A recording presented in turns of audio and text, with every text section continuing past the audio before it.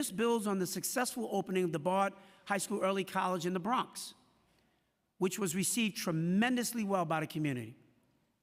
We will also be opening a Bronx STEAM Center in 2025.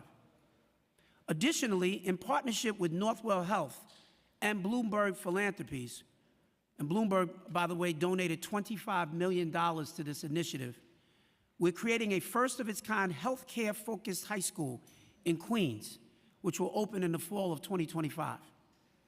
And finally, as Councilmember Carr recently shared, we're preparing to open a dedicated K-8 gifted and talented school on Staten Island in the coming years. Thank you, Councilman Carr.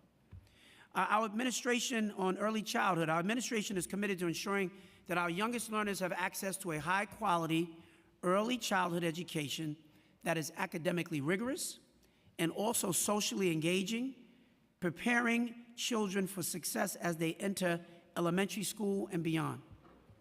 Now funded directly by tax levy dollars, due to the $92 million that was included in the executive budget that addressed the federal stimulus cliff, our budget reflects for the first time a sustainable fiscal model for 3K. As part of the executive budget, we will also launch a $5 million outreach effort to increase awareness of 3K and pre-K seats for families and help them enroll in those seats. And I'd particularly like to thank this council for continuing to advocate for our youngest learners and for being partners in this work. We're also making investments in pre-K special education, investing an additional $25 million in special education classes and funding for related services, bringing the total to nearly $950 million. As with districts around the country, New York City has been facing a substantial federal stimulus cliff for next year. I'm proud to say that with the mayor's executive budget, many of these cliffs have been avoided.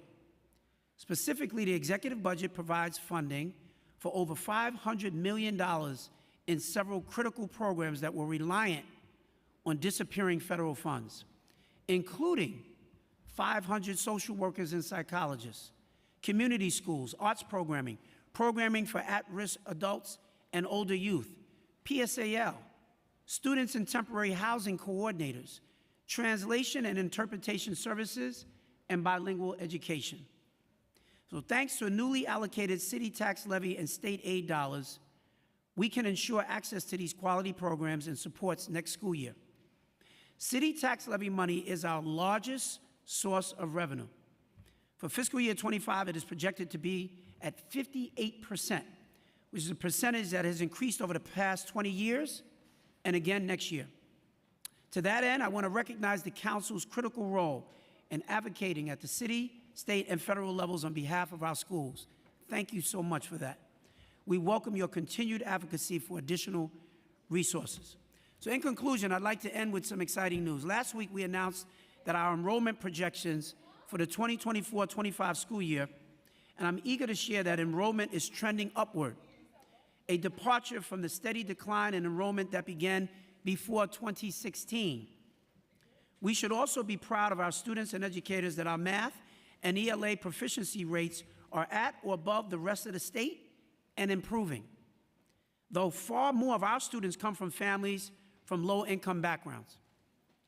In closing, the investments in the mayor's executive budget reflect the commitment of a thriving education in this administration. I'm excited to continue our work together, improving the outcomes for the students of New York City Public Schools, giving our children the rigorous education that they deserve.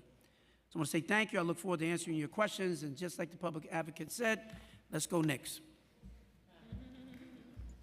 Thank you, Chancellor, for your testimony. We've also been joined by Councilmember Krishnan, and now I'm going to turn it over to Speaker Adams.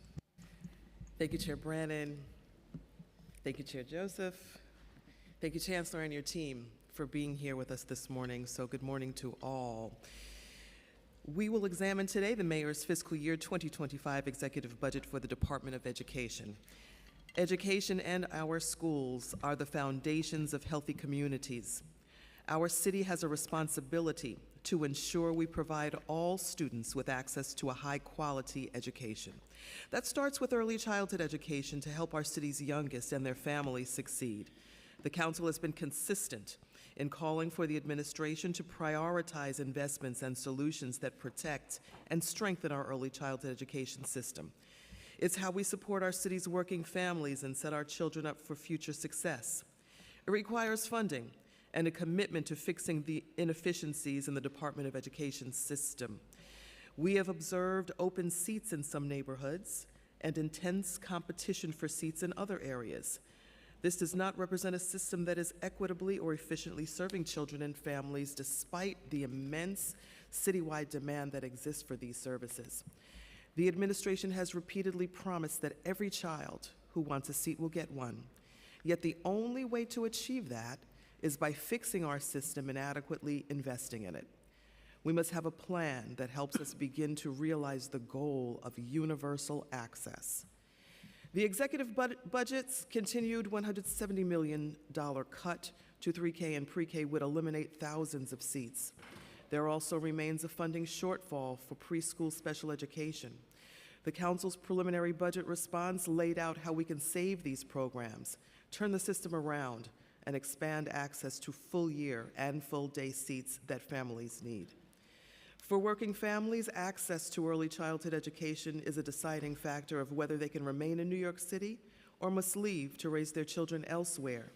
We must fulfill our duty to New Yorkers and ensure that they can build their legacy right here in our great city. Our public school students also need support in the budget for programs that help to address the historic levels of learning loss and mental health challenges that arose during the pandemic and that they continue to face. These challenges have disproportionately impacted students living in low-income communities and temporary housing, and those who need special education services, English language support, among others. Without sustained investments to support our young people, these gaps in their growth and learning will only widen. Vital initiatives like community schools, District 75 programs, school-based nurses, restorative justice, immigrant family engagement, mental health continuum, and other programs have helped bridge these gaps over the years. But the loss of federal stimulus funds has placed our students at risk of losing the support they need. That's why, in the Council's preliminary budget response, we called for continued funding and a restoration of these crucial programs. While some of these received partial funding that needs to be expanded, others remain without any funding commitments in the executive budget. We must do right by our children and make the necessary investments to support their successful educational journeys. We know that investments in education can open pathways for economic mobility. Though CUNY will be part of our later hearing today, it is imperative that the city budget prioritize our public university system that is an engine of opportunity and critical to the city and state's economy. In just 2 years, we've seen what programs like CUNY Reconnect can do if we simply provide the support in our budget, and I must give CUNY Reconnect, that's my baby, a big round of applause. The program has re-enrolled more than 33,000 working-age students, continuing to soar past enrollment targets to help New Yorkers advance. The overwhelming success of CUNY Reconnect is evidence of what can flourish when we choose to invest in programs like this, CUNY ASAP and others, that support New Yorkers' pursuit of higher education. To ensure that students now and in the future can benefit from the economic and social mobility that CUNY enables, we need to protect and increase our investments, not pull them back. We cannot afford to shortchange our students and our city. Chancellor, we look forward to hearing from you and your team today on your budget, your plans to address the outstanding needs of our scholars, and I thank you very much once again for being here. I turn it back over to Chair Brannan and Chair Joseph. Thank you, Speaker Adams. I want to just dive right into changes to the DOE and the executive budget overall. So the FY24 budget includes a large number of programs funded with federal stimulus dollars, and the biggest challenge, the Council's been steady on this, that our biggest challenge has not been the cost related to the migrant influx, but to grappling with the expiration of temporary dollars that were used to prop up permanent programs. In the executive plan, some of these programs were baseline with state funding, others were funded with the one-year, one-shot city funds. So could you tell us what considerations were made for deciding which programs were baselined and which would be funded just for 1 year? Yes, thanks for the question. So we are very glad that a large portion of the stimulus cliffs were addressed between the various city budget cycles, including most recently over $500 million in both state and city funds that were added for a number of those programs. Some were funded with state funds. Those ones were baselined for the out years. Some were funded with city tax levy for the 1 year. In terms of the specifics, it's really a question for OMB, but we believe those 1 year funds should also be baselined, and we'll be continued advocating for that. Right, but how did you decide which ones? How did you triage? Have to discuss with OMB. Those weren't decisions we made, but we're continuing to advocate for ongoing funding for all of them.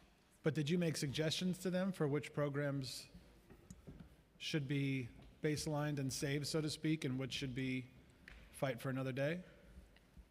As we've testified before, our advocacy has been for all of our stimulus programs to be baselined and sustained for the long term. There have been some programs that were short-term stimulus investments. Think back to things like PPE or initial devices or facilities upgrades. Those are things that have been phased out over time, but in terms of the direct programming for students, we've been advocating for those to be baselined for the long term. Okay, foundation aid is currently being reviewed for possible changes by the Rockefeller Institute. If foundation aid were to decrease due to these changes or further decreases in enrollment, even with the good news that the Chancellor just shared, would these programs be in danger of being cut? Really glad you raised that in terms of foundation aid, because I hope it's something that's on everyone's radar. While we're very glad the states continued to fully fund foundation aid for this school year, the reality is that they changed how inflation is calculated, which for next year already resulted in a reduction of $126 million in state foundation aid compared to what we expected for next year. We still saw an increase, and our enrollment so far is going up, so that's all good news. But as we look ahead, how that formula is changed will have a dramatic impact on our schools. And we are hoping to work with Albany to ensure it changes in a good direction for us, as opposed to the changes that were made this year, which were negative for New York City public schools. That being said, these programs are baselined, and we expect them to be for the out years as well. And that's where we see the foundation aid investments that were made. But our costs do continue to grow each year, which is why it's important that the state's contribution, which is a lesser proportion of our budget now than it was 20 years ago, continues to increase. Yeah, I noted in the Chancellor's testimony as well that FY25 we're projected to be at almost 60%, 58% of city money. So do you have concerns about the funding structure for DOE's budget moving forward now that stimulus funds are expiring? And how do you feel about that balance between state and city funding now? So in terms of the stimulus funds expiring, very glad. I mean, we're seeing districts across the country do things like look at school closures and layoffs centrally and at the school level. We're not just not looking at that, we're actually maintaining programs that were created with these dollars. So compared to others facing the stimulus cliff across the country, feel like we are in comparatively good shape while there continues to be more work to do. We are glad to have those city and state funds in the budget. I will say, to the larger question you asked, I think it is concerning for us as a city, and to all of us it should be concerning, that when you looked roughly 20 years ago, the city and the state were basically equal contributors to our budget, 45-45 with the feds coming in for the rest. If you look at that now, it's closer to 58% is on the city's books going into next year, and closer to 37% is coming from the state. And that's as we look towards not just the stimulus cliffs, but of course the class size law, which applies only to New York City public schools. We're working on implementing that, but it will have additional costs to hire teachers. Okay, I'm going to turn it over to Speaker Adams for her questions, and then I'll continue. Thank you so much. Thank you, Chair Brennan. Today, we'd like to hear about the current status of New York City's early childhood education system. The Council is concerned about the management and operation of the city's early childhood education system, and especially with the issues that have plagued the DOE in recent years, such as providers not receiving payments on time, a lack of outreach to connect families to empty seats, and a lack of marketing to inform families that the program exists, leading to issues with misallocated seats. These issues have destabilized the early childhood education system. We have providers who've had to close down due to late payments from the DOE. Some neighborhoods are without seats, while in other neighborhoods there are widespread vacancies because families don't know the program even exists. The Council can't stand by and watch as the systems are derailed and progress is derailed in the city, in spite of the creation of a robust early childhood program, we fought hard to restore funding and to get new funding added. And the council is grateful for the funding that was added in the budget, the executive budget for 3K, preschool, special education, and early childhood outreach. We are your partners in this work, and we have to work together to help stabilize and strengthen the state of early childhood education in the city. How would the DOE characterize the state and status of early childhood education in the city at this time? Madam Speaker, first of all, I would say I can't overemphasize enough the state, the challenged state that we assumed when we came into office as relates to early childhood. And I think since we have been here, we have worked very hard, and we've worked very closely with many of the members of the council as well to work to improve the overall status of that division.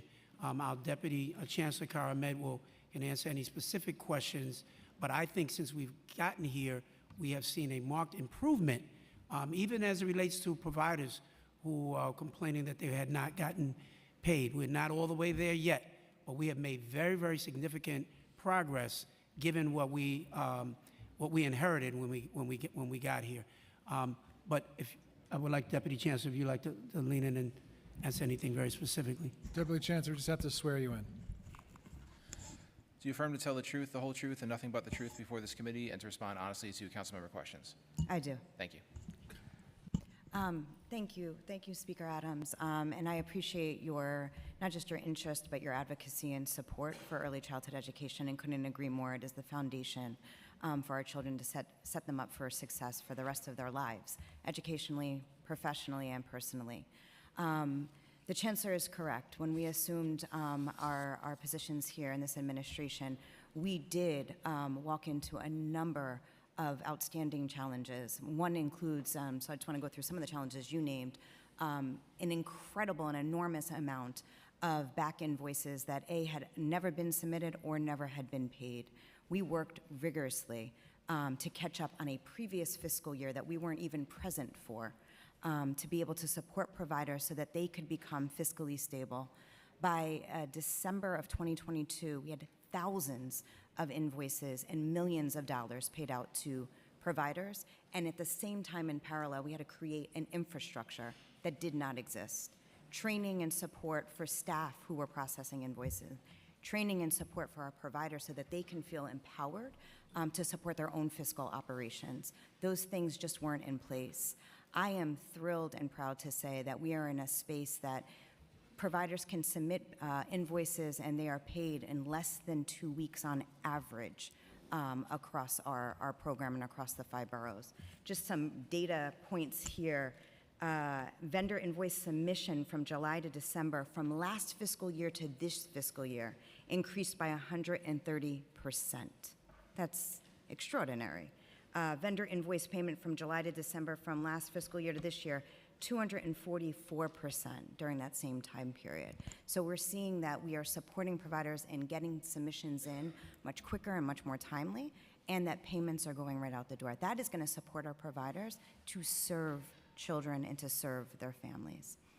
Another area that you bring up is around seats, and there absolutely being a misalignment. There is an excess of seats in certain areas of the city. There are not enough seats in other areas of the city.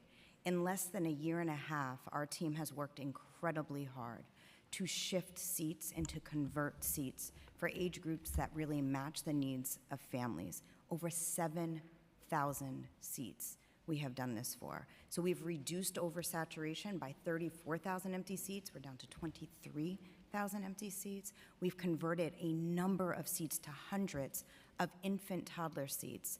You know, children are 6 months before they're 3 years old. And so to be able to support families and New Yorkers so that they can go to work or go to school is critical. Those infant toddler seats are extended day and extended year seats. And I know that that's something very important to you and something we feel very strongly about so that we can support families who don't stop working at 2:30 at the end of the day and don't stop working on June 30th, right?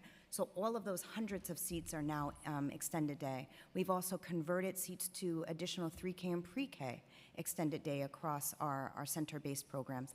Thousands upon thousands of seats that were converted from pre-K to 3K and 3K to pre-K to support articulation so that families don't need to transition because the system was not set up that way, right? So this is the work, and this work will continue. What that does, though, I just want to make a circle and a loop back to provider payments. When you get seats in the right place, children enroll. When children enroll, vendors can submit for that enrollment so that they can be paid, and that supports them as a business. So it's all connected and it's all aligned. Those two things have to continue to happen in parallel. I appreciate your testimony very much. Just looping back, I'm going to give a shout out to Mark Traeger, who did an outstanding job. I can personally attest for the work that he did within my own district. He happened to literally save a daycare center that I was very, very close to because of several issues that were none of their fault at all, and they were on the brink of closure, and it was excruciating to watch and to deal with that. And shout out to you, Mark, if you're watching. Yes. Outstanding job. We miss Traeger. Of course. And if he were here, he would echo what the Deputy Chancellor just said. Tremendous challenges that we inherited, but we've been working like heck to fix this and to get it right, and we are absolutely on the right track. Glad to hear that. Let's talk about some numbers. According to new early childhood education enrollment data received by the Council, the combined vacancy rate for pre-K, 3K, and Head Start was 19% as of February. This is still high, but is a marked improvement on the 30% vacancy rate DOE was citing back in the fall. What's the current vacancy rate for pre-K, 3K, and Head Start? So the current vacancy rate for 3K and pre-K, which is inclusive of Head Start, our school day, school year seats, our extended day, extended year seats, is roughly 23,000. Okay. What are the top 5 neighborhoods or districts with the highest vacancy rates currently for both 3K and pre-K? And what are those rates? I think that's something that we can certainly get back to you. I don't know if we have those rates right now, and because we're in the middle of offer letters going out and children still enrolling, it's in flux. So we can absolutely provide that information, the top 5. Do we know the top 2, I don't have the top 2. Do you have the top 2? at least? We don't have Not the yet, top 2 okay. with us, yeah. But we can certainly provide that. And I would say that we're at 23,000, and to your point, that is a drop from 34,000 where we were in June. So again, that work is paying off of where those shifts are happening, and a 38% increase in infant toddler enrollment alone. That is something, when I heard you speak around the goals for early childhood and ensuring that it's for all children, and I'm sure we'll talk about children with special needs and disabilities, but infant toddlers were not included in the outreach and the supports and really in thinking through what the early childhood system looks like in New York City. And that is a huge piece of this work. So to see a 38% increase in enrollment, because again, providing that birth to 5 continuum in areas, communities, and zip codes has really supported families. Do we know what districts are at capacity? We can get you a full list of, and I want to make sure it's updated. I know we provided that to the council, I think, back in February. So we can certainly get a new updated list to you as well, by district. Okay. Going back to the early childhood education vendors, do we have a figure on how many early childhood education vendors currently have outstanding payments owed to them? There aren't outstanding payments owed to any of our vendors. Vendors are submitting invoices on a daily basis. They're expected to submit invoices by the 5th of each month.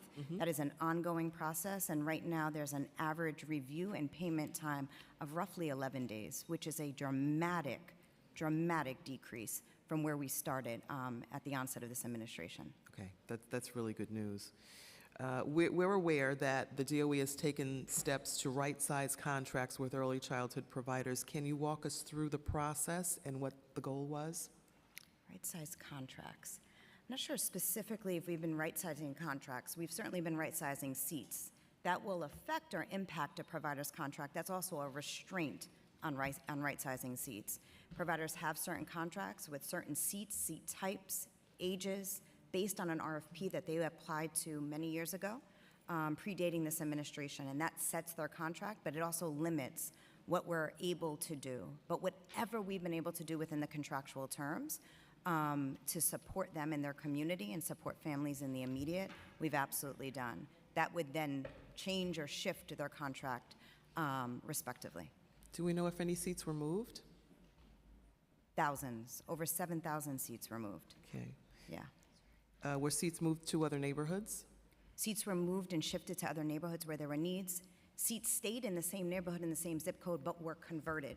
In the Bronx, for example, let me just say, provider had empty 3K and pre-K seats. Repeatedly said, there's an elementary school down the street, and children are choosing to go there, families are choosing to go there. But I know that there's an infant toddler need here. We converted her seats that otherwise would have just stayed empty. She now has a waiting list for toddlers in that neighborhood. So, I think we were hearing a lot of those stories Yep. as well.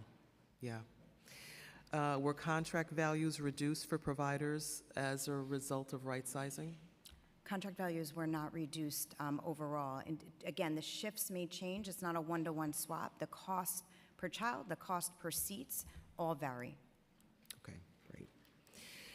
The council was happy to see $5 million added in the executive budget, $1.5 million in the current year and $3.5 million in fiscal year 2025 for early childhood education outreach, although it does fall short of the $10 million we asked for in our preliminary budget response. The council wants to be partners in the city's efforts to advertise seats and reach the families that can utilize them. We're confident that there is demand for these seats, as we've said, and the council wants to work with the administration to ensure that the city conducts productive outreach to providers in the communities that can most benefit. Please detail the types of outreach and advertising this new early childhood education outreach funding will cover and how you plan to utilize the funds now and this summer in order to maximize enrollment next year. I was going to say, first we want to thank you for your advocacy and support, and it means so much around outreach. If we enroll one more family, that's one more family than yesterday, and that's what matters.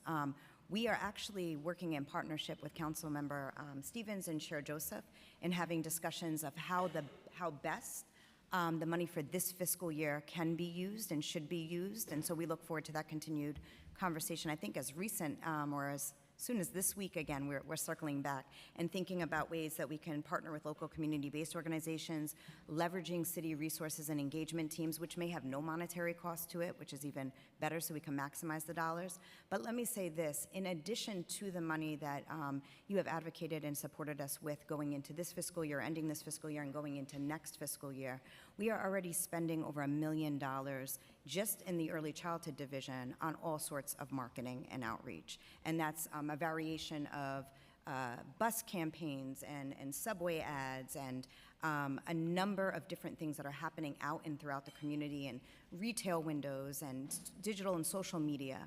In addition to that, we have invested direct funding to our providers in Head Start in particular as part of a national enrollment initiative to support our Head Start providers with what we're going to call PR kits, so that they don't need to use their budget, their funding, to have all the kind of stuff that you'd support at a tabling event or to give out to families to recruit and do outreach. It's going to equip and empower our providers so that they can feel independent in that work and support their own program. So that's one piece. We've also got outreach and marketing happening across New York City Public Schools and our other divisions that my colleague can speak to, Deputy Chancellor Lloyd, because this is in addition to the over $1 million in early childhood. It'll be added to the $1.5 million for this fiscal year, and there's more. But I would also say before you go, we welcome any input and partnership with any city council member here who seeks to engage with us in this outreach effort. You know your communities best, and you can help us in this process. So we're just letting you know that we are open. I know that the Deputy Chancellor works very closely with Chair Joseph, and as well as other members on the council. And any council member who is looking to work with us to help us with this outreach, we are here for it. I'm only going to add. DC Lloyd, we just have to swear you in. Sure. Do you affirm to tell the truth, the whole truth, and nothing but the truth before this committee, and to respond honestly to council member questions? I do. Thank you. I'm only going to add 2 finer points onto what Deputy Chancellor Ahmed said. As part of the paid advertising we are doing, we target that specifically to areas that have low engagement with the early childhood program, as well as those with low enrollment. Those advertisements appear in the 9 languages and are specifically targeted to those communities. When we're not using paid advertising, we always leverage and activate our principal toolkits, many of which we've shared with many of you. Those are able to be used by providers and are also available in the 9 languages, distributed at our family welcome centers, community-based organizations. And in addition to that, we also do paid digital ads that are also targeted by zip code to key communities. Okay. We also do have another colleague that would also want to add to that, just again, to emphasize the additional outreach that's already in process.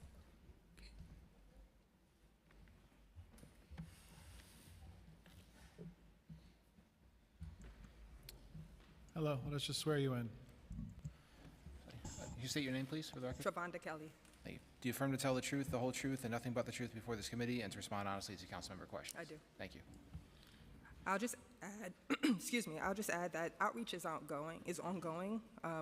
My office, what we focus on is the admissions process, and during the admissions process, we are constantly reaching out to families. We reach out to nearly over 200,000 families through email, robocalls, text messaging, reminding them of milestones, just letting them know that we need you to apply, trying to see exactly what help they need from us, if they need help with My Schools, if they need help with the application system itself.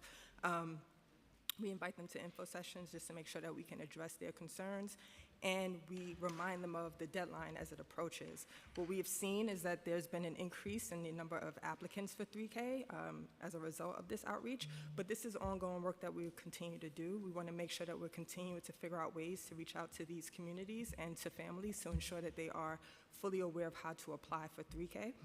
Some of that is working also with programs to make sure that they're recruiting families and they're constantly putting open house invitations and information in My Schools so that families know that they can visit these programs and learn more about them. And in addition to that, we plan to work ongoing after the application process to families who are interested in seats that are available now and that they are eligible for. And in My Schools, we have a may have seat filter where they can actually go into the system and see what programs are available, what seats are available, and they can go directly to the program to apply. So that's ongoing outreach that we have and we'll continue to do, and we'll continue to get better at that. We also, to Chancellor, we want to make sure that we're working with everyone to see ways that we can continue to expand and make sure that other communities are able to help us get the message out. We had some families who reached out to us who wanted to help some families learn how to use My Schools, and so we did a train-the-trainer model, and we're continuing to do that to scale as many families as we possibly can to make sure that they continue to help families learn the system and learn more about pre-K and 3K. Thank you. Thank you very much. Thank you all for that. Is the DOE utilizing on-site enrollment for early childhood education centers? On-site enrollment, On-site. well, for family welcome centers in particular, families can go directly to a family welcome center to apply for pre-K or 3K programs that exist, and they'll learn more about the programs, and then we can direct them to those programs that have seats. And that's also where that may have seats filter has been helpful internally as well. Okay, thank you. If I may, I wanted to get back to you. I said I would. I'm ready to get back to you. Okay. That quickly. Okay. Highest 5 districts. Yes. Right. District 26 at 91.28% utilization. District 20, 89.89%. District 31, 89.77%. District 30, 89%. And District 24 at 88%. And then the lowest 5, and happy to give this to you as well. Following this hearing.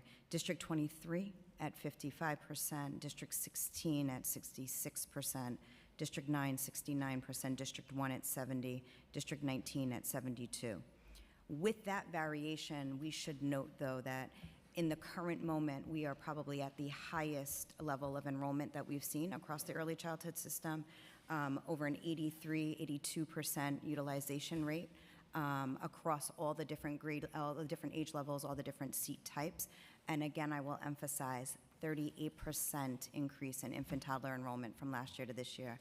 That is huge, especially when we walked into this work with thousands of empty seats around infants and toddlers.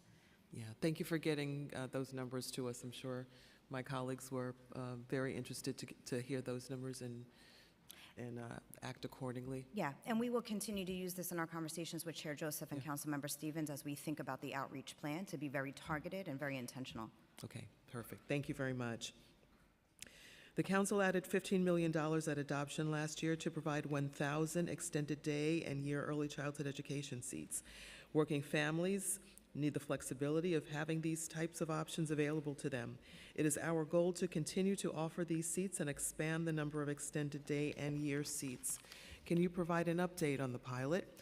How many seats have been filled in the current year? And if you can provide the breakdown by location, including council district as well. Absolutely, and thank you again for that advocacy. We've talked about this a lot. I know ourselves and Chair Joseph, Councilmember Gutierrez, around what extended day actually means for families and to be able to support working families and those that are going to school, and to be able to do it in a way that there are no restrictions through an application process. Right, and so our current extended day, extended year seats are all income eligible seats, but they're tied to different restrictions, citizenship status for one, and just an application process.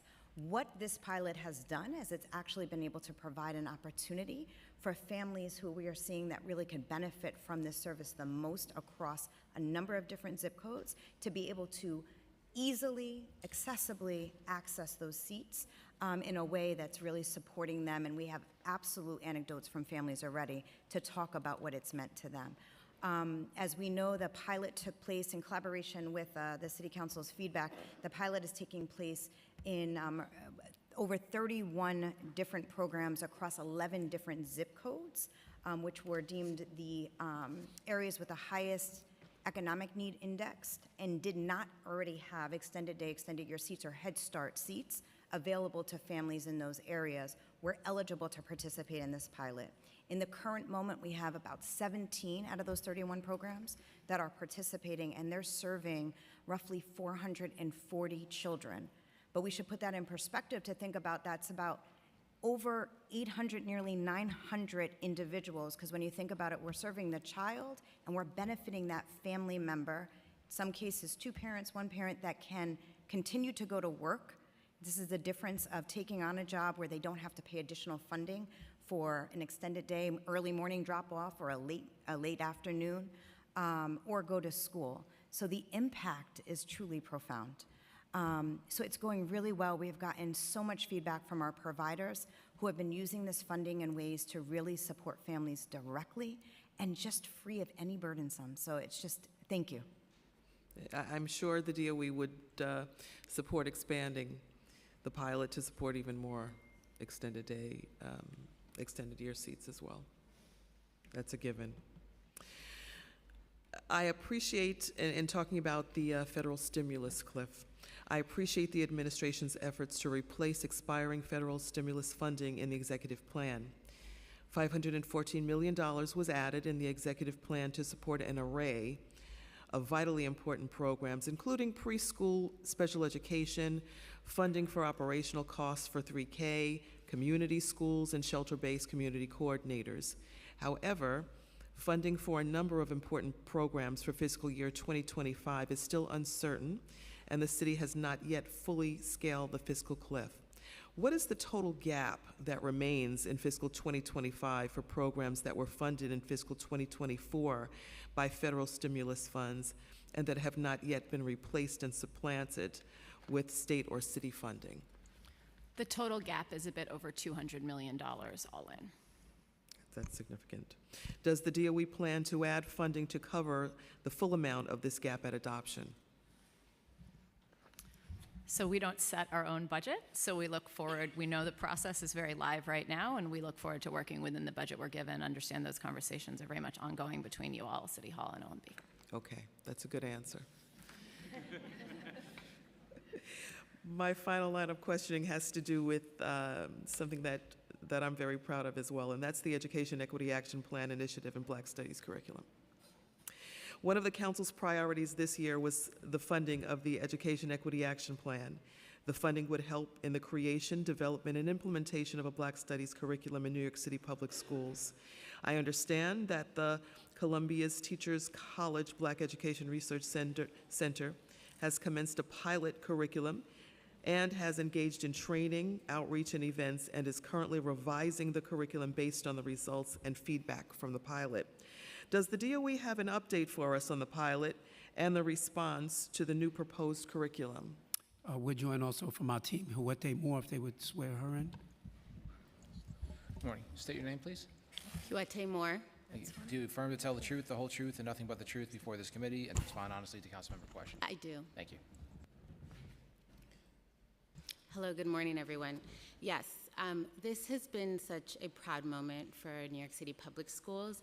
We've been able to work in a great partnership with EAPC, and right now we actually just finished the Phase 2 pilot, which ran between December 1st, 2023 through March 15th.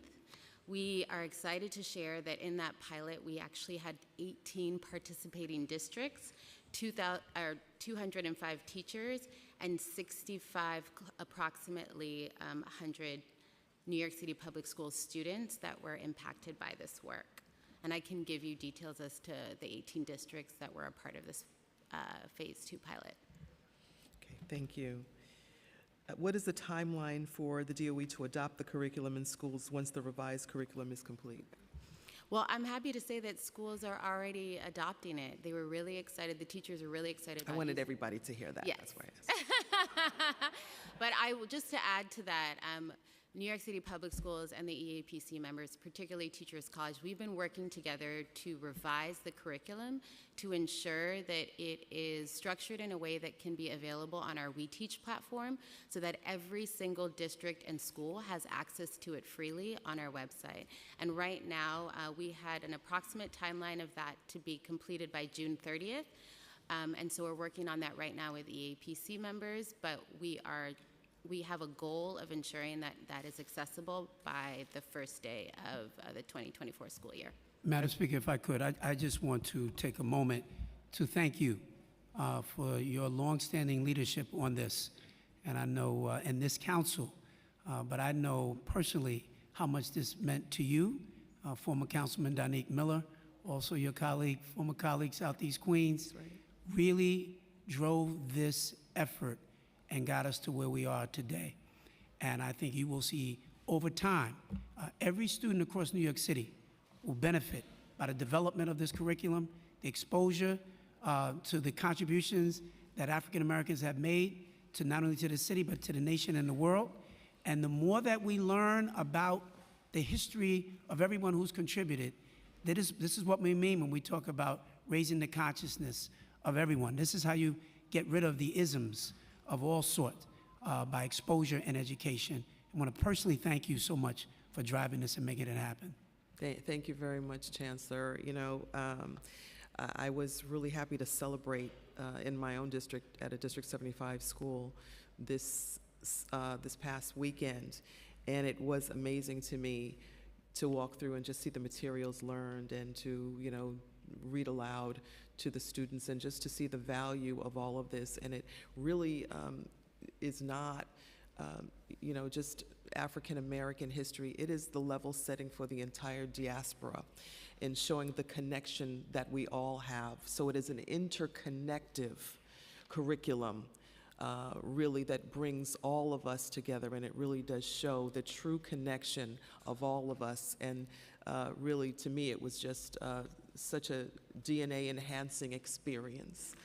And that is my hope for every child in this city, to have that same experience, while some parts of this country are taking away and pulling back on educating our children, and really, really being honest with them about who they are, and to be proud of who they are, no matter what continent, country they come from, to show that connectivity that we all share as human beings is an amazing thing, and we are just very proud to bring that to every single student, to know who they all are and the connectivity that we all share as one human being. So thank you for letting me expound on that. I'm going to turn it back over to the chairs. Thank you, Speaker Adams.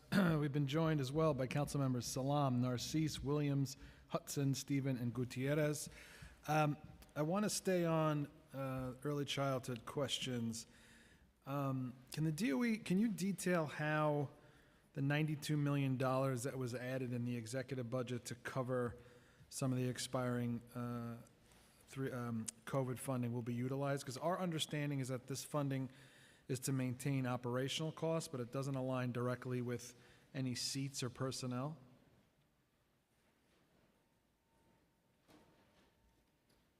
It is to replace the stimulus dollars that are expiring, that were used, DC Ahmed should jump in if this is wrong, but that were used for operational costs, but also to provide seats across the system.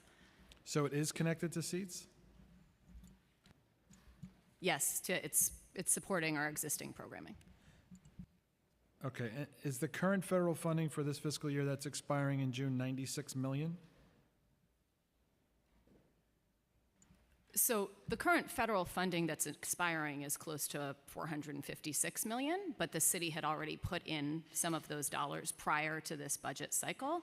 The leftover clip that was expiring this spring was $92 million, and that's what was added in the budget. 92, okay.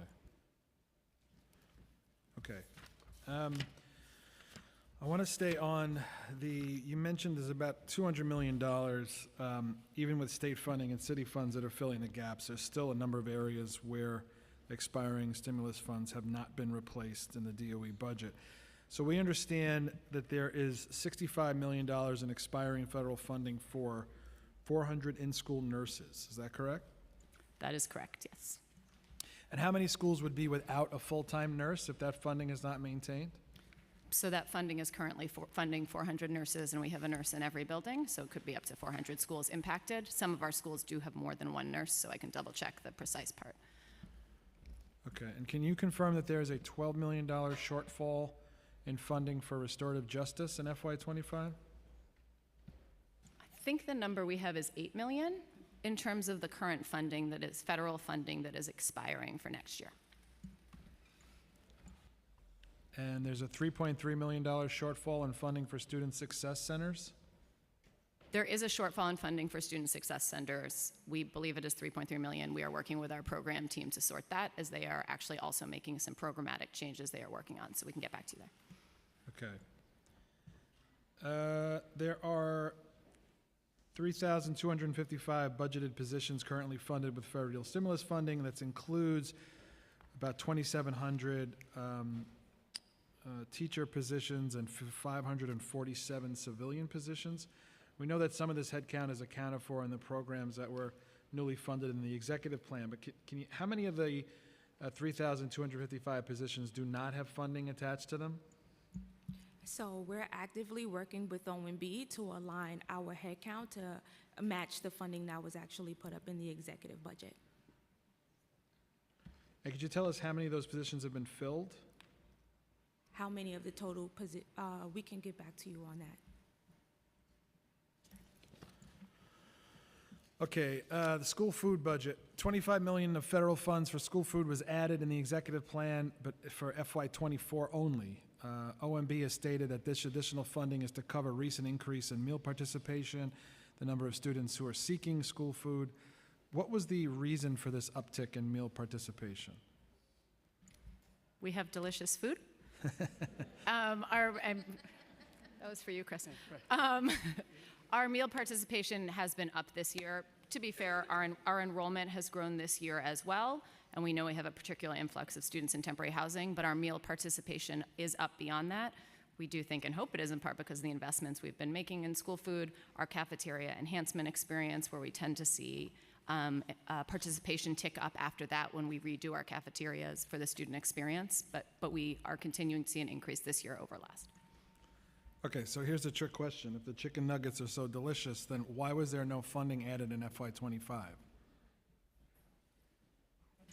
So as you know, we have put most of those items back on the menu starting in March. We started to put all those items, chicken nuggets, French toast sticks, back on our menu. As we are, I mean, I think what I'd say is we are monitoring this very closely. We are very invested in making sure all of these food options stay on the menu for students next year. We also know that for food, the city's revenue does depend on meal participation, and we don't know our meal participation for next year.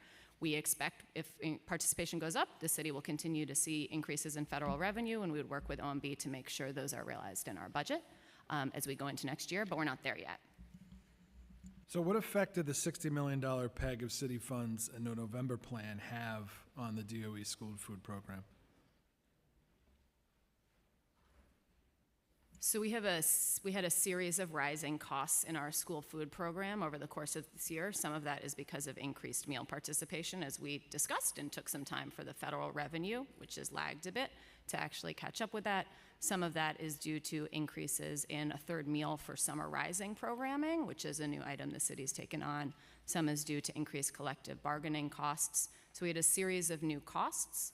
And over the course of ensuring we are staying within our budget after the November plan, we did need to make some reductions, which hit in February, but that have now, looking ahead, been put back on our menu. Because I think this was originally pitched as a funding swap, right? And the funding swap was not supposed to have any impact on school food services. It was a funding swap in that the revenue was replaced, the dollars were replaced, but as our costs increased and our meal participation rates went up, our costs were going up. Okay. So given that the budget for school food is about $50 million lower in FY25 than 24, and that's partly due to the expiring federal funds that you mentioned, can DOE maintain the current menu items and have enough food for all students if they want it next year?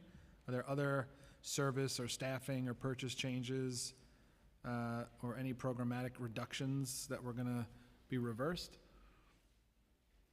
So just to be clear, we are always providing enough food for all of our students as well as multiple options for all of our students every day, right? The question is how many options we're providing and some of those particular items that were on the menu. Our menu changes a bit every month. Our director, Chris Chicarico, can walk us through that in more detail. So we don't know precisely what will be on the menu this fall, but yes, our expectation is that all those items will be back on the menu, and we'll continue that. And we'll work with OMB over the course of the year to ensure we have additional revenue as needed, as our participation hopefully stays up. Okay, let's leave the cafeteria now. Can you give us an assessment of the funding for DOE overall in the state's enacted budget? What areas did DOE gain funding? Yes, so as discussed, the biggest pot of money we get from the state is state foundation aid, which is used as one of our major core supports for our schools. We did see an increase in state foundation aid for this year. That increase all in will come to roughly $460 million. As I said earlier, because I'm not going to let it drop, that was still $120 million less than we would have expected had the state just left the formula alone, but we did see that increase in our budget from the state. And I forgot the number you said for the gap. So the DOE state funding budget in the executive plan we see is about $230 million below what the city should have received. Do you agree with that number? Some of the state funding is not yet in the executive plan because of the timing of the budget cycle. What we expect to see is the 460 in total once the cycle's over. Which is, the gap I mentioned that you might be talking about is we would have expected to see 126 million over that 460 had the state not changed how the formula works for next year. Okay. And that was the change. Does DOE believe that enough state funding is coming to help enact the class size law?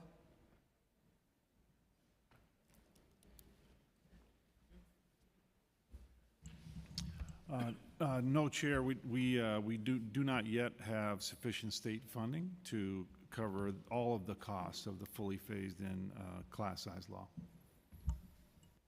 Oh, can I add one thing? Yeah. That being said, some of the increase that we are seeing for this year we are proposing to put into implementation of the class size law specifically for next year. Right, so can any of the overall funding and the state funding be used to go towards that mission? Yes, so would say two things. I think, first of all, most of our state funding flows into school budgets. Most of school budgets go to hire teachers. Hiring teachers is the core expense of the class size law, of course, on the expense side. So would just say to some degree, a large amount of that state foundation aid is already going to getting where we are in terms of compliance with the law. In terms of increases, we put out we do an annual class size plan under the law that we work on with our union partners with UFT and CSA. We put out our first draft of that plan last week. That includes an increase of roughly $180 million to go into school budgets. $45 million of that is consistent with the state's requirements around contracts for excellence, which means schools can use it for class size along with other things like supporting multilingual learners. The rest of that money, $135 million, we are proposing go only into class size. So that is an additional investment solely in class size we're proposing for next year. So is there a calculation for how much funding the city would have received in foundation aid based on the enhanced state budget if the state had not made revisions to the inflation rate? We would have received roughly $126 million more. Okay, and going back, just a follow-up on the school food. So if the Fed revenue depends on participation, wouldn't that make it uncertain and then therefore restoring city funds more of a stable option?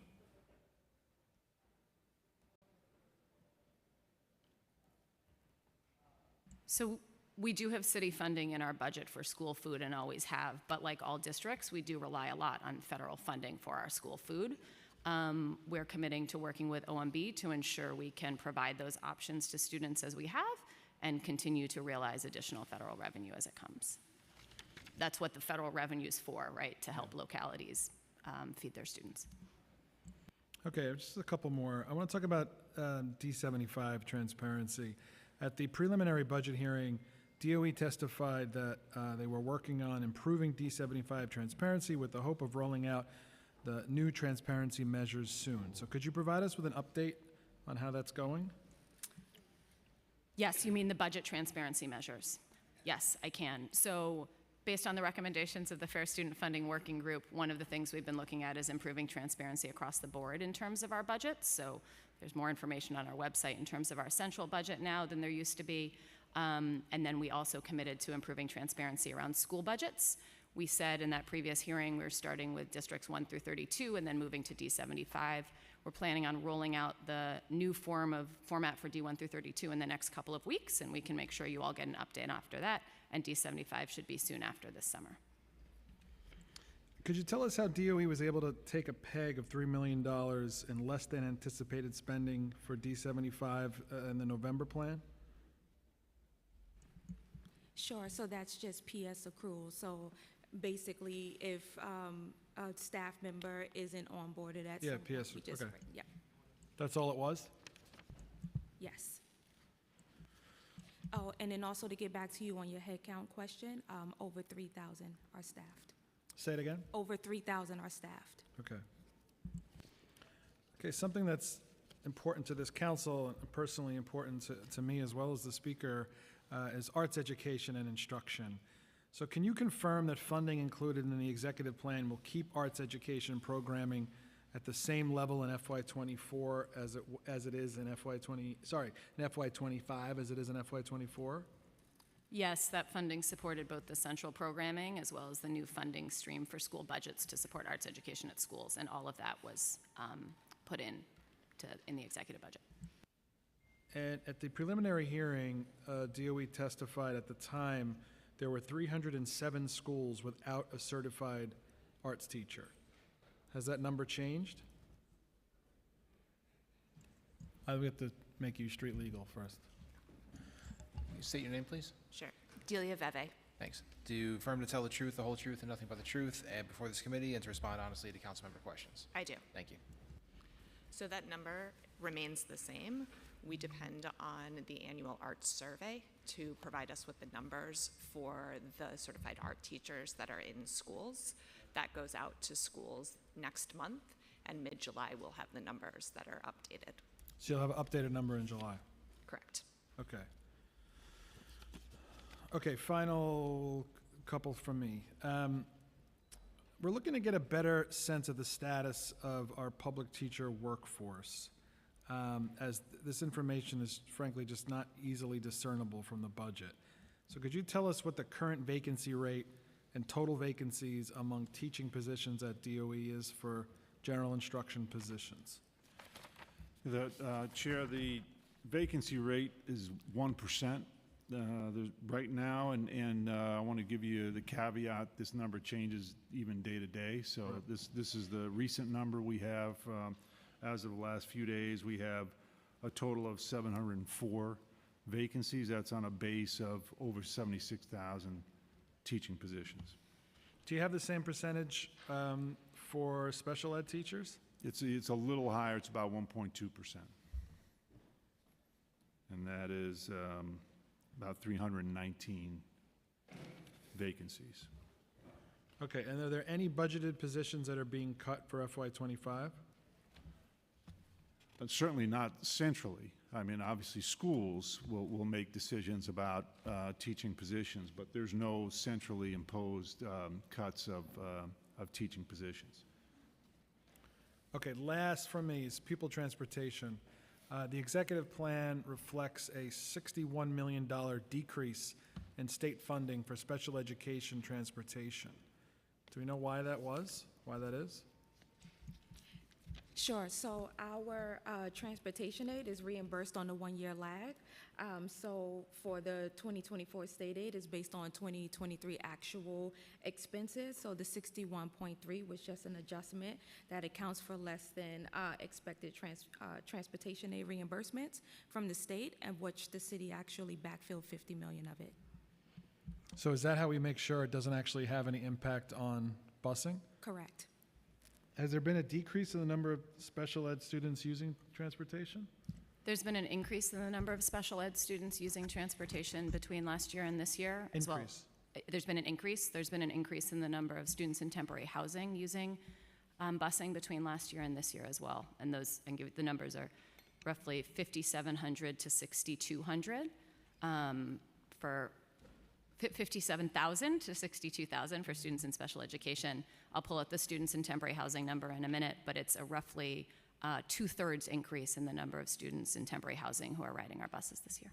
Okay, and how are we doing on the bus driver shortage? We continue to have a bit of a shortage, but I would say, the bus driver shortage is a national problem, and as far as we can tell, New York City is quite far ahead of other districts as we tackle it. We've seen districts do things like cancel general education busing over the course of the last year as they've struggled to find bus drivers and frankly struggle with the stimulus cliff. It continues to be an issue we work with our vendors on every day. We think it is helpful that our vendors and their union reached agreements last year that provided increase in our driver salaries and our attendant salaries, so that's been good, but certainly more work to continue to do. Got it. Okay, thank you very much. I'm gonna hand it over to Chair Joseph. Thank you, Chair Brennan. I want to go back to the $170 million PEG in early childhood in the November plan. We noticed that it was not restored in the executive budget, right? But now we're seeing there's more, the amount of vacancy seats have also lowered. What's the plan to restore that? The last time you were here, you said we would restore it. What's the plan for that? And have you put in a new need with OMB around the 170 PEG?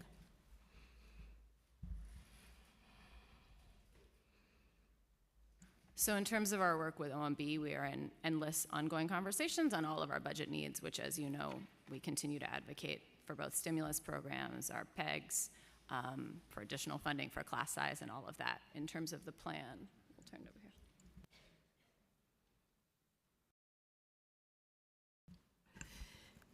So in the most recent data, the additional funding on the executive plan for the outreach advertising for early childhood, right, would help bolster enrollment. Does the assumption and the condition that led to this cut, is it still true? Dan never hears me. Let me start over. Let me start over. Dan never I hears me. apologize, Chair. My hearing is gone. It's going? Okay. We need to do something about that. No, I said in the data that we're given, right? Data drives our inform. Right? We inform by using data, right? So will that help bolster because the seats were up that led to this cut? Not that we had cut the seats because we were saying that, oh, we didn't have enough seats. Now that those numbers went down, what is the plan along with the advertisement to make sure that enrollment is up? And how do we get those students into those seats?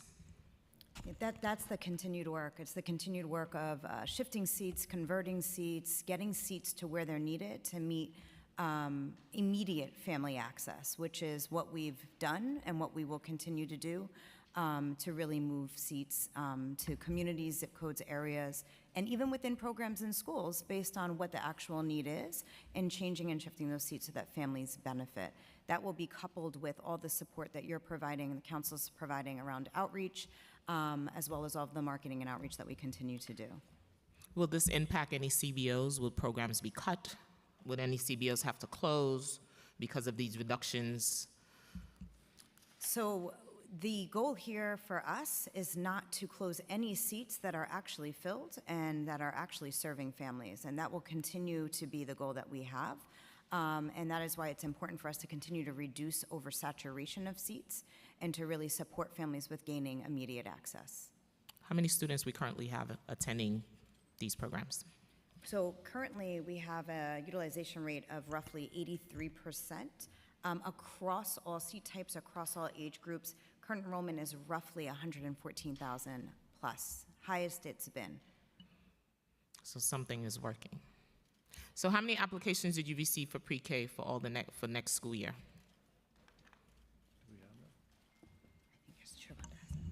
Yeah, we just put offers out, Chair, and Travonda Kelly, our Chief Enrollment Officer, may have those figures hot off the presses. And sorry, what was the numbers that you're asking for? How many applications have you received for pre-K for next school year? Sorry, I'm pulling it up right now. So for pre-K total applicants were 52,423 so far. How many offers have you made? Total offers right now is 59,000, approximately. Are the numbers higher than last year or the same, or are we seeing a trend? So numbers are higher than 2022, but as far as compared to last year, it's slightly lower, excuse me. Do you have the data to share with the release of the offers for tomorrow? I can provide some data as far as 3K is concerned. Will you be able to allow providers to register on site? That's been one of the biggest things we hear from providers, having them register on site at the time. I know it's a little difficult. It has to be friendly too, because we try to do it ourselves, my colleagues and I, and it's the system in order for them to try to enroll their children. So programs can enroll kids. We actually encourage and hope that they are helping families enroll, and we actually send families to the If program. I do a survey right now with my colleagues, all of them will say none of their parents know they can enroll. And we have work to do just to make sure that that happens, but programs can enroll kids. And how many seats do you have for pre-K special education seats? We can get you a total number, but we know that that number is expanding as well. And how many families are not getting seats? And what's the wait list look like? Christina's there. Sorry.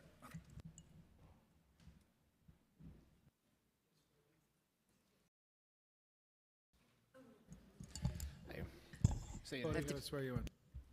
I do affirm to tell the truth, the whole truth, and nothing but the truth before this committee, and to respond honestly to council member questions. I do. State your name, please. Christina Foti. Thank you. So, Chair, we have over 700 students waiting for special education seats, but I want to be clear about something.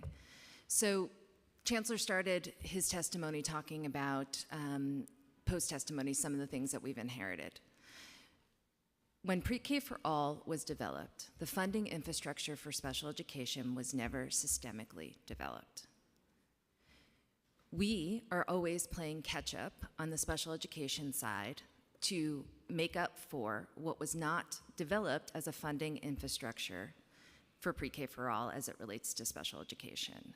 Now, we are making the most of what we have, and I'm going to be clear, we can't ask our folks to work harder than they are currently working. You heard from DC Ahmed how with our current resources, we are improving so much. People are getting paid faster. That is also true in terms of our provision of service. So post-pandemic, we've had a surge, as you all know and expected, of pre-K students in need of services. Even with that surge, through working smarter, our compliance rates are staying steady. And I know you're going to ask me next about the compliance rates, and I will share them with you. But to be clear, in order to fix pre-K special education, we need all levels of government working to make sure that the funding is flowing in a way that we have an infrastructure that serves pre-K for truly all, that includes special education students. We talked about a lot of priorities today. We've talked about busing, we've talked about arts, we've talked about chicken nuggets and French toast sticks. toast. And they're very popular. There's nobody who loves the chicken nuggets more than my son, so I hear about this and I thank Emma for getting those back. Thank you, Emma. But there are a lot of priorities and a finite amount of money. Every hearing we talk about pre-K special education. And if we want to fix pre-K special education, the collective is going to have to prioritize pre-K special education. I can't say it clearer than that, right? We are making the most of what we have. And what about the plan to also bring more AIM seats into the school districts, which would also be a game changer where students don't really have to travel and they can stay in their communities in the AIM seats? Game changer, Chair. And we are, as you know, we're piloting an increase of autism programs, districts 5, 12, 14. I am following that data incredibly closely. We've already seen a decrease in District 75 referrals by 50% in those districts, and we are ensuring that those kids are a mile from home at most. So we are working with our district's superintendents to place every child who wants a specialized program in a specialized program, including the AIMS programs in those districts. We are delighted with how the process is going in terms of support for families thus far, and are over the moon at the prospect of keeping our kids closer to home. So here's another question. So is the $25 million added for the additional seats enough to cover 700 students, or do they go on a wait list? We are projecting that this coverage will be 400 students, 300 to 400 students covered by this $25 million. However, I know that DC Ahmed and team are working diligently and continuously, as she described, to look at existing seat need and what could potentially be converted to special education seats where allowable and where that makes sense without compromising needs on either end. And that includes related services for those students as well? So all of our, all of our seats that we're opening with this $25 million come for funding for related services. So every child that I just mentioned in that 300 to 400 bucket will receive not only their full seat offer, but their full related service mandate. So how much more money are we going to need for the 300 students that were left out? We're only covering 400, so I'm still going to have 300 students that we do not want to turn into Carter cases, Chancellor. So if we split it in the middle, right, and say that we're going to double it, that would get us to the full need next year. However, I know that DC Ahmed and team put in a much larger need and request that would take into account any projections we have for out years as well as the full related service needs. Are some of these classrooms are integrated? Any of them ICT settings? Yes, they are. And how many ICT settings are you thinking? We have, give me 1 second, Chair.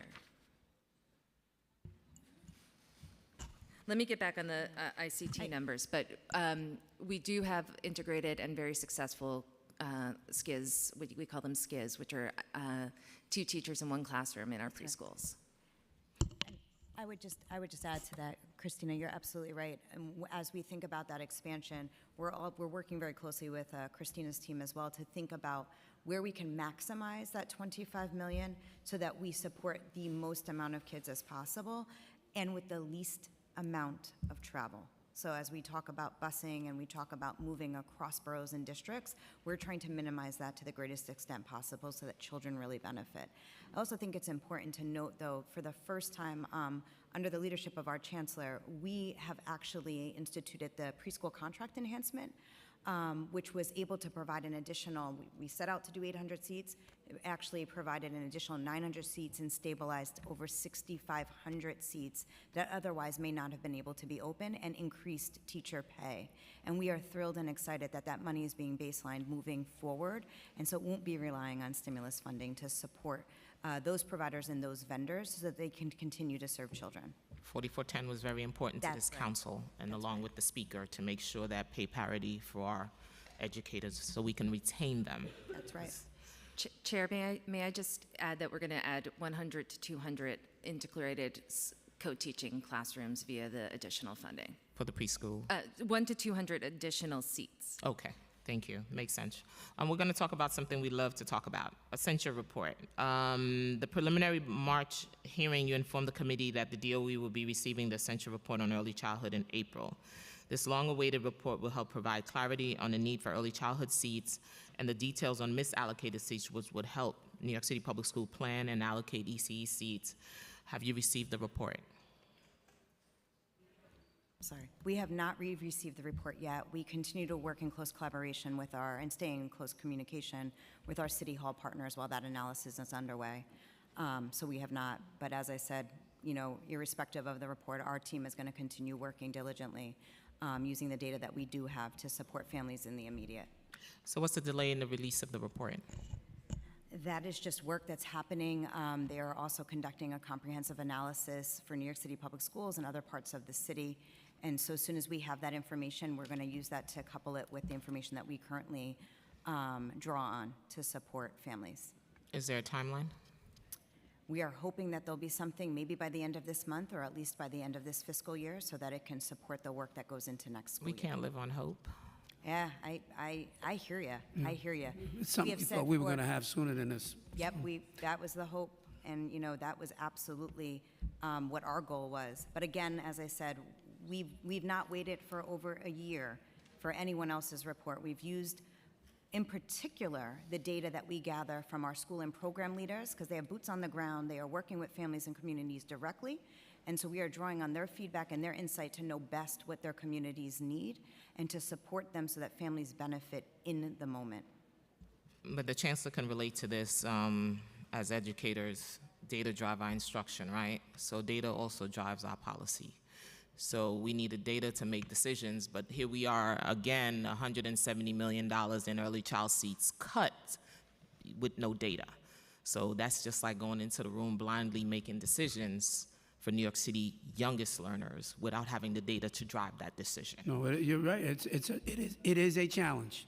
And what we're doing is trying to do the best we can with what we've got. So we wish we had all of that data. It would inform what we're trying to do with more clarity right now. But we're not sitting around on our hands until it shows up. We're doing the best we can with other forms of data that we're working with. Thank you, Chair Brennan. I just had one follow-up on the early childhood, the special ed seats.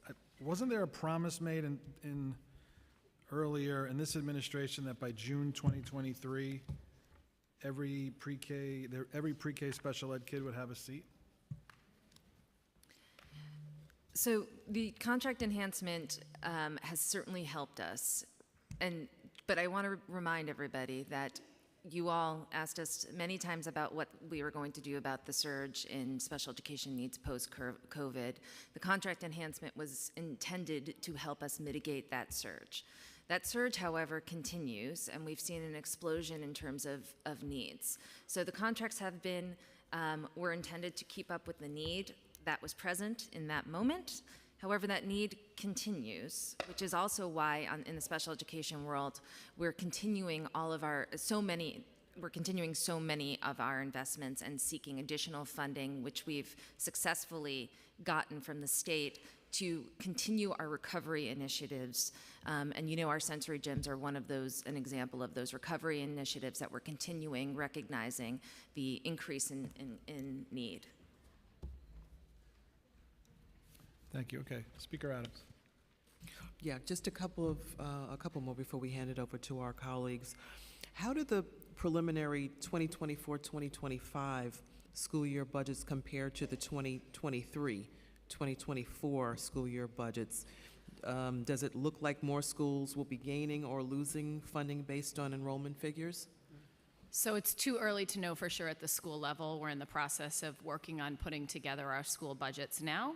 What we know is that all the funds across the system that flowed to schools last year, including additional dollars for the Fair Student Funding Weight, including additional contracts for excellence money, those will continue to flow for next year. And in addition, we're putting in this $180 million for class size and contracts for excellence as well. But how that, and overall, as the Chancellor mentioned, we are seeing a slight increase across the system.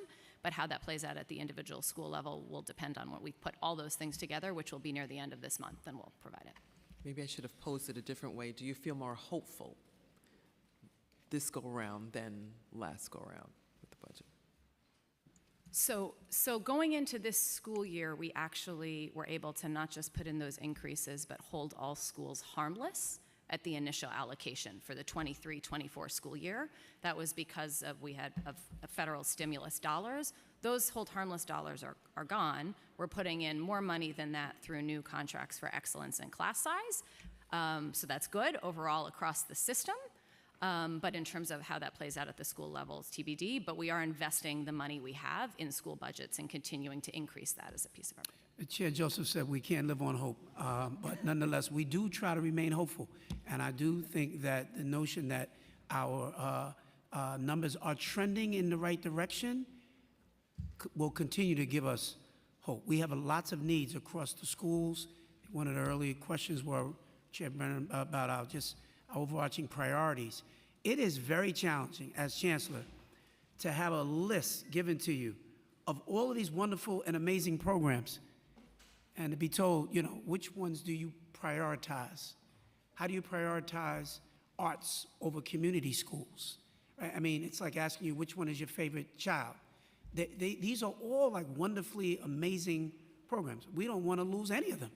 And we know that you all are still very much engaged in the negotiation process with your partners at City Hall. And so what we are working with today will not be the final product. There are other things that may not be part of what we're discussing today that you're going to continue to fight for. And you will ultimately drive and make some additional things happen that may not be on our program here today. So we know that this is a process that we're in, but we do remain hopeful that we are getting more students who are coming back to our schools, and I think that portends positive experiences for us across the board. Okay, thank you very much. Chair. Okay, now we have questions. We've been joined by Councilmember Nurse, and now we have questions from Hanks, followed by Carr. Thank you, chairs. Thank you, Madam Speaker. Thank you so much for your testimony today. I just have one question. The public advocate, when he read his testimony, included information on a new NYPD position that seeks to hire 1,000 18-year-olds. Do you have any further information on this? I had not heard that.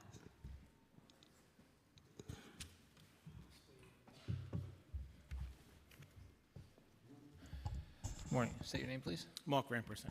Thank you. Do you affirm to tell the truth, the whole truth, and nothing but the truth before this committee and to respond honestly to council member questions? Yes. Thank you. How are you? So yes, we know a little bit about this initiative that's being introduced by the NYPD, in particular the School Safety Division. It is an attempt to sort of fill the shortfall of school safety agents by identifying assistant school safety agents, if you will. These are not necessarily peace officers. They can't make an arrest. They're looking to 18 to 21-year-olds who have not made sort of eligible to become school safety agents yet until they're 21 and take the civil service exam. It's sort of like a trainee program, if you will. So they're assisting school safety agents, and the focus is really to identify elementary schools where we have a single school safety agent currently. This is sort of the backup or backfill. As it relates to funding source and training, all of that stuff is still sort of ongoing. We've been in some preliminary conversations with them around how this is going to look. I don't think that they're at a place where they're ready to fully initiate this particular program as it relates to the training and, again, the pay for a full-time agent versus a part-time or sort of say assistant agent. So it's still in the early stages of implementation, nothing solidified fully with New York City Public Schools. Thank you so much. I appreciate that. And have we given thought in how this is going to dovetail with the current Cure Violence or CMS programming? Is there any idea how these initiatives will be symbiotic at all? So one of the things that we want to be sure of is that there is continued collaboration as it relates to ensuring safety and security in our schools. So these assistant school safety agents, just like the current school safety agents, work in collaboration with the communities to ensure safety. We continue to talk about the overall village and the responsibility of the village. This is just one more portion of the village to help keep our kids safe. Thank you so much. Thank you, chairs.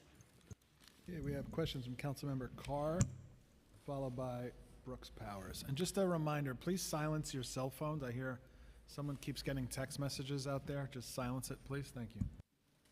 Thank you, Chair. Chancellor, it's always great to see you, and I just want to start off by thanking you so much for your commitment to GNT K-8 at the Villa campus.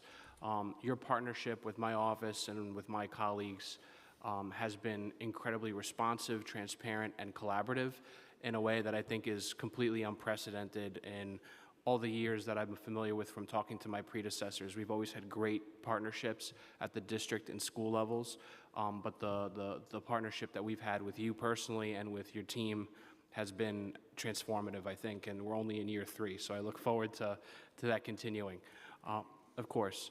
And so I wanted to talk a little bit about just 3 things, and I'll put the questions out there, and then I look forward to the answers. The first is I had the opportunity to visit a school-based health center at Newdorp High School, which is serviced by Northwell, as well as Port Richmond High School's health center.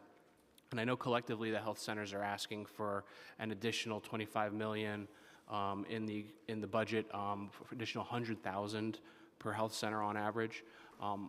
When the Newdorp Center started, its budget covered 45% of the costs in 1990. Now it's substantially less. And so these health centers are critical for maintaining a quality learning environment for our students, many of whom don't necessarily have health insurance that covers all the things we'd like them to have in terms of health services. Second, so I'd like to know where we are with that. Secondly, I want to talk a little bit about what's been going on with respect to some of the demonstrations that have been happening on our campuses. I know you alluded to this in your testimony. Some of the students are engaging in rhetoric, which is perceived by other students in the building as threatening.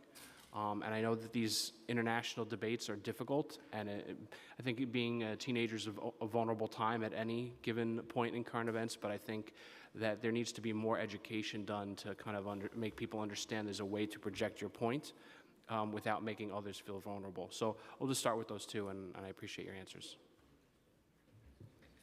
Yes, so we're really proud of the hundreds of school-based health centers and school-based mental health clinics that we have in our schools. We'd welcome more funding for them, of course. In the meantime, we do work really closely with the state to make sure, using state funds, we are opening as many of those as possible, and we'll continue to do that going forward. We work with H&H, of course, and our local partners as well, and we'll continue to do that. It is very important, the work of these school-based health centers, and so we're absolutely going to make sure we're leaning in there. As it relates to the demonstrations, we've been fortunate. Most of these demonstrations that we've seen play out on college campuses in very visceral kinds of ways. What we've had are some student walkouts, and we've had some difficult moments with our kids, and sometimes including our staff in our schools. This is a learning opportunity for all of us, and it is a real challenge.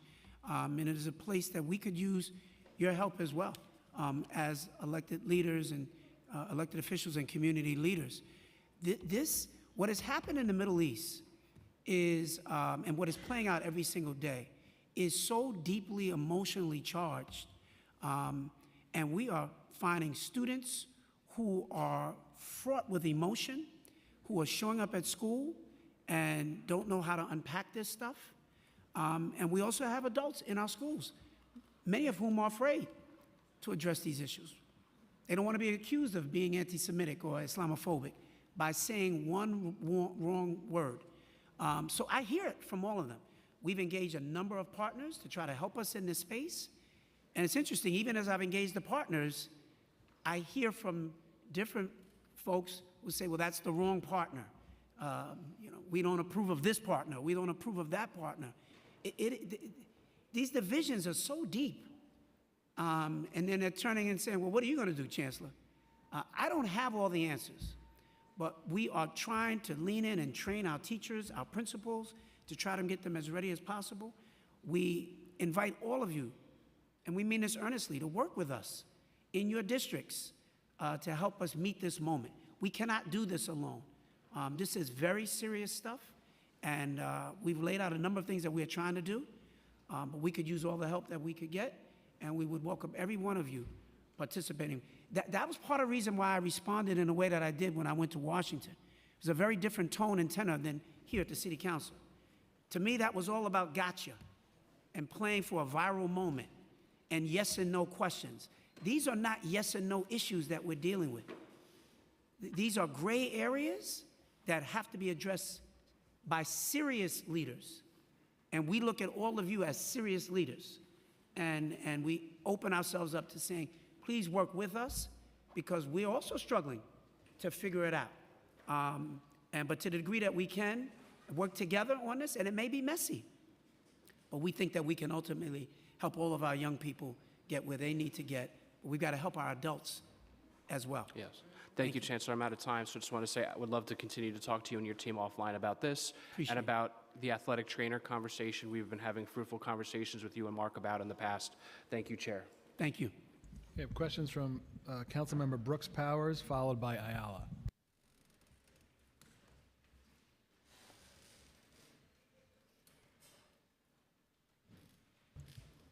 Hi, Chancellor. It's good to see you.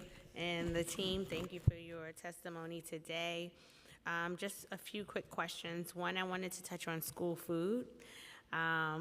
We'd like to follow up on some of the school budget questions that were asked earlier in terms of what is the current number of vacancies and vacancy rate for school food staff?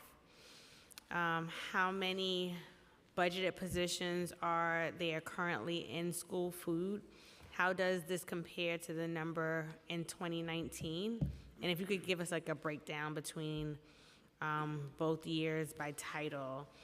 And when menu items were cut in February, was the average cost per meal reduced as well? If so, by how much?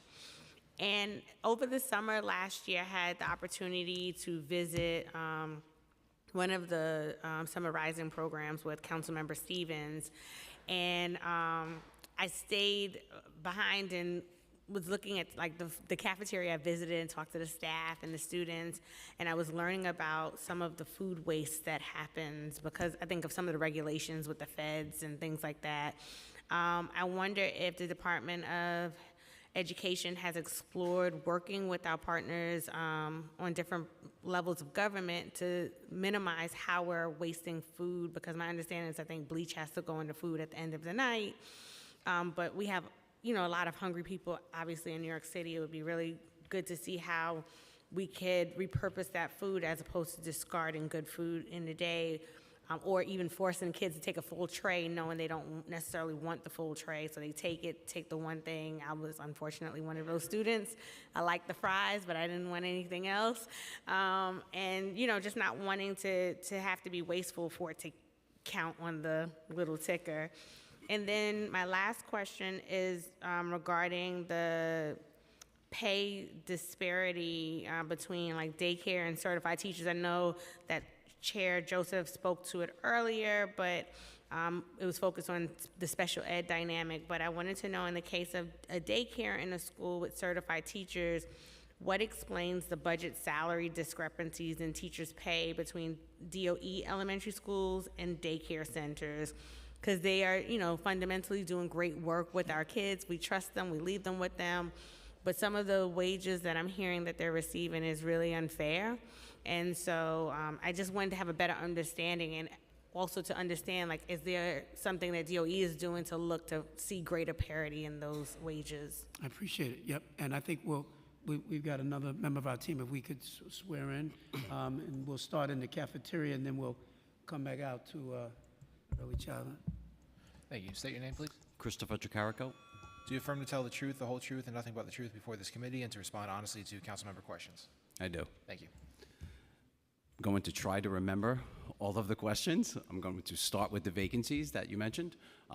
Currently, we have 550 school food kitchen vacancies. We have 100 manager vacancies. Going back to 2019, we had about 9,000 employees in the office.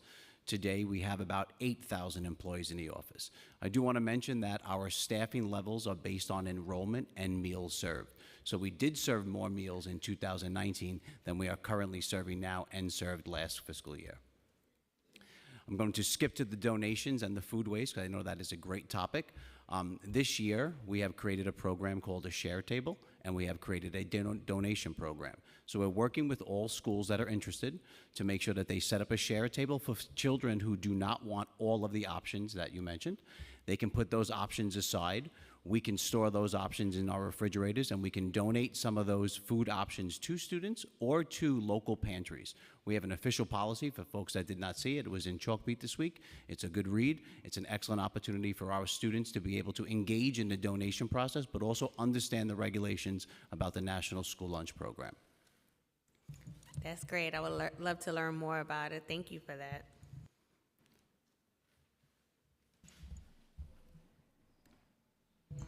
Hi, good morning, Councilmember Brooks Powers.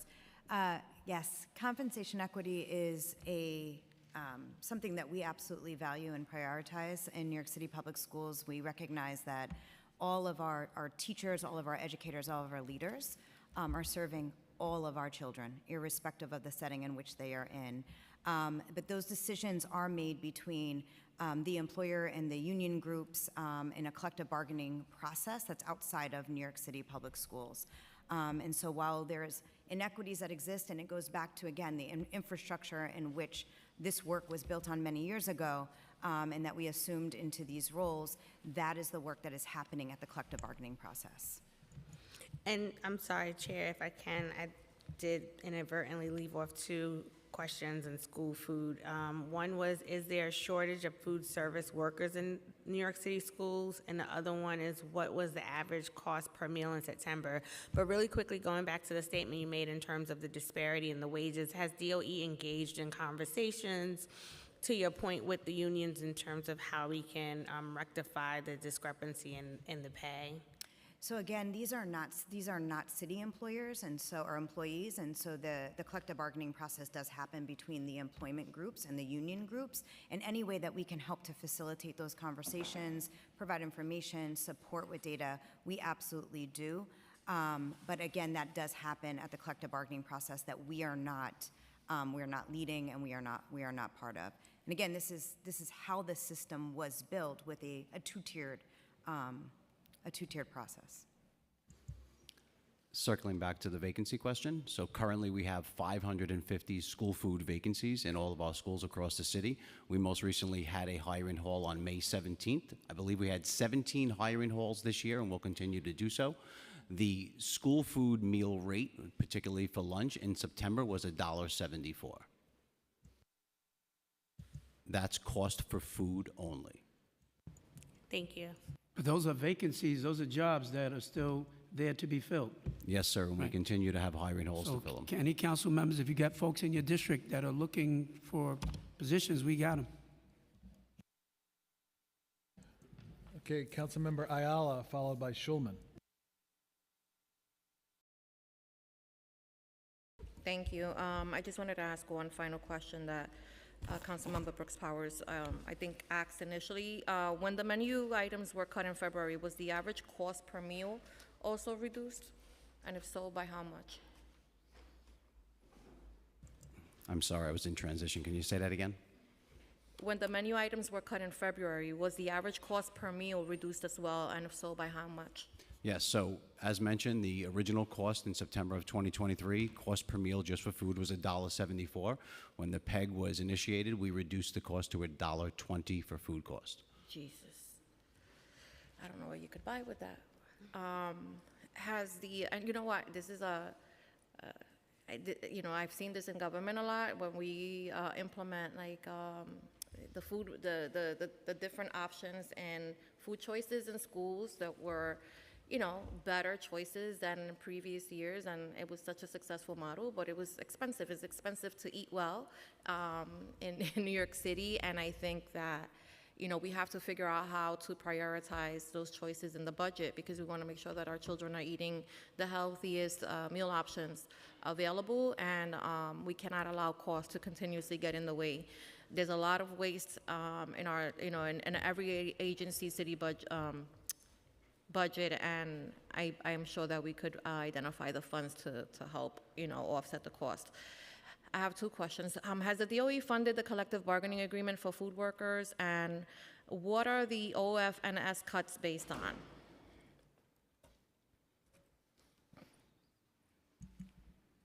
Yep. I will get right back to you on the collective bargaining for the school food workers. You don't have an answer for that today? I need to check my. Oh, okay. Yes. Okay.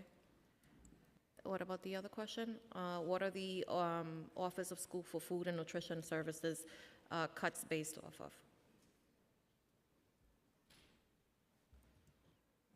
What are the cuts based off of? Uh-huh. So do you mean the changes that were made to our meal Yes. options for students earlier this year? Yes. So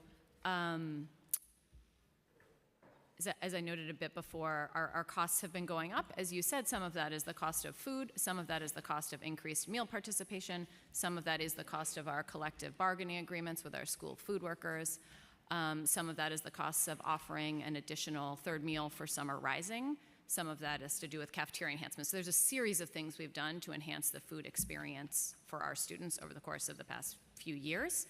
Those drove costs up, so in February, when the swap took place, we needed to make sure we stayed within the budget we were given, and that's when the reductions happened. Since February, we did receive an additional $25 million in federal revenue, and so that has allowed us to generally put those options back on the menu. Chris has reminded me to share with you all, we do not do chicken nuggets. We do better things like chicken popcorn, good, but also French toast sticks. And so we've worked to put those things largely back on the menu over the course of the past couple months and expect to stay in that state for next year as well. And the chicken dumplings, right? Yes, and the chicken dumplings, thank you. Yeah, my favorite Multiple version. My favorite was the fish that had the little cheese slice in the inside. It was. We brought that back on the menu. It was the last best. year. Yes. But in your testimony, so in your response, you mentioned the collective bargaining agreement being a part of the decisions to make the cuts. So has the collective bargaining agreement been funded? So Sarita's just checking on that. At that point, it had been partially funded, but not fully funded in terms of funding from the city. I don't know where. Yep, that's right. That's where we are. Is it fully funded now? No, we continue to engage with OMB. Do you anticipate that it will be fully funded for the new fiscal year? That will come out when we have our ongoing conversations with OMB. Okay, thank you. One thing I picked up on, so for the school food budget, the PEG was basically, I think before you said it was basically a funding swap. So how did the PEG impact the cost per meal if the budget didn't go down? Because a series of our costs were increasing, including meal participation, which is additional costs for our schools, but gets funded on a lag, like federal revenue and some of these other costs I just talked through. Okay. All right, Councilmember Schulman, followed by Russell. Thank you. Good morning, Chancellor. And I want to thank your team for being responsive to my staff in general, and you've been very accessible to me, so I appreciate that. I had a whole number of questions asked, but a lot of them were answered, so I have a few now. One is, you had mentioned in your testimony that there's $5 million for marketing to increase enrollment for pre-K and 3K. My understanding is that's split up for $1.5 million in FY 2024 and the rest of it in FY 2025. So since FY 2024 is coming to a close soon, what's the timeline for spending that marketing budget? Hi, good morning. Good morning. That money does need to be spent, you're absolutely correct, for FY24, so that is by the end of the fiscal year, by June 30th. We are in a we just received the funding, and we are in a very big time crunch, but we are going to be working very closely with the City Council in determining how best to use those Be more than funds. happy to help with that. Yes, yes, and we want your ideas, we want the strategies, putting our heads together, knowing what your constituents need, knowing what's best for your districts and for families in particular, and what can help the city. No, I appreciate that. And I also, and you've heard me say this at every hearing, our kids only get one chance at a good education. So it's so important for us to do all of this and to do it right. Chancellor, you mentioned in your testimony that you have more students coming into our school, into the public schools. Is that correct?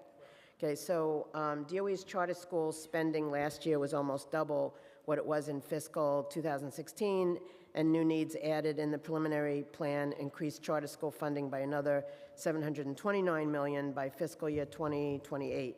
In the executive plan, another $85 million has been added for fiscal year 2024. Why has the city's cost for charter schools increased so drastically in recent years? So as you may know, our obligation to charter schools is dictated by the state. And so as one of, not to get too technical, but as our expenses are growing, so is tuition for charter schools. And so our contribution for payments to charter schools continue to grow year over year. The payments, or excuse me, the allocations that you see in the budget is to help basically close the gap to ensure that we have enough funding to make payments to charter schools. Thank you.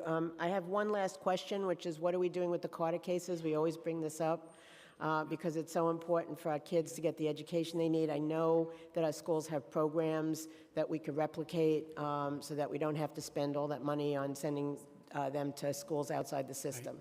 So do you have a plan? Yeah, council member, you couldn't agree more. And the costs and the cases have skyrocketed, as you know. We are implementing a number of measures to try to bend that curve, and we're seeing some positive results to that. Without going into too much detail, one thing I want to emphasize is the explosion is not coming from what we typically refer to as Carter cases, right?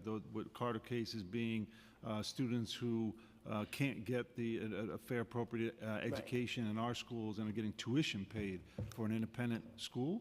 Mm-hmm. This is coming from kids who are not seeking tuition, or families that are not seeking tuition. They're seeking services, and specifically SETS, special education teacher services. And so that type of case has really exploded.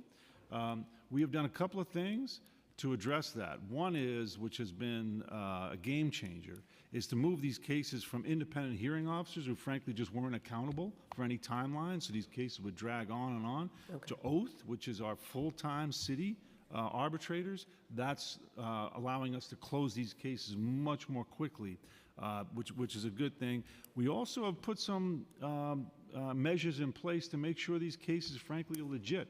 So to make sure, for example, that the parents truly are aware and have signed off on, and that is also having some positive impact. Mm-hmm. But the number of cases, just to be clear, just in the last few years has gone up from 5,000 to this year we have 23,000 cases pending. We're closing them more quickly, but the numbers are staggering.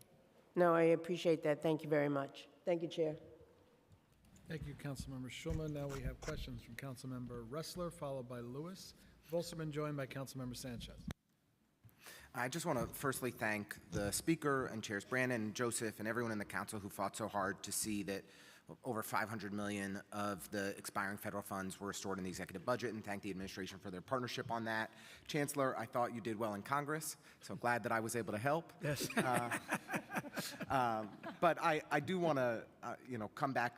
I'm glad we got a hearty laugh on that one. I do want to come back to some of the statements you made when you were last before us in March at our preliminary budget hearing in reference to the 3K cuts. You said, quote, they are extremely hurtful to the entire enterprise of early childhood education. This is a major priority for us. I have personally been in deep conversation with the mayor and the mayor's office around early childhood. I am fighting like heck to make sure these cuts are restored, and I have great confidence that in the coming weeks we will have really good news around early childhood. You went on to say the parents of New York City are waiting to see if these cuts are going to be restored. I'm fighting to make that happen, and I believe that it is exactly what is going to happen in the coming weeks. But of course, it didn't happen. The mayor did not restore $170 million of cuts to our early childhood education just that he made this year, in addition over $1 billion of cuts that he had made previously. So we appreciate having you stand with the council in this fight, but we got a lot of work to do to actually restore funding for early childhood education. I'm going to ask the Deputy Chancellor Ahmed a few questions in rapid fire because I don't have too much time to go. What's the current capacity of the 3K system? Capacity and enrolled.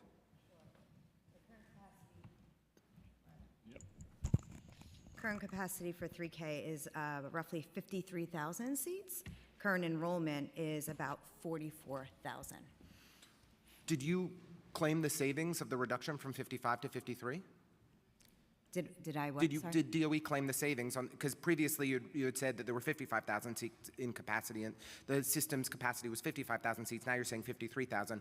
Last time you pulled the capacity down from 61,000 to 55,000, they claimed $283 million in annual savings. Was there savings claimed on the reduction from 55 to 53,000? I'm not sure what you're referencing around the 65, but I will say 61 anything to that changed 55. for 61 to 55.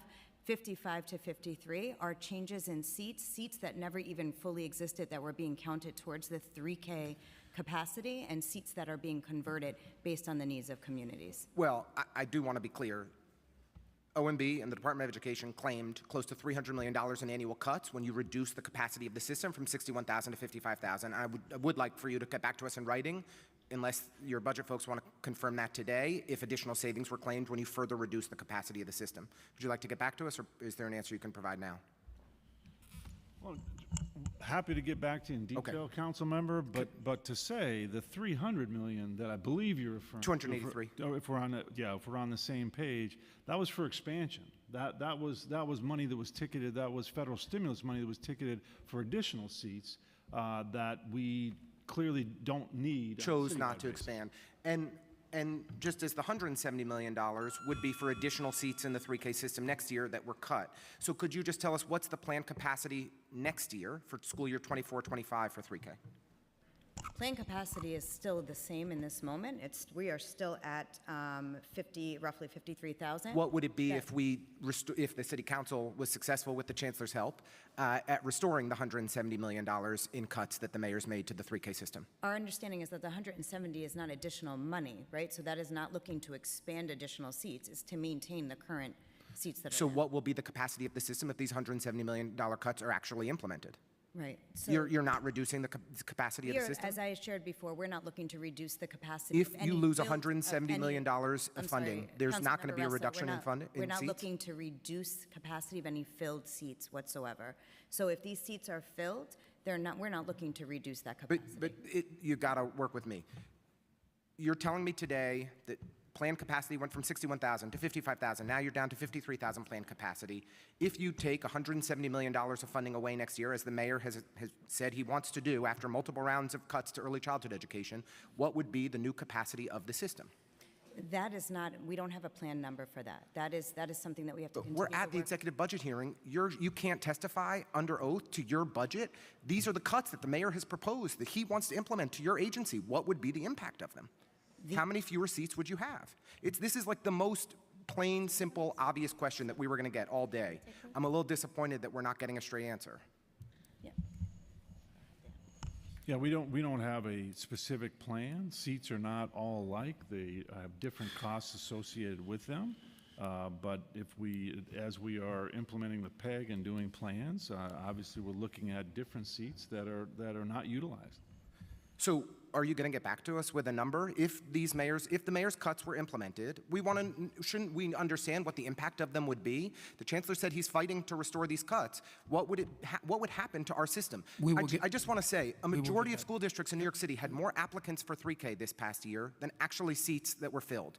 We had more demand in a majority of school districts in New York City than the DOE was able to meet. With an additional $170 million in cuts, that means basically every school district in New York City isn't going to be able to meet demand for 3K. That is a disaster. It is an absolute disaster. And I'm really disappointed that you're all not providing us with direct, simple, straightforward answers to the questions that we're asking of what the impacts would be of your administration's proposed cuts. I got it. I don't want you to be overly disappointed. We will get you a response. We'll give you a response. I appreciate that. And the last question, because I've already gone over and I don't want Ms. Joseph to yell at me. Oh, she's not good. She's not here. Justin doesn't yell at me. Ms. Joseph spent enough time in the classroom. She always keeps me in line. Exactly. The Accenture report executive summary was released, I think, June 1st of 2023. Are we ever going to see a full report? $760,000 was spent on the Accenture report. Can we get any time frame for when we're going to be able to review it?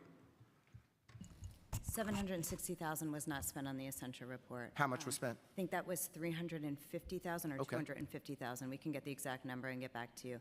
That was back in June. As we had shared earlier in this hearing, we are working in close communication with our City Hall partners and awaiting that full analysis. We continue to do the work that we've discussed previously around shifting seats to get them to where families need them. So no timeline for when we're going to see this infamous Accenture report? We are awaiting it, and as soon as we have it, we'll be able to couple it with the Will it existing data inform that the we have. decisions we make in this budget? Will it inform the decisions that we make in this budget? It will inform the seats that we decide that we need to keep moving to support families' needs and access. But Absolutely. we passed the budget. We have a role to play in determining how much funding is allocated for early childhood education and the seat need that exists. We hear from our constituents every day who can't get 3K seats, who can't actually meet the demand because we're not meeting the demand for early childhood education. But this report, you gave us an executive summary almost 12 months ago to the day in 10 days, but we haven't seen the report. And you're saying that this is determining all of your big decisions and all the big analysis, but it's not being shared with us, and then we're expected to pass a budget without the information. So I think on both of these areas, I really do hope that we can get clear, straight answers. Appreciate the responses today. Thank you. Okay, I have questions from Councilmember Luis, followed by Hanif. Thank you, Chair. And good morning, Chancellor, to you and your dream team. Always good to see you all. I have 3 quick questions. Based on recent violence at many of our high school and middle schools citywide, and having had to manage cases where students and families in high schools in my district have felt endangered by bullying or harassment from another student in their school, I wanted to have a quick discussion on the progress of mental health support in our schools. How many therapists or providers are our schools currently receiving, and are the resources being distributed equitably across all schools in all boroughs? And I wanted to quickly ask, the administration recently announced that $3.6 million of mental health continuum funding is being used to open 16 school-based mental health clinics at schools in Bronx and Brooklyn over the next 6 months. Can you confirm the 16 schools?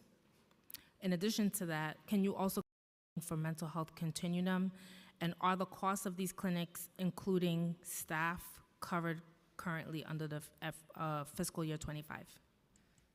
Yes, I will start with the first question about mental health. So we have a series of different ways we're providing mental health services in our schools. We have social workers and guidance counselors.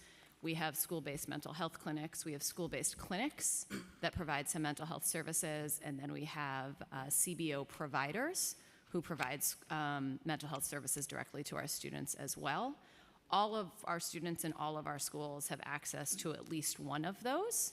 And in many cases, they, of course, have access to more than one of those as well. Thanks to the executive budget, we came here previously and we said about 500 of those positions were at risk, 440 social workers included in there. The executive budget did fund those positions, so those positions have been protected. But as we look across the system, every student, every school has access to at least one and often more of those social workers, guidance counselors, clinics, CBO providers, or health clinics. That covers all schools citywide?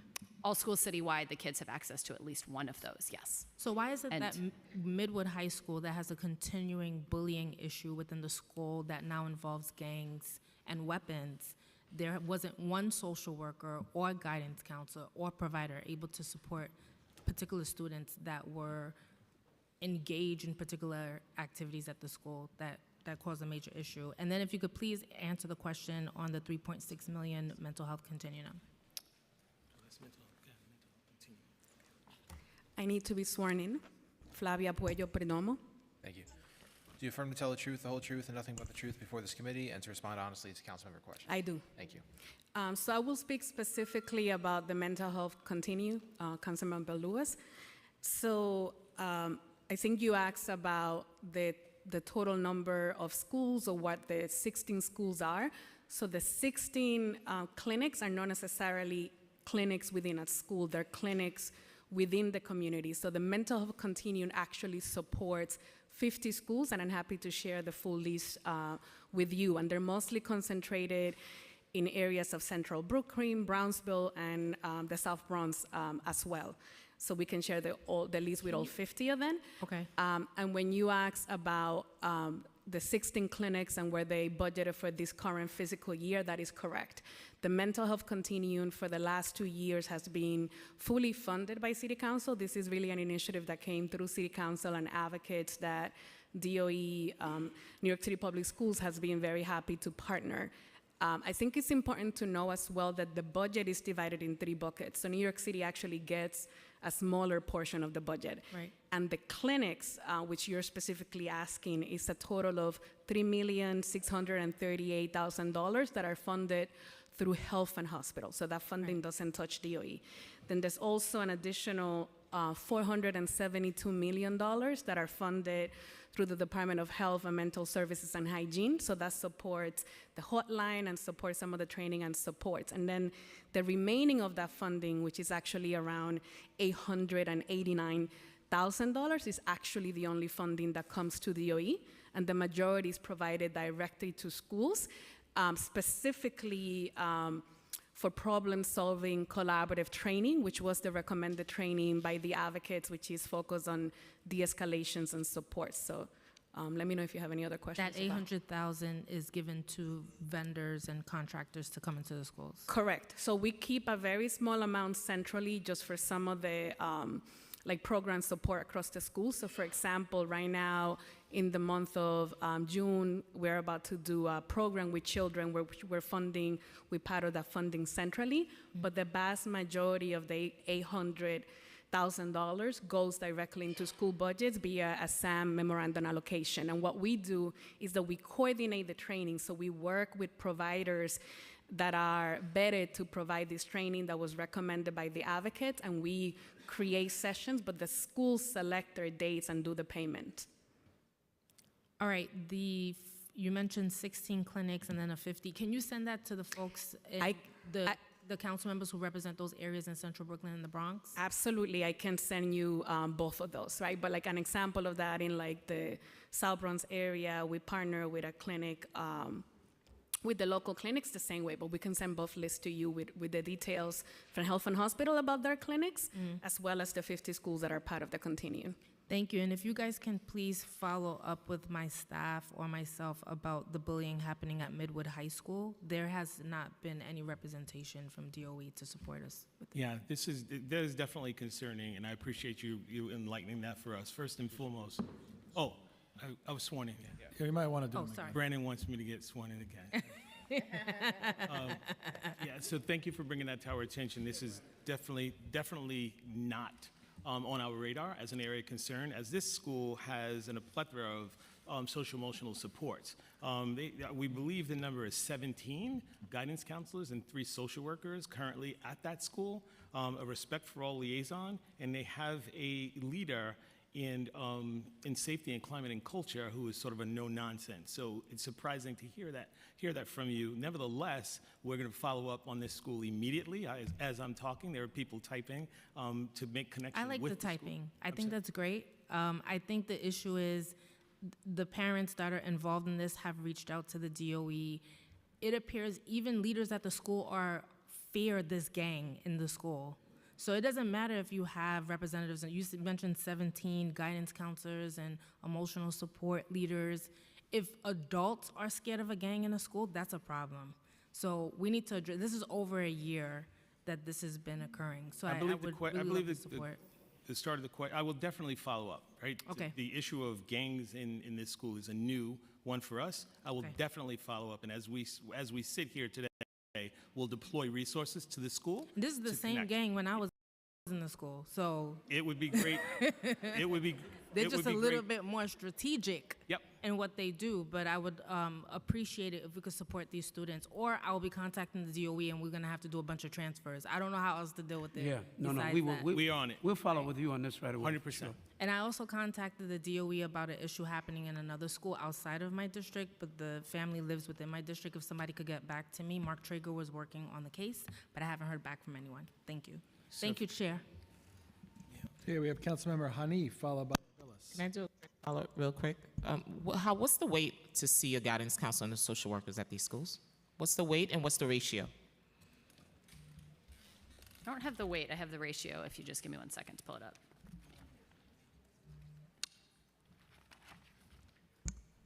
Guidance counselor and one of the experts should feel free to answer the follow-up questions, but the guidance counselor ratio at our schools is about 1 to 180 in high schools, 1 to 260 in all schools.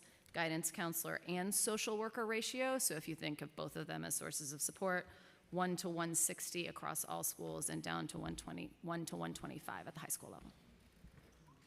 Thank you. Councilmember Hanif. Thank you so much, chairs. I'm gonna dig a little about asylum seeker students. Early March, approximately 5,700 students were evicted from shelter due to the mayor's 60-day policy. This resulted in 302 students needing to transfer to another school and over 1,000 students leaving the public school system entirely. So I'd like to get some updated data on the metrics. How many students have been evicted from shelter as of today? So what we can speak to is the number what we can speak to from where we sit as the ones who are not operating the shelters, but who are working as closely as we can with our city partners, is how many students we believe have received 60-day eviction notices. And how many is that? Over the past month, the number we have for, again, these are our estimates. When is do you 60 get those numbers? Is it like a daily or a weekly update? So for these numbers, so we are working on a system that allows us to get daily and weekly updates with NISM. Part of that is we've been working on that system, but there's frankly a lot of data cleaning that needs to happen for us to feel confident that we're actually picking up all the students we need to. So what we're doing now is looking at students who 60 days ago were in HERC and assuming those students would have gotten a 60-day notice and then looking at that as the group of students. So we're continuing to work to get the Great. actual. So what's the data that you have in from when? 6,700 is over the last month is what we're looking at. So they were in a shelter on February 14th, and we're about 2 months from them when we last pulled the data. And then how many of these students, how many have been transferred to another school? Yes, so if you look at that set of students overall, again, This is our a estimate. 6,700. Yes, exactly, yes. When you look overall at those, about 40% are still in the same school and in the same housing location as we have it. Actually about 44%. What do you mean in the same housing location? They're in the, so this is what I'm saying. These are students who we predict would have received the notice, but we don't know that they did. Or Got it. Exactly. But So could you also describe the relationship that DOE leadership and NISM has in terms of making sure that this is a coordinated situation where harm is mitigated and reduced? yes, so we are working really closely with NISM and DHS to make sure we are supporting our students as well as possible, which is what we see as our role here, is to support these students as well as we can. In terms of the data, we're working with them to make sure we get that data. In terms of serving our students, what we are doing is making sure all of our students and families are aware of their rights, their right to stay in their current school, for that to be their source of stability, if that's what they want, as well as their right to transfer to a different school, if that's what they want with their housing location. So we've trained all of our family-facing staff on that across the system. We have a letter that all families are given, translated, that explains to them what their rights are to stay or to move. And then, of course, we work with our school communities and our transportation team to make sure we're providing the supports that are needed. Just to return to the data itself, another 40% have moved housing but are still in the same school. Roughly 4% have moved housing and schools. So I think that's 4%? 4%. I think that's the direct answer to your question. So they left the school Different and they housing, left different and they school, have yes. different housing. And then roughly 1% have moved schools but not housing. And then roughly 10% have left the system, New York City public schools, altogether. And that could be for a variety of different reasons. Of What was course, that like last leaving the set? city. Roughly 10%. 10% have left the city entirely. And then you said that 4% of the 6,700 have left the public school system entirely, or? 10% have left the system, 4% have moved housing and schools of that 6,700. And then of the students who left the public school system, is there any coordination to make sure that these students are not falling through the cracks? And for those who leave our city, is there communication with the school systems of the municipalities they're moving to? And additionally, for those who find permanent housing or informal living arrangements, is there any work that happens to ensure they are enrolling in school? Yes, so on the last one, ensuring all of our students regardless are enrolled in school is a priority across the system. And what I'd say for these students that are moving from a shelter to permanent housing or whatever it may be, it goes back into the category of making sure they understand their rights to stay at their school if that's what they and their family want, to move to another school if that's what they prefer, and work through our enrollment system to do that. In terms of students leaving the system, we have less insight and support into where all of them are going. We track based on discharge codes and are happy to share that data, what our schools know about who they are and why they report they are leaving. But once they leave our system, it's more limited. Chairs, I just have a few follow-up. Yeah, go ahead. Thank you. Go ahead. Councilmember Hanif, if I may add to your inquiry. We also have been working with health and hospital around the coordination that you're describing to ensure that school leaders actually get access to data. So in our recent P-Digest, due to the new data that we started to get through NISN, schools are now going to have access through our automated student system to who are the students who are going to be impacted by the 60-day rule. So not only is that data going to be leaving centrally for us to observe and keep track, but it's also going to be accessible at the school level starting next week. So schools were notified about this in the recent P-Digest.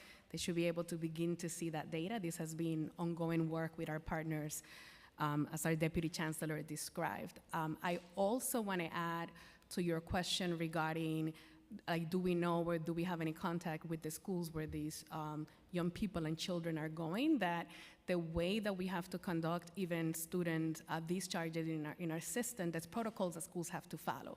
So even to discharge a student to go to another school district, we need to have confirmation that that student is actually enrolled in that district. And there's different layers for how we keep track of families and where they're going. So this is where we leverage our attendance teachers who are on the ground connected to schools. This is how we leverage our shelter-based coordinators to really be able to get information about what's happening with these families, and ultimately continue to emphasize for those that remain here that even if they have to change a shelter location, that they have the right to remain in their home school that they are currently enrolled. I just want to wrap up my set of questions. And while I understand that the law is in place to allow families to keep their kid at the school that they began in and have the right to finish their school year in that same school, this has become untenable because the relocations are much farther away from their school.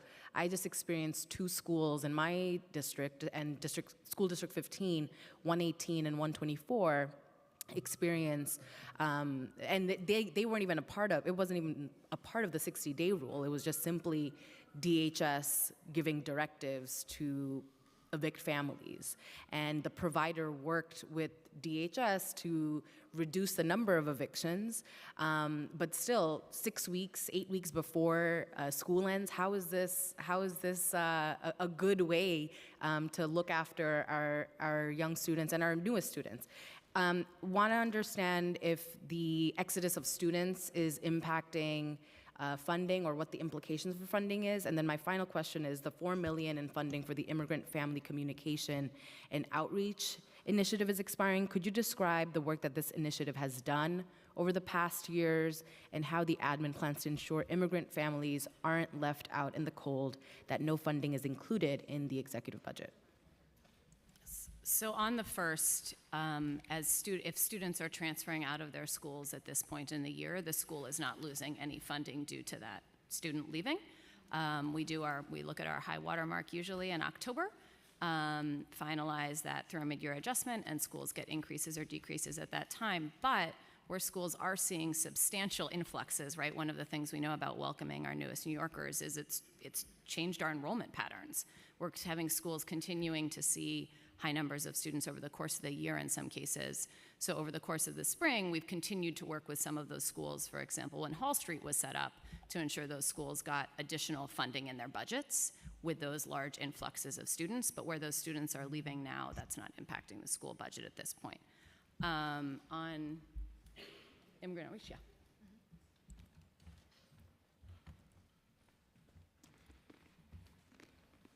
I would also, before you share your response, I want to urge the DOE to do what it can as one of the coordinating partners to really push back against the 60-day rule. This is impacting families. It's impacting our youth in ways that are adding on to the trauma and the chaos of constant moving around. It's also impacting young people who are not understanding why their peers, their newest friends, are needing to leave the school or experiencing this turmoil. Councilmember Hanif, you can be assured that we do know that school stability is pretty much the more important and consistent factor that we can have for these students and families. Also, I know you spoke about 15K 124. I'm very familiar with the situation that's happening there. We've been working with the superintendent.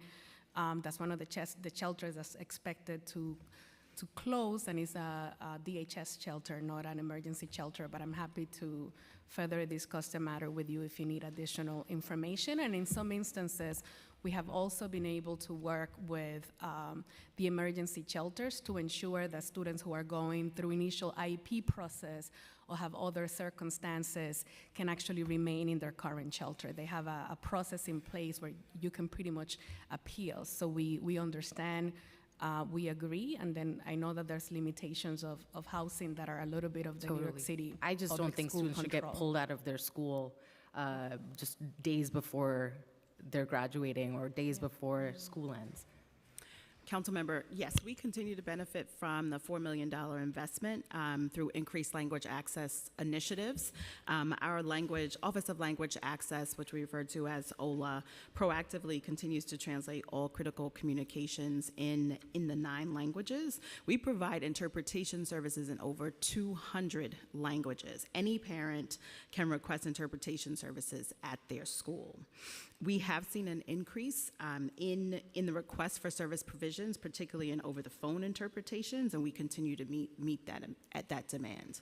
But is that a part of this Immigrant Family Communication Outreach Initiative, which is expiring? This funding was part of what was restored in the announcement several weeks ago. Okay. Well, I have more questions, but I will pass it back to my chairs. Thank you. Councilmember Aviles? Thank you, Chair. I was like, wow, I hit the lotto. Good afternoon, DOE team. I guess first I'd like to commend the commissioner for how he managed the congressional theater that was occurring. You did us proud, and several of my constituents were actually texting me around how you held firm. And particularly noted how we actually take anti-Semitism and hate very seriously in this city. And it's not theater for us, so I just want to thank you particularly for that. And also, you mentioned that in fact you look to some of us for how we could have some of those courageous conversations, and I would redirect that to Principal Kapitanakis of PS 69. She has the leadership around how to have these real conversations, courageous conversations. when you were last in PS 69. She is an amazing leader, and in fact, I was like, you need to come to the council to talk to us about how you do this work. But on a serious note, I wanna talk about two things in particular. I wanna talk about our ELL students, the dropout rates, the graduation rates. I was truly alarmed to find out that the ELL dropout rate is at 17% compared to 5.4% for a general, and has increased 2% over the last 2 years. And on the flip side, that the graduation rate is at 62% compared to 86% on the general, with a 5% decrease over the last couple of years. This is deeply, deeply alarming. The administration has supported a transfer school expansion, which we clearly need to serve immigrant students, but was only expanded and given one-time funding of $300,000. All that we know, all the increased needs that we have, and the fact that we are failing these students so deeply has me deeply concerned, and I want to know the administration is going to meet this need. Advocates have been calling for a mere $800,000 to expand these programs, and also to offer the pedagogy and expertise that they've developed over the years in dealing with transfer students and families, to expand it to 10 high schools. This is a teeny tiny bit in this larger pile, in this larger pool of needs. So I'd love to hear more about how you're addressing this real failure, and what are your commitments for increased funding to meet this need?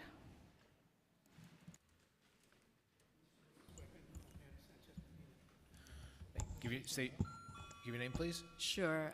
Mirza Sanchez Medina. Thank you. Do you affirm to tell the truth, the whole truth, and nothing but the truth before this committee, and to respond honestly to council member questions? I do. Thank you. Councilor Velez, thank you very much for that question. We have been increasing graduation rate for multilingual learners since 2019, when it was at 34% and increased to 62%, and it's slightly decreased this past year. Also, we have been decreasing a dropout rate from a 27% to a 15%, and we continue to work with those numbers because we definitely want to ensure that multilingual learners are at the center. One part of the work that we have been doing, especially with this administration in 2022, assigned specific funding to open more what we call revitalized bilingual education. We're looking at how can we support the existing bilingual programs? How can we increase or expand bilingual programs where we need it? And in addition, in partnership with the New York City Immigration Coalition, they brought to our attention the need to expand English language focus programs within the transfer schools. So we were able to identify, we kind of mapped the city and see where we can ensure that we can provide more access of transfer school programs to students. And we worked with superintendents of transfer schools, and they identified places where we can expand these programs. So we did this with 6 schools. We provided funding to provide professional learning. We provided funding to look at their program, and also we worked with the international networks of public schools to ensure that since they have this model, they can support these schools. And we also partnered with Stanford University to provide professional learning to these students. Thank you. I just want to say I appreciate the advances that have been made, claiming the 2014 numbers, but either 17 or 15% is deeply alarming. And given the increasing need, what I want to hear is a commitment to expand the needed funding so that we can address this head on in a model that works, in a model that you have been expanding in a very modest call, quite frankly, less than $1 million to make sure that we can equip schools who don't have this expertise with the expertise of how to better engage these students, but also expanding the current transfer schools because they are deeply, deeply needed. What I'd like to hear is we're committed to baseline funding, and we're committed to, we can expand over the years, but certainly a slightly expanded amount. We hear you, and we will get back to you. I mean, we were focused on finding the funding, which we were very happy we were able to do for bilingual programs that Mirsa was talking about.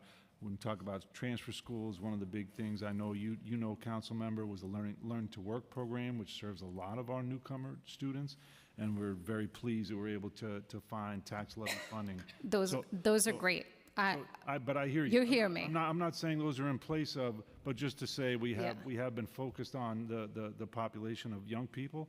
We will get back to you on that. Yeah, 17% is unacceptable. So I want to pivot quickly to the capital. I guess I have a cognitive dissonance with some of the claim that there are no cuts to teacher lines, because in the city's financial plan projects the number of full-time pedagogues to be,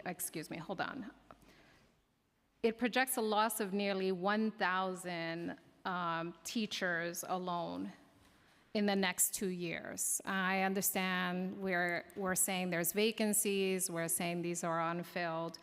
However, I sit with that in the face of the small class size work that we should be doing. I don't understand how we are claiming to not cut, but cut and also address the mandates of class size. They seem in direct contradiction. I'm having a real hard time understanding the rationale.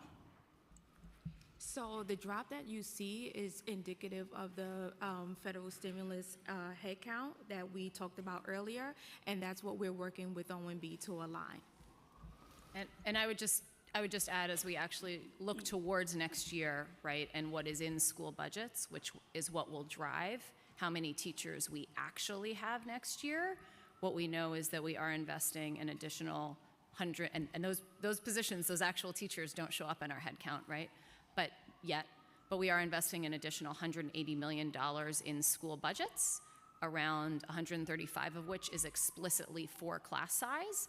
That should be enough to hire between 1,200 and close to 2,000 teachers, assuming those teachers can be found. That's what those dollars would support. Mm-hmm. And those are additional dollars we're putting into school budgets for next year. And in terms of the $2 billion that was allocated by the state in terms of, I guess, raising the limit, that should be allocated also to address our class size, among other things. We don't see them recognized in the capital plan. Why is that? Yes. So you said this, but just so we're all clear, the additional dollars from the state are for capital the additional dollars that will be realized are for capital in particular. The state has dedicated no dollars explicitly to implementation of the class size law. Right, but for the capital, for the school capital budget, right, so needs to expand in order to meet this mandate.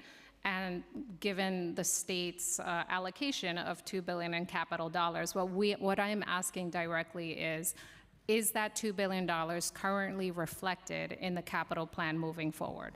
The $2 billion will be reflected in the School Construction Authority's capital plan as required by the state. It's not yet because of the timing issue of the state law and when the executive budget came through, but the state has required that. Great, so we'll be hawking that capital budget. Thank you.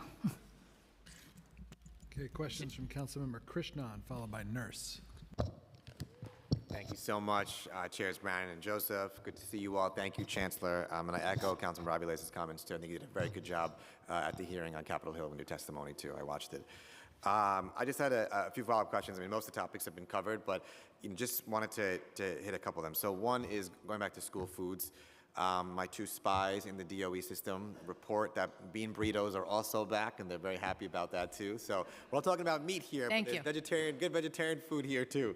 But I just wanted to, just understand at a more simpler level, what exactly is the status? So there's a $60 million PEG that was restored, $25 million, I think, if I understood it correctly, from the federal government.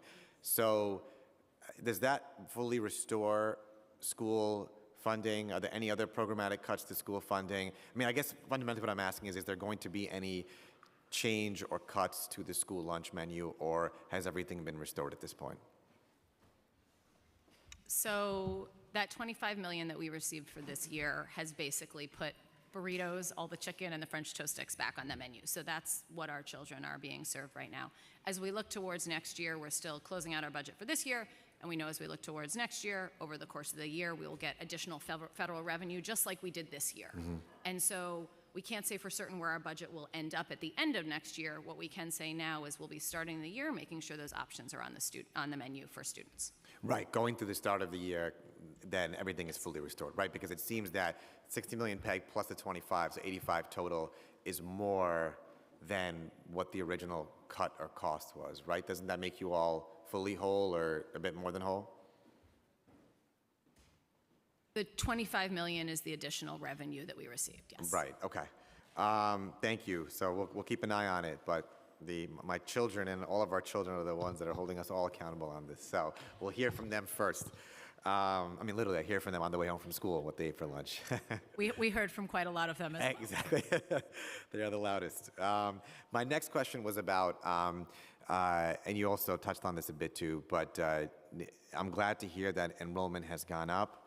Correct me if I'm wrong, but the federal stimulus funding that has dried up, there is a new funding stream coming in that has replaced it. So as you all are figuring out school budgets, for the schools that have seen a decline in enrollment, have there been conversations internally about how to address that?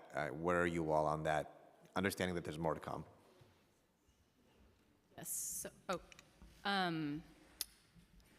Yes. So as you noted, and as we previewed for multiple years in advance, the federal stimulus dollars that we're doing, the hold harmless specifically for school budgets, have expired, and that money is not money that's being replaced directly.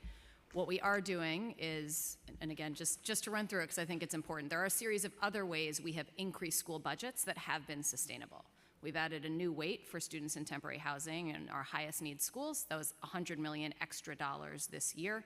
We added an additional $200 million, $215 in state funding this year that went to schools as well. And both of those will be sustained. And frankly, the one for students in temporary housing is growing as we continue to welcome more of our newest students. In addition, for next year, while the hold harmless is gone, that was $160 million, we are putting in $180 million for next year to support school budgets. What I will say is it is different from the hold harmless because we are making a decision to use it explicitly, most of it, for class size. And so that will be different. Schools will experience them that differently. That's how they'll need to use those dollars. We are also looking, as we distribute it, we are not looking at it as a hold harmless. We're looking at our highest need schools that have space to hire additional teachers to comply with the law. So still working on that precisely, but that's how we're pushing those additional dollars out, given the need to continue to comply with the class size law. Got it. Thank you. And we look forward to seeing more on the issue too, as budgets, individual school budgets come out. And my final question is just, and Councilman Aviles touched upon it a bit as well, but I've always, spoken about the importance of bilingual education. One of the schools I went to recently in my district was hosting a program with CUNY on it. Now it's even more urgent, given the influx of asylum seekers. So for high schools in particular that are seeing, and really all the schools that are seeing a large influx of asylum seekers, what are we doing to increase training, bilingual resources, and funding for programs like Project Soaring and others? Thank you, Councilman, and I know you're an advocate, a great advocate for this work. Like we have testified on this council, we have been working for the past 2 years on strengthening bilingual education programs, opening new programs, but at the same time, ensuring that the same way other students are receiving high quality education, multilingual learners are also. especially with the connection with New York City Reads. So we're very happy about that, and our students are at the center of that work. When it comes to the high school level, we are continuing to work with superintendents in schools. We have a number of new bilingual programs opening in the middle and high school. We're very happy about that. And we're also looking to ensure that not only ENL teachers, English as a new language teachers, or bilingual education teachers know how to work with multilingual learners, but that all teachers, because all teachers are teachers of L's, right? So that's the work that we're doing, and we're ensuring that we are working with now superintendents and districts to increase their capacity to work with multilingual learners. We will continue. We're very happy that the funding will continue, and we will continue to do this work, expand the work. We are set to open in the past 2 years 100 new bilingual programs, and we are working to expand, but not only open, but at the same time ensuring that there's a strong structure and continuity within the elementary, middle, and high schools. Great, thank you. Real quick question on the transfer schools. When transfer schools are over-enrolled, what recommendation does New York City Public Schools make for older New Yorker, older students that are transitioning into transfer schools? So we also have District 79, that offers a plethora of opportunities for students. Lately, they're increasing the instruction of ENL for those students who are older and want to take the equivalency exam, and we're working with that district as well and other opportunities. How do you support that district in terms of, is there a wait list program? How do you support D79 in meeting the needs of older adults? I know there's a need for new transfer schools. We don't have enough. You don't have enough staffing for it. So walk us through this process for me, please. So I am not the one who works directly with District 79, but we have met numerous times with Superintendent Esperance and working and developing. She has an amazing plan and a great passion to do this work, and we have worked with her in terms of what curricula she can use to support older students and the programs that she has. She also works with Superintendent Sullivan, who leads the transfer schools, most of the transfer schools, and they are working in partnership to ensure that they can talk to each other and even have programs within the same building. Are you encouraging transfer students to go to D79 versus going to regular New York City Public Schools to get the high school diploma? So we offer opportunities for students, right, choice, and they get to make that choice. I think my colleague will answer more on that. I need to be sworn in. Okay. Just to give you an She volunteered, I like that. Donica Rux. Do you affirm to tell the truth, the whole truth, and nothing but the truth before this committee, and to respond honestly to council member questions? I do. Thank you. So I just want to add, thank you, Merta, for starting off the response, but I just want to add that all of our students have counseling sessions, and during those counseling sessions with their guidance counselor or enrollment officers, they get an opportunity to talk about what their strengths are, what their needs are, and what are the best placements for our students. So it's individualized and it's personalized to meet the students' needs. So there isn't one cookie cutter program or school community for students, but through those conversations, we're able to make the right match for them and their needs. Thank you. And the cuts on the educators, the pedagogy, what titles are being cut? Maybe you can get that back to me on that. Thank you. Councilmember Nurse. Thank you, chairs. Good afternoon. I had just 3 questions. One, earlier this year, we had a early childhood education center close. And through that process, one, you all were excellent in responding to us and trying to help us understand what happened. But we didn't really have any early warnings that were communicated to us about how we could support.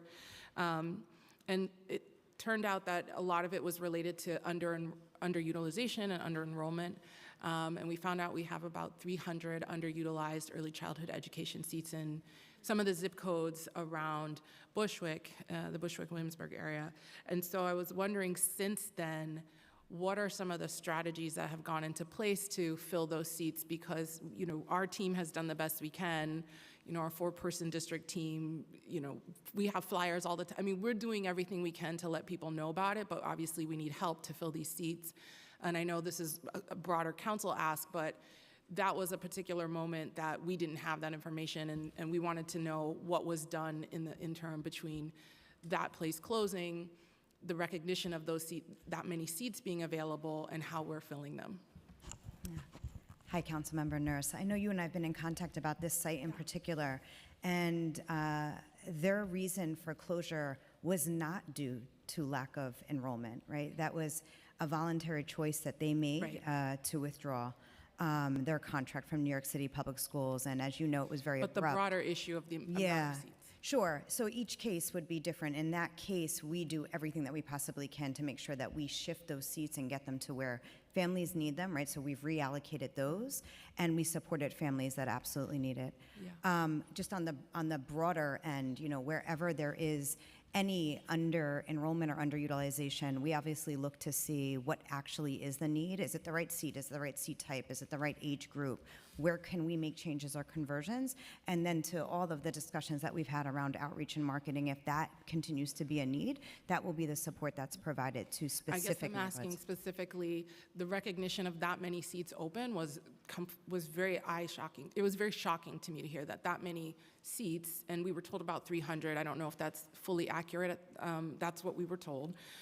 So what since then has transpired to try to fill those seats? Like, is there any on-the-ground work? I mean, what have you all done to try to fill those seats specifically? I'm sorry, Councilmember Nurse, can you just clarify, are you talking about in the specific site, how many seats? No, they give not up, or that in site. That's how we the impetus began of this conversation. Got it. So but the through that seats- conversation, you said, hey, this site closing is not actually a big problem because we have so much underutilization. That's right. So with that problem being identified, what has happened since then to try to change those numbers? Thank you for clarifying. That speaks to the larger issue, right? So that there is an excess of seats, even in the district where we've discussed, you know, about that underutilization and where there actually is need. And so the question really becomes, and that's the analysis that we have done, to determine whether or not those seats are actually needed there or could be used in other areas, or if they're the right age group. So I know that there have been some conversions in that district in particular. I think we shared those data pieces. I'm happy to review that again, and we can pull that back up. I don't have the We'd love specifics to with have, me. we never got any full follow-up from that conversation about what the plan was or what that assessment yielded. We So I would can love to certainly have- follow up. I know there's Yeah. been lots of different discussions, and along with some of our City Hall partners, so we can certainly provide that data, and between both agencies, we can follow up. That would be great. My next question was around the cafeteria enhancement experience. I'm sorry if this was asked earlier, but some of our schools have had it, and a lot more of our schools want it. I'm just wondering what the budget line is for that and how many schools will be covered this upcoming fiscal year. Thank you very much for that question. We now have had 2 successful years of implementation, last year and in addition to this year. This year we're installing over 80 sites. In the next capital plan, there is money designated for an additional number of sites. I believe the number is about $125 million over 5 years. We're very excited about that. We still are in planning stages, but we know we'll be able to achieve putting cafeteria enhancement experience in all middle and high schools that can get the renovations, and we will begin to start to talk about what elementary renovations can be done inside the cafeterias. Okay, so do you know how many schools you'll cover next fiscal year? Not yet, but I can get back to you. Due to rising costs and the change of equipment and change of strategy, I'd like to get back to you on a more accurate number. Okay, thank you. We've been joined by Councilmember. If I can just say quickly, I will say this was one of the few things that actually saw an increase as we look towards our next capital plan, which is smaller overall, but given the success of the program, they're eager to move through all the schools. Okay, we've been joined by Councilmembers Marte and Powers. Now we have questions from Councilmember Narcisse, followed by Dinowitz. Good afternoon, and thank you, Cheers. Thank you for being here. Chancellor, is always happy to see you. Coming to the vendors, I heard that some of them are getting paid on time, 2 weeks. How are we doing with the one that providing nurses services to our children in our schools? That's one. And before I get to all my question, I want to say, I'm having a great experience with experience because Glenda been awesome for District 79, and she been providing like miracles for me in my district, which I have a lot of asylum seekers, and then the teachers that she put there are awesome. They kind of performing miracles. I went to the room full of auditorium, and I went to different classroom for the experience, and so far I tell you, we're dealing with the problem, and I thank you for your support on that. The vendors, keep that in mind. I want to know how they're getting paid because I have some vendors that called me. They were about to drop their contract. They cannot provide the nurses. I had to beg. Believe me, I beg on behalf of all of us in New York City because I don't want no parents who goes on the street saying their kid's not getting the treatment. As a nurse in the school building, I said, no, you cannot do that. So we need to work on that to get them paid because they're paying the nurses up front. Now, coming to bilingual, I know we talk about bilingual. I'm going to ask a question. Please write it down because I have to use my time wisely. The council was pleased that there was a baseline addition of $10 million for bilingual education and $6 million for translation services in the executive plan. With this funding, keep bilingual education programming at the same level in fiscal 2025 as it is currently in fiscal 2024. If not, you can tell me why.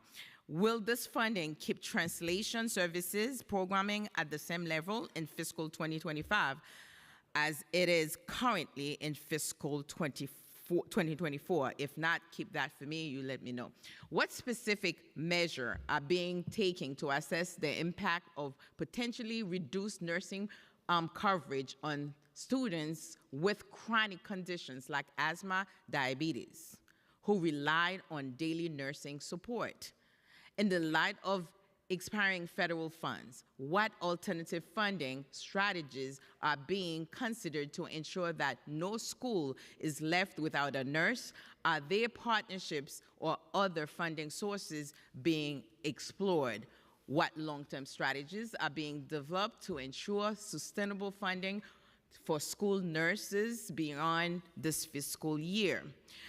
And earlier about preschool special education, I don't recall how much you requested, so if you can highlight this for me to tell me how much you had requested for that. And I'm going to stay on that.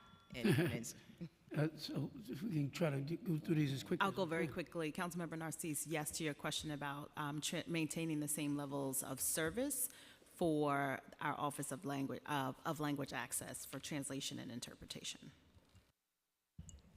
And for bilingual education, we will continue working with schools and districts to open and strengthen bilingual programs. On school nursing, as I said earlier, this is not the end of the budget process. We are hopeful to receive additional dollars for that. Those stimulus dollars are supporting roughly 400 nurses, and we are committed to continuing to provide a nurse in all our school buildings, and where students have specific needs. We've increased nurse staffing line for students with disabilities in particular, so with diabetes in particular, and are committed to continuing to work with OMB to ensure we can keep a nurse in every building. Okay, now we have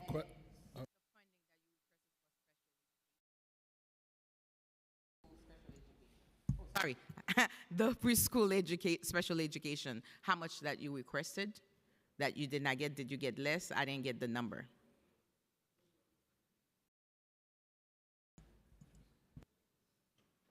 The council member's referring to the new needs, right? So there was a new needs that was requested for a little over $125 million. In terms of contract, are we looking to improve because the vendors, I'm coming back to the contract for the nurses, because that was scary when I got, as a matter of fact, 2 different vendors that they're gonna stop the services like in a 3 days period. So how are we doing with that? How long it takes for them to get paid? We are working on improving that. Some of those escalations came to me as well, and those are obviously, while we start with staff nurses, those contract nurses are critical to ensure we're serving all our schools. So we'll continue to work to improve, and when you have escalations, please just let me know directly, and we'll go sort through it quickly. Last one, Chair.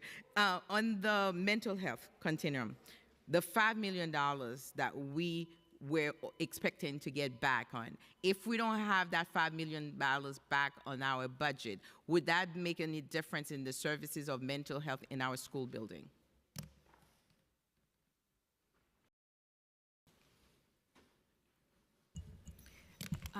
That is correct. That will particularly impact just those 50 schools.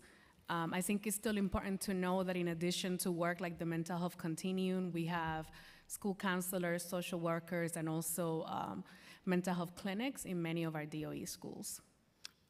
Thank you.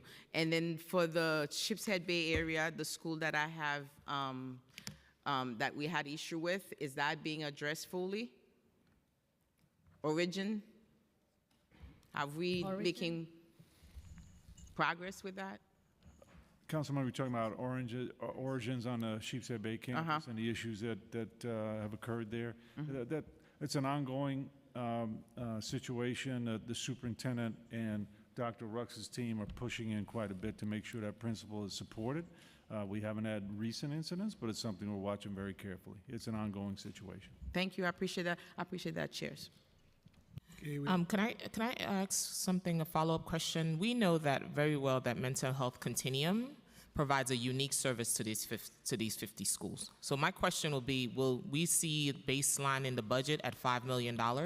We know it's a 3-agency prong that provides unique services. It's not the same at the school-based clinics. Let's make that clear on the record, right? So the question is that something that should be in the adopted budget baseline? So next year, we're not here having the same dance around mental health continuum, and we can have another dance on something else, right? So anyone from the admin want to answer?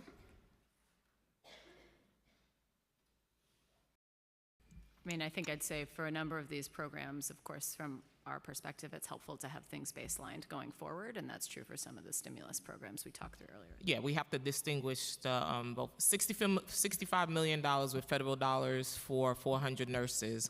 Is that also going to look to be baseline? We know we need nurses in every single school. I can't speak to what will be in the adopted budget. Obviously, those are ongoing conversations.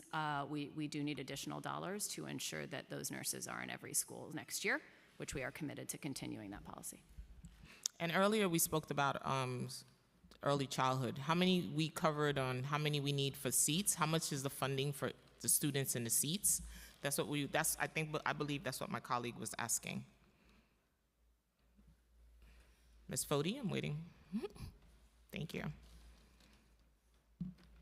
How many seats will be created, and how much more money do you need to serve every preschool with disability, and how much money did you request?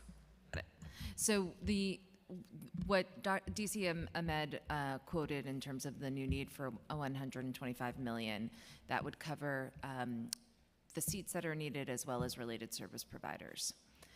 So it would cover the need of the 800 students that we spoke about earlier, as well as the projected need that we're seeing in light of the growth. In the new needs, was that made clear to OMB that you'll need this amount of money to cover these students? Yes. Thank you. Okay, we have questions from Councilmember Dinowitz, followed by Gutierrez. Thank you, chairs. Hello, chancellors, deputy chancellors, and half the DOE. It's good to see all of you. I got a question about 2 titles and some reading. I'm not going to ask about lunch per se, but it's very special that we in New York City have free lunch for everyone. But as a result, a lot of students aren't filling out their lunch forms, and I have had concerns from some of my schools that as it relates to students filling out those forms, they're losing out on some Title I funding. So I just want you to talk a little bit about that. I have a few questions. One is, if you could just share the threshold for a number of students who qualify for free lunch a school needs in order for them to get Title I funding. What mechanisms are in place if they are just below that threshold, as is the case in a number of my schools, and what efforts DOE centrally is making to ensure not only that the forms are filled out as a matter of how it functions, but also that students and families feel comfortable giving that information over to a government agency, and I'm talking about support beyond providing reports to the school. Sure. So the threshold is 60%. And in terms for a school that may fall below that threshold, we have sort of a grandfathering process. So they will be held harmless for the next year in hopes to get the number back up. And then after that, we reevaluate. And if the school is eligible for Title I, then they will continue to get. So they need 60% of their students to qualify for their school to qualify. So let's say year after year, because of a number of reasons, students don't fill out the forms, or they fill them out and leave them blank because they're concerned about sharing data with government, which I think is reasonable in a lot of cases. They're at 58%, right? And as we know, poverty is increasing. So it may very well be the case that those schools should qualify for funding. So that's one part. But even so, if they're just underneath and they hadn't qualified in the previous years, they have a lot of students who need funding, and that school isn't getting funding. So what mechanisms are in place to help the schools build trust, centrally, to build trust, culturally responsive outreach, to help them with the manpower to get those forms, and if they're just under, any financial help you are giving to those schools? Yep, so I will actually get back to you on the details in terms of what we're doing with the process of helping fill out forms. But principals know that they always have to have an all-out effort to drive those numbers, because they know getting those forms back has always been, Deputy Chancellor, if you want to lean in on that. You know, somebody who was a principal for 11 years, we know so much of our funding is driven by making sure that you get those forms in. Sure is. So it involves your parent coordinators, getting messaging out, getting your whole school community involved. Principals and schools do it through a wide range of ways. Competitions, class competitions, how many students bring it in, and you get a pizza party, that they go all out to try to figure out ways to encourage them. But there's also parent training that the parent coordinators do on what does it mean when you complete the form, what information do we get from it, and how that information benefits children in the school community. Yeah. So there are multiple pathways that we have to ensure that those forms get completed. I've spoken to a handful of principals, and a lot of them say the same number. They have like 90 to 95 completion rate, and they also don't know how many parents leave the form blank.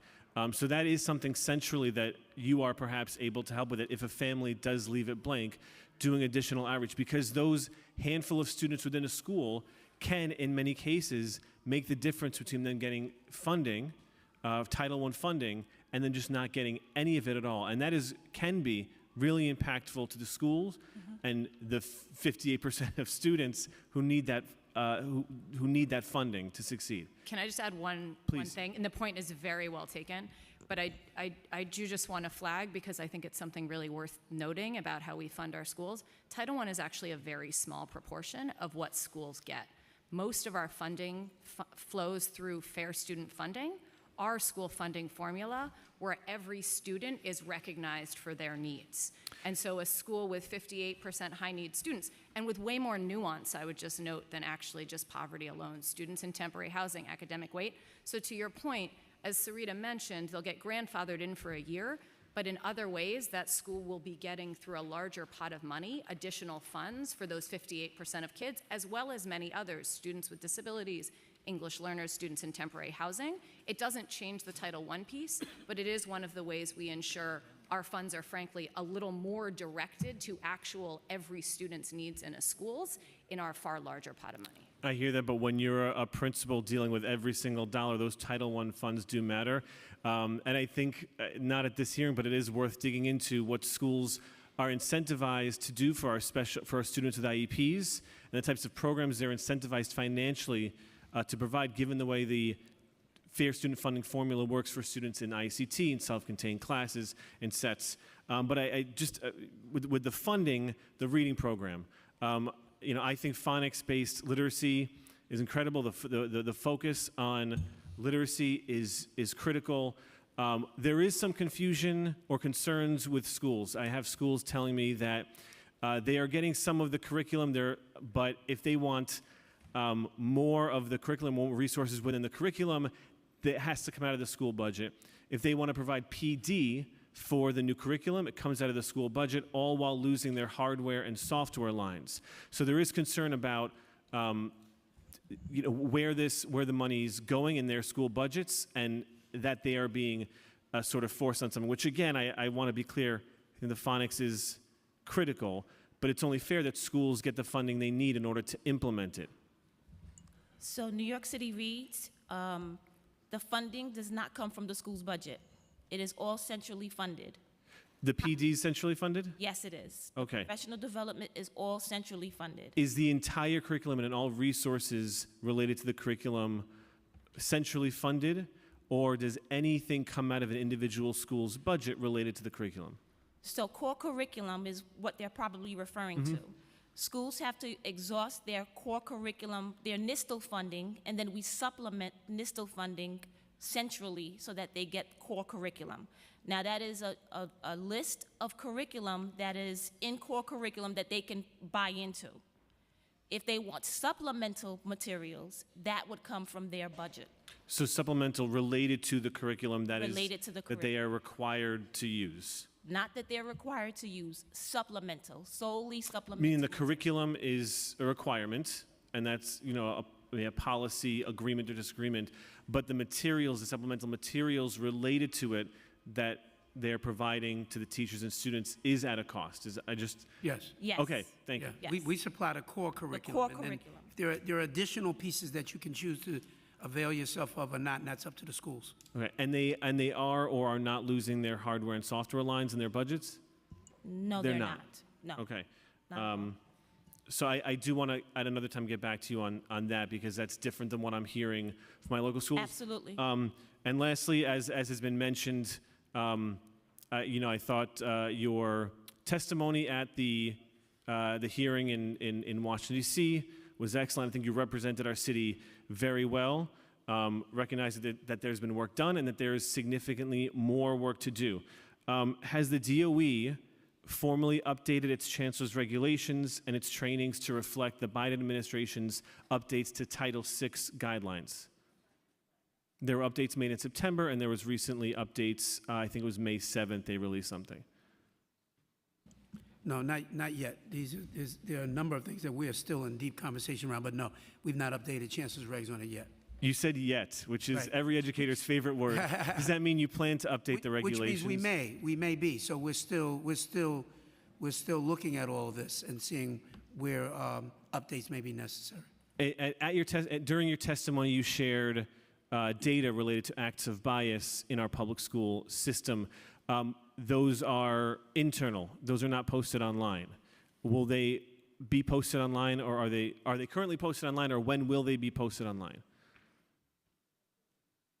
So those are internal. Actually, this is a live issue, council member, and would love to talk to you about it. So we actually did some of our own additional analysis to get to those numbers, because that's we don't categorize. For example, just to give you a quick example, when we have an incident of religious bias, we don't ask principals to code that by, was it anti-Semitism, was it anti-Muslim, was it anti-Christian? So we went through and actually did some manual analysis to make sure the chancellor was armed with that data. Yeah. That's something we're looking at to see whether this level of granular data would be helpful to continue to put out there. But that, at this point, that was internal. Right. I would also say in general, the bias incident data is also not online. Is that correct? Just general, not categorized, but yeah. acts of bias. I'll have to look at that unless the staff knows. I thought that actually was online, but we'll check on that and get right back to you. Okay, make sure. please do. The New York State publishes your, I think, DASA data, but the most recently they updated was 21-22.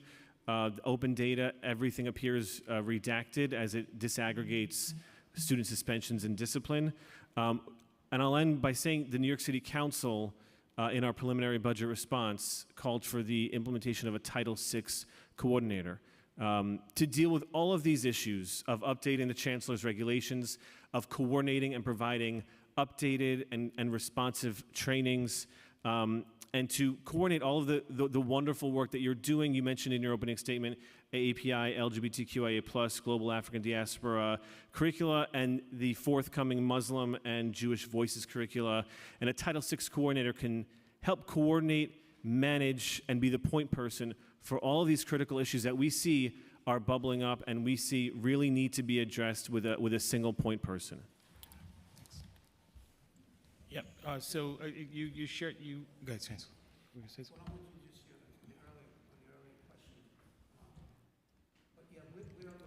Chancellor, just hit your mic. Yeah, I'm sorry. Yeah, we're looking at that as well, whether or not that results in a brand new body in every school versus those responsibilities being taken up by someone else, perhaps our Respect for All coordinator is kind of what we're exploring as well.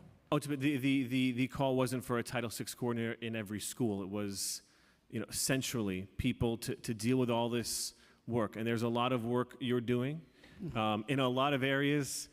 As I mentioned, the Title I, the reading curriculum, Title VI, and the Title VI coordinator could take care of all of the work related to dignity, inclusion, all the different curricula, and that is, and among other things, the regulations update.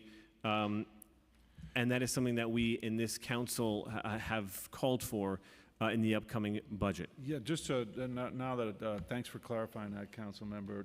We do have a central Title VI coordinator. That's Laura Brantley, who's our EEO office head. So she is the Title VI coordinator. But I think you're talking more about maybe even at a district level, if not at every school level, but certainly across districts, which would.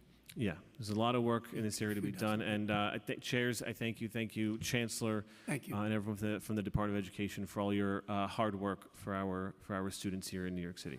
Thank you. Okay, questions from Councilmember Gutierrez, followed by Williams. Thank you, chairs.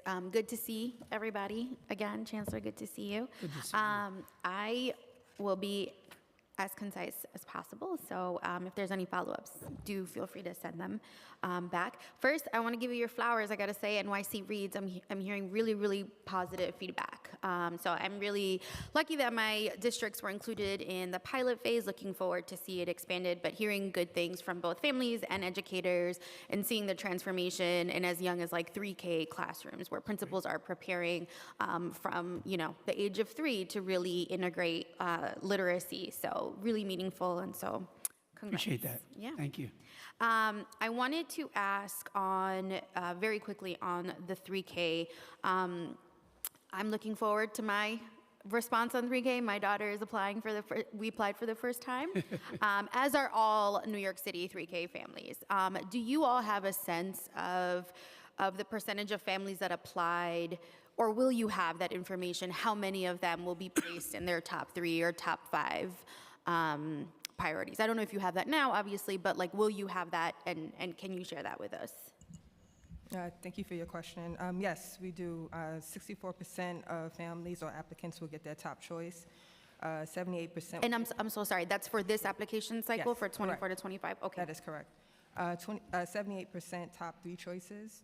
And then families who receive any choice from their application will be 84%. Okay. And then lastly, all families who receive an offer will be 94%. 94, okay. Just one thing, if I could build on Travanda's data, Council Member. So we got the most applicants, I believe, for 3K we've ever gotten. So it's over 43,000. That's basically twice what it was pre-pandemic. But we're really happy, and I think this is something for all of us to celebrate. Those numbers that Travando just gave are much higher than they were pre-pandemic. So in other words, we are able to receive more applications, but for example, pre-pandemic, only 46% of applicants got their top choice. Only 59% got one of their top 3 choices. Those numbers are now 64 and 78. So we'd like it to be 100. But Sure. but we're moving in the right direction. I just think that's through a lot of hard work by a lot of people. So that's the thing. The other thing I just wanted, because you can be helpful to us in getting this information out there. When you don't get your top choice, what happens? We hope you do get your top choice. But if you don't get your top choice, let's say you get your number 3 choice, you are automatically put on a wait list for your number 1 and number 2. So there's a lot of people on a wait list who actually may say, number 3 is great, I'm happy, but I'm still on a wait list. So that's just good to know. You don't need to do anything in order to be put on a wait list.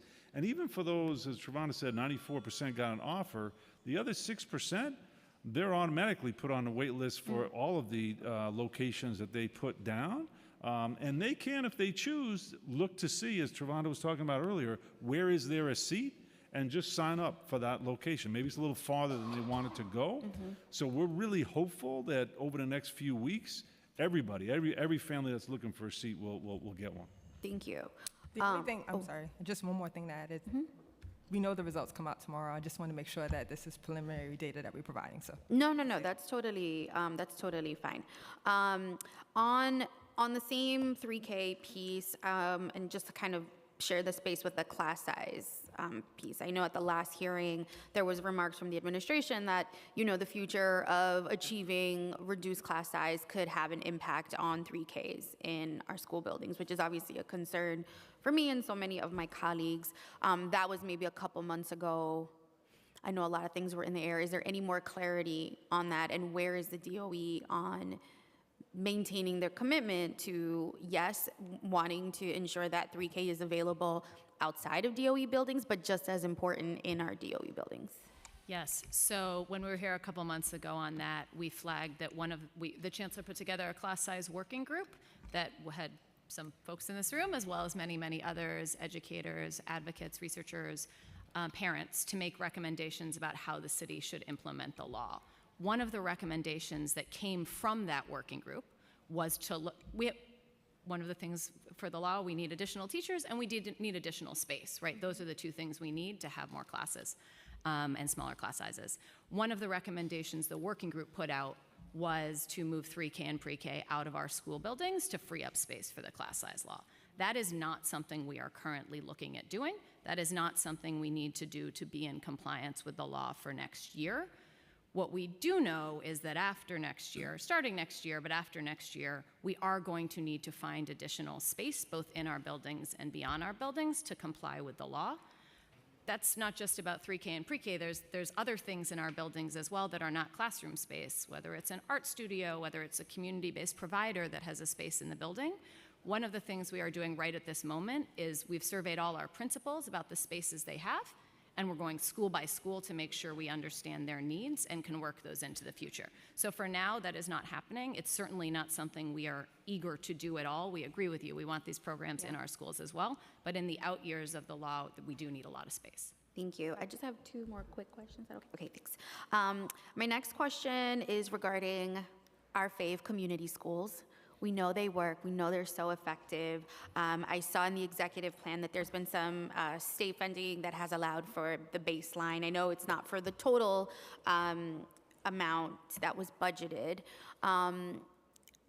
In my district, my council district, I still don't have a single community school in the Queens side of my district, which I am very, very emphatic about trying to get. All my schools are really eager, and I guess with this baseline, which I think is just sustaining existing programs, what is the future of the expansion for community schools for the city? And, be brief if you can. I have one more question. I'll jump in very quickly, but you rightfully, Councilmember Gutierrez, answered the question. So the funding that we received was the restoration of the $8 million and also getting back the money that supported the 113 community schools supported with ARP. So right now, really the focus is on sustaining the 421 community schools, but we're doing a lot of work under the leadership of our chancellor to look at best practices of community schools that can also be thought and leverage across the system. So I look forward to partnering with you and other council members around possibility of expansions. Yeah, and we're happy to help. I think what works about the community school model is the entire model, the comprehensiveness of it, the outreach, the social service provider, the attention to engagement and community level engagement is really crucial, especially in communities that are still very much hurting from the pandemic. And then my last question is related to the NEST program. So I attended CEC 24, which I represent along with some colleagues. and was informed that there was either no expansion of Nest in Queens or a very, very minimal expansion.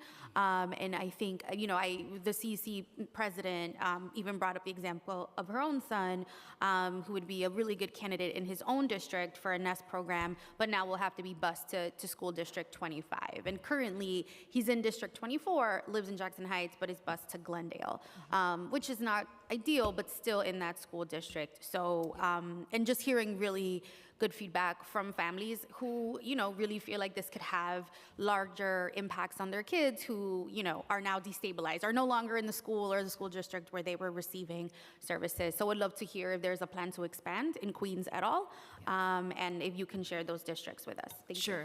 Sure. We're in touch, and I know the topic very well in District 24. We are looking at the request and are going to do everything we can to support the need there. In terms of where we are citywide, in terms of Nest expansion, Nest is the program the specialized program that we do have the most of, and people love the program because kids perform they have a 95% graduation rate and are outperforming kids without IEPs. The district pilot that I described earlier in districts 5, 12, and 14 is something that we hope will give us proof of concept that this is a viable model so that expansion can go further. But right now, I am working on District 24, and we're going to do whatever we can to support that request. Thank you. I'd love to stay in contact with you about that. Thank you. Thank you, chairs. Councilmember Williams. Hello, good afternoon. Thank you so much for being here. I have a few questions from a friend, actually. She has questions around Learn to Work program. So basically, DOE is going to extend the existing RFP contract since it's already May 15th and a new one has not been announced. And if so, what does that mean for new CBOs in charter high schools? So this is for the Learn to Work program.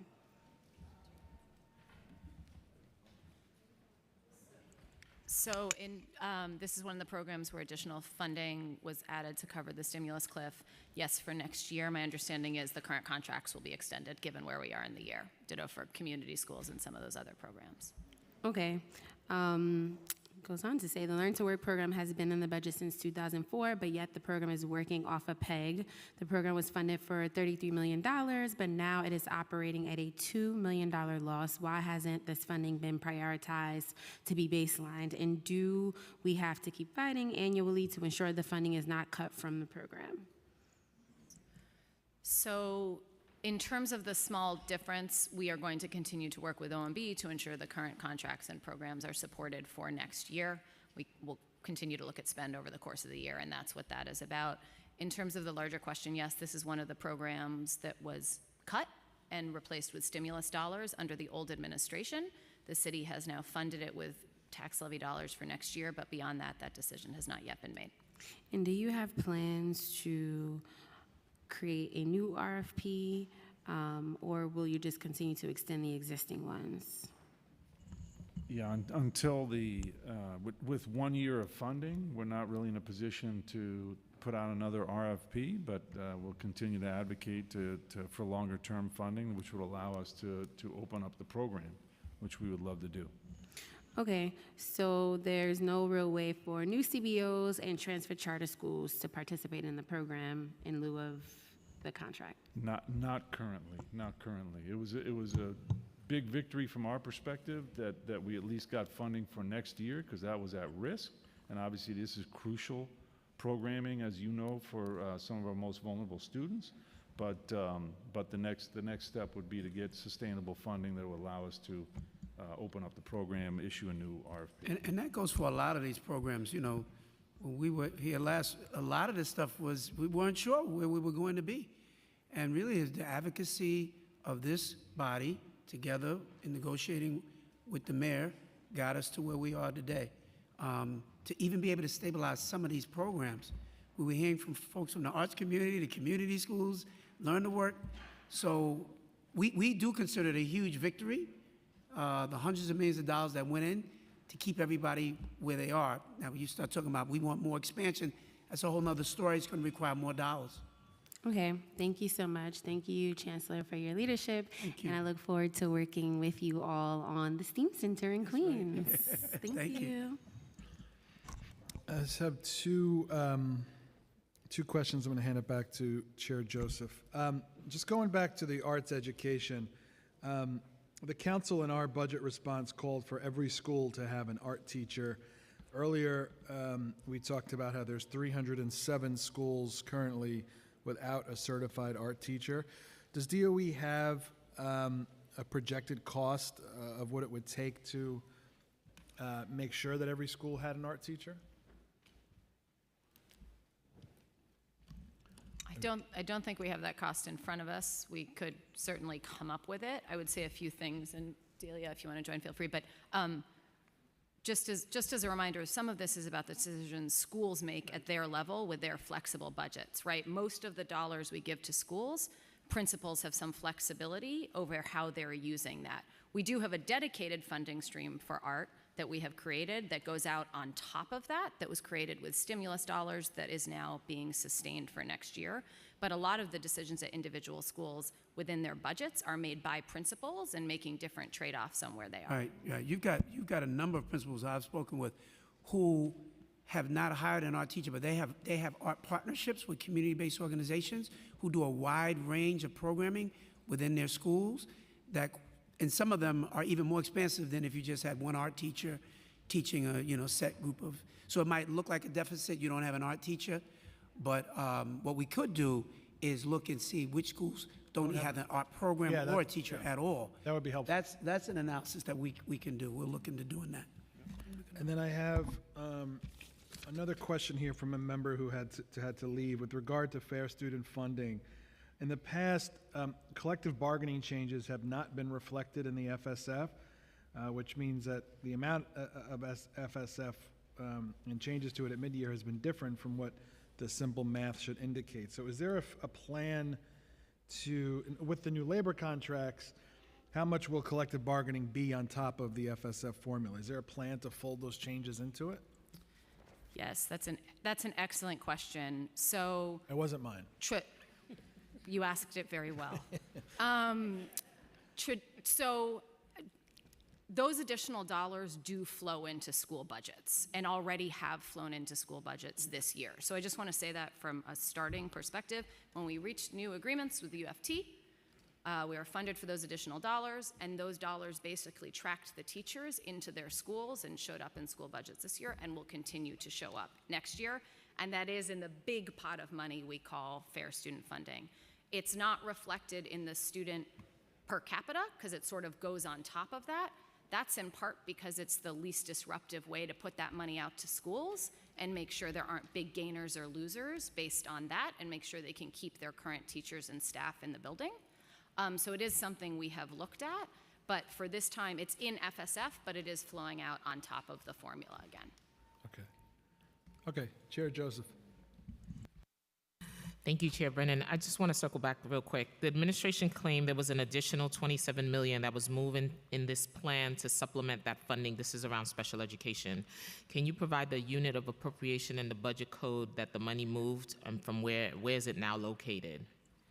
Sure. So the money resides in U of A 470, and it will continue to reside in U of A 470. OMB created a new budget code to track the dollars, and so I will get you the budget code. Okay, so this shift is a net zero transfer, right? Correct. Okay, thank you. Wasn't this funding already earmarked for preschool special education? It's in the budget, but it's surplus funding. And what was the $27 million previously used for? So the funding in that U of A supports the special education contracts and enhancement contracts, and it'll continue to.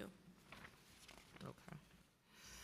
And the DOE has $32 million contract with Health and Hospital providing 200 nurses per day plus an additional 100 on-call nurses. How are these nurses deployed at the schools? So I'd have to check on that particular set, but as you know, we have both staff nurses at DOE and DOHMH, and those are our priority, and we have some vacancies there we're looking to fill. And then we send out contract nurses on top of those to ensure every school has a nurse, and if a nurse calls in sick as well. Are these instances where students who are in need of a nurse would have to wait for one to be sent to their school? No, when we have a nurse call out or we have a vacancy on the staff positions, we work with our contractors to send another nurse in. Have you made a decision to prioritize contract nurse over full-time nurse hired directly by schools? No, we actually really prioritize our staff nurses, both at New York City Public Schools and DOHMH. We have staff nurses, and that is our preference to ensure as many of our schools as possible are filled by those nurses, are staffed and supported by those nurses. We do have vacancies there that we continue to try and fill, but they are not filled, and so we use contract nurses for those and for the others. How many vacancies do you have? Give me 1 second. I have that number here. Currently, it looks like we have about 500 vacancies between us and DOHMH. Why is that? Do you know? I think I'd say a few things. I mean, I think there's nursing shortages, as we know. Right. Some other government agencies that employ a lot of nurses, like the state, have increased nurse salaries quite a bit, which has exacerbated our own shortages. There's some discrepancies between our nurses and DOHMH nurses that makes, when we have a position, person usually just comes right over from DOHMH, so we create a position over there. We are doing new work. We're doing some social media and some campaigns to try and do everything we can to recruit. It's an ongoing issue, though. So that's the same issue we have with our CBO providers, because they say you guys constantly recruiting their educators because there's no pay parity. So we get it. So now we're going to talk about class size, right? Reaching compliance with the state class size law. When will New York City Public School need to add additional budgeted teacher positions in order to remain compliant with the state law? So we're compliant with the law for this year. The law required that 20% of our classrooms be under the cap for this year. We have roughly 40% of our classrooms under the cap. Going into next year, the law requires that 40% of our classrooms be under the cap, so we believe we are very, very close to compliance for next year as well. That being said, we want to be certain and we don't want to just make the bar. So there's a few different things we are proposing in our class size plan for next year. One of those things is asking every district superintendent across the city to look at ways they can make progress in class size. They can work with their principals. We're not mandating exactly how they do it centrally, but looking at space, looking at staffing, looking at distribution of students between classes. And we're asking every district to make progress. But the other thing we're doing, which gets to your question, is, as I said earlier, putting out an additional $180 million into school budgets. Some of that will be for contracts for excellence, which under state law can be used for class size, but also supporting multilingual learners, pre-K. Some of that will be for class size in particular.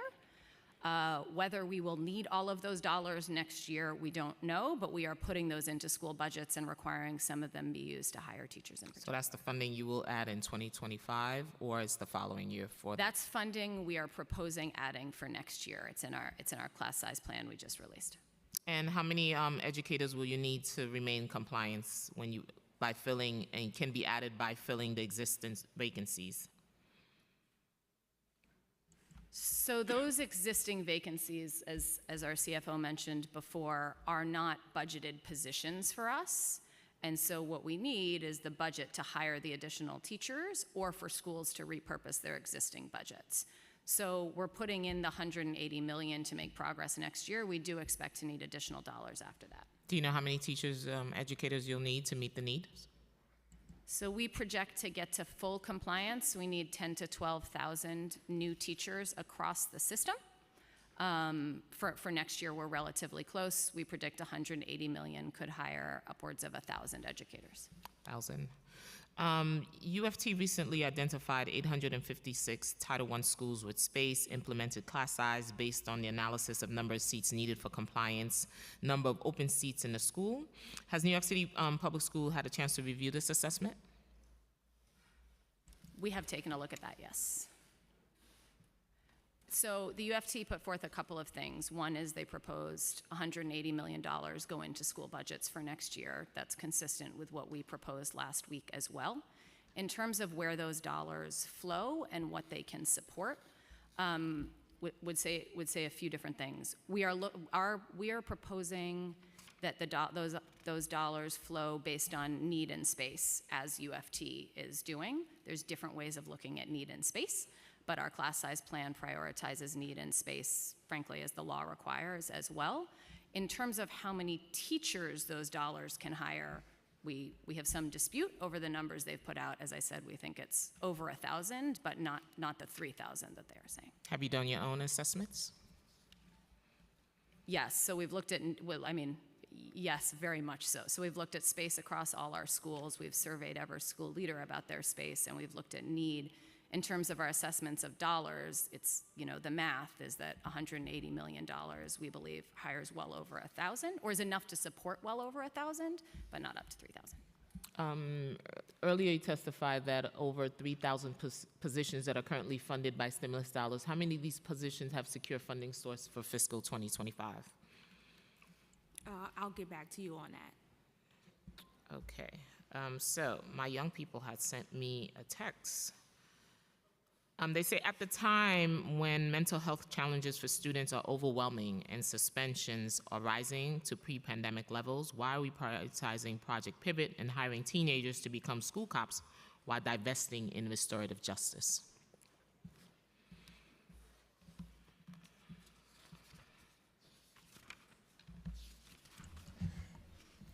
Well, the notion of the Project Pivot initiative is not a one versus the other. Project Pivot is just one of the many initiatives that we have in schools to meet our young people's needs overall. Our schools have a plethora of supports, right? As we mentioned, social workers, guidance counselors, school-based health clinics, our CBO partnerships. The Project Pivot initiative is just one aspect of how we support our students in schools. The work around the Assistant School Safety Agent is a position identified by the NYPD School Safety Division. It's not one that we New York City Public Schools has endorsed. We don't know enough about the project. We are learning more about the project as it goes on. So it's a big surprise to you? Not necessarily a surprise. I mean, we've been a part of preliminary conversation as they talked about the creation of the position. It's still, there's no funding coming from New York City Public Schools for this initiative. And as it relates to the implementation of, they're still in the premature stages of the program. And so around restorative justice, are we still on the same level of funding, or are we cutting the funding? So as of the executive budget, the stimulus cliff in restorative justice has not been restored. So it's not baseline, it's not restored, but we always talk about how restorative justice, and we look at the data and it works. So why is it not in the executive? I know the chancellor's going to say we have a list of stuff that everybody wants. But some of these things are, and I'll say this again, and I've always said this, these are the things that make young people come to school, right? We can have the greatest reading programs on the planet, but if we don't have programs to get them engaged, to keep them in the school buildings, we'll be teaching reading to no one in the building. So we used to I'm have curious. them where we had programs where they would come into school and we weren't teaching them to read. And I think that's even worse, to be quite honest with you. I don't think it's a this or the other. Correct. You all are still engaged in the process. You can certainly, as you are engaged in this conversation, in negotiations, push to make sure that RJ gets restored. That's I'm sure on top of the list for you to make it happen. So in the fiscal 2025, restorative justice has $0, correct? No, there is tax levy funding. Do you have the number? There is still the tax levy funding from this year is continued into next year. It's the stimulus cliff. And how much is that? 5.6. Oh, right, 5.6 million. How much? 5.6 million. 5.6 million. And how much did you put in for Project Pivot? 15. According to the report,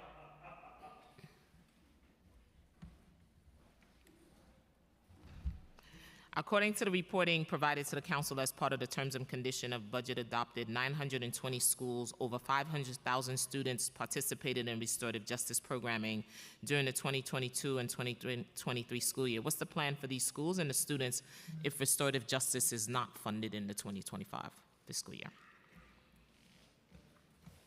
So as I shared, all of the schools that we've identified have a plethora of supports. We have not yet, sort of ventured around what that would mean if restorative is not a part of those school communities. There are other programs that exist in those schools that will continue to exist, that will continue to support students in the same manner.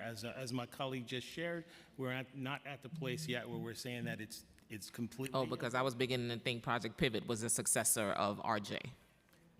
No, and I don't think we should, I certainly don't want to be a part of creating this, Right. I'm asking have the them question. competing.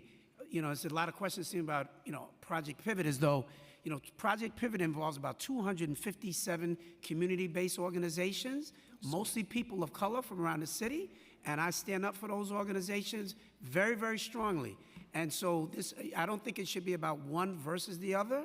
We can absolutely be talking about how do we lift up Project Pivot as well as lifting up RJ.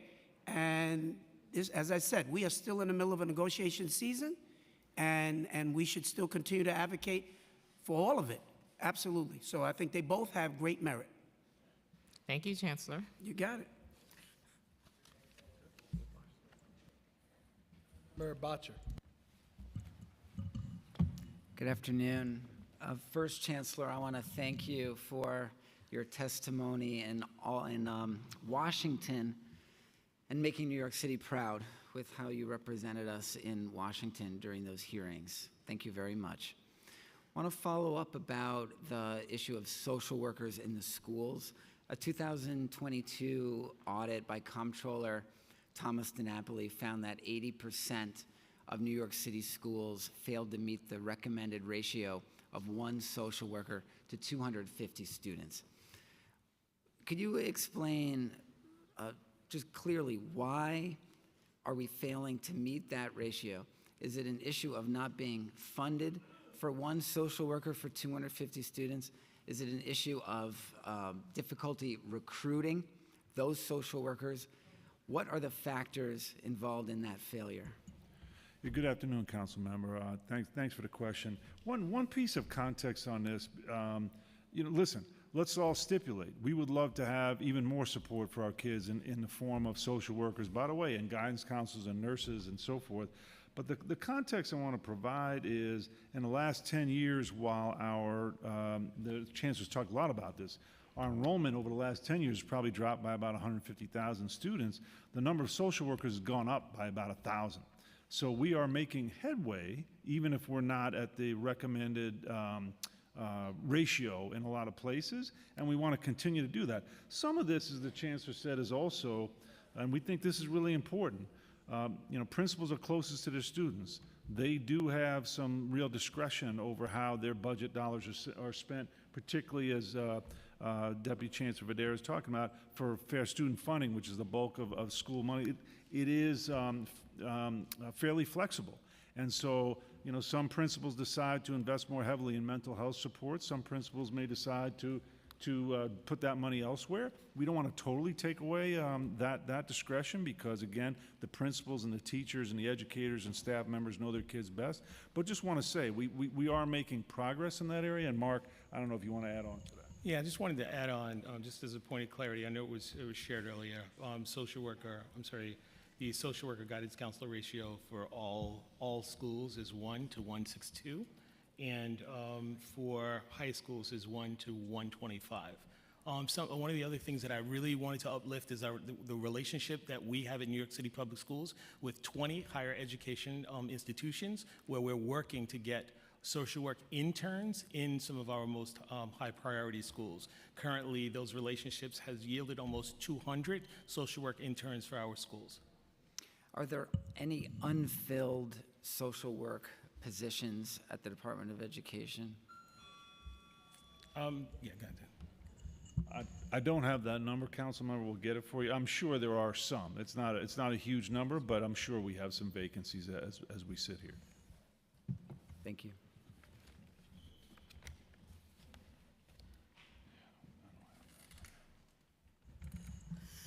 Thank you so much. This is a continued partnership. I'm never out to get you, just for the record.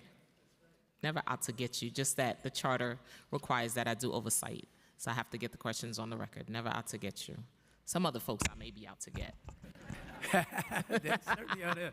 But let me also just say before you wrap, when I was coming from the testimony in D.C., Yes. I got, actually, after the testimony, I got lots of texts from people, including many members of this body. And I got just the best heartfelt text from Chair Joseph, who then followed that up with a phone call that I want to tell you I greatly, greatly appreciate it. I was looking at it at my car ride back from D.C., and I probably got hundreds of texts, but the message that you sent was deeply profound for me, and I want to say thank you. You're very welcome. We were rooting for you, and you did well. Thank you. Did well. Thank you.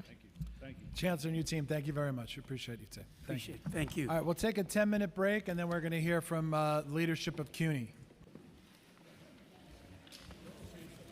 Hey, you guys are up now. How you doing, Josh? Man, I can't wait to get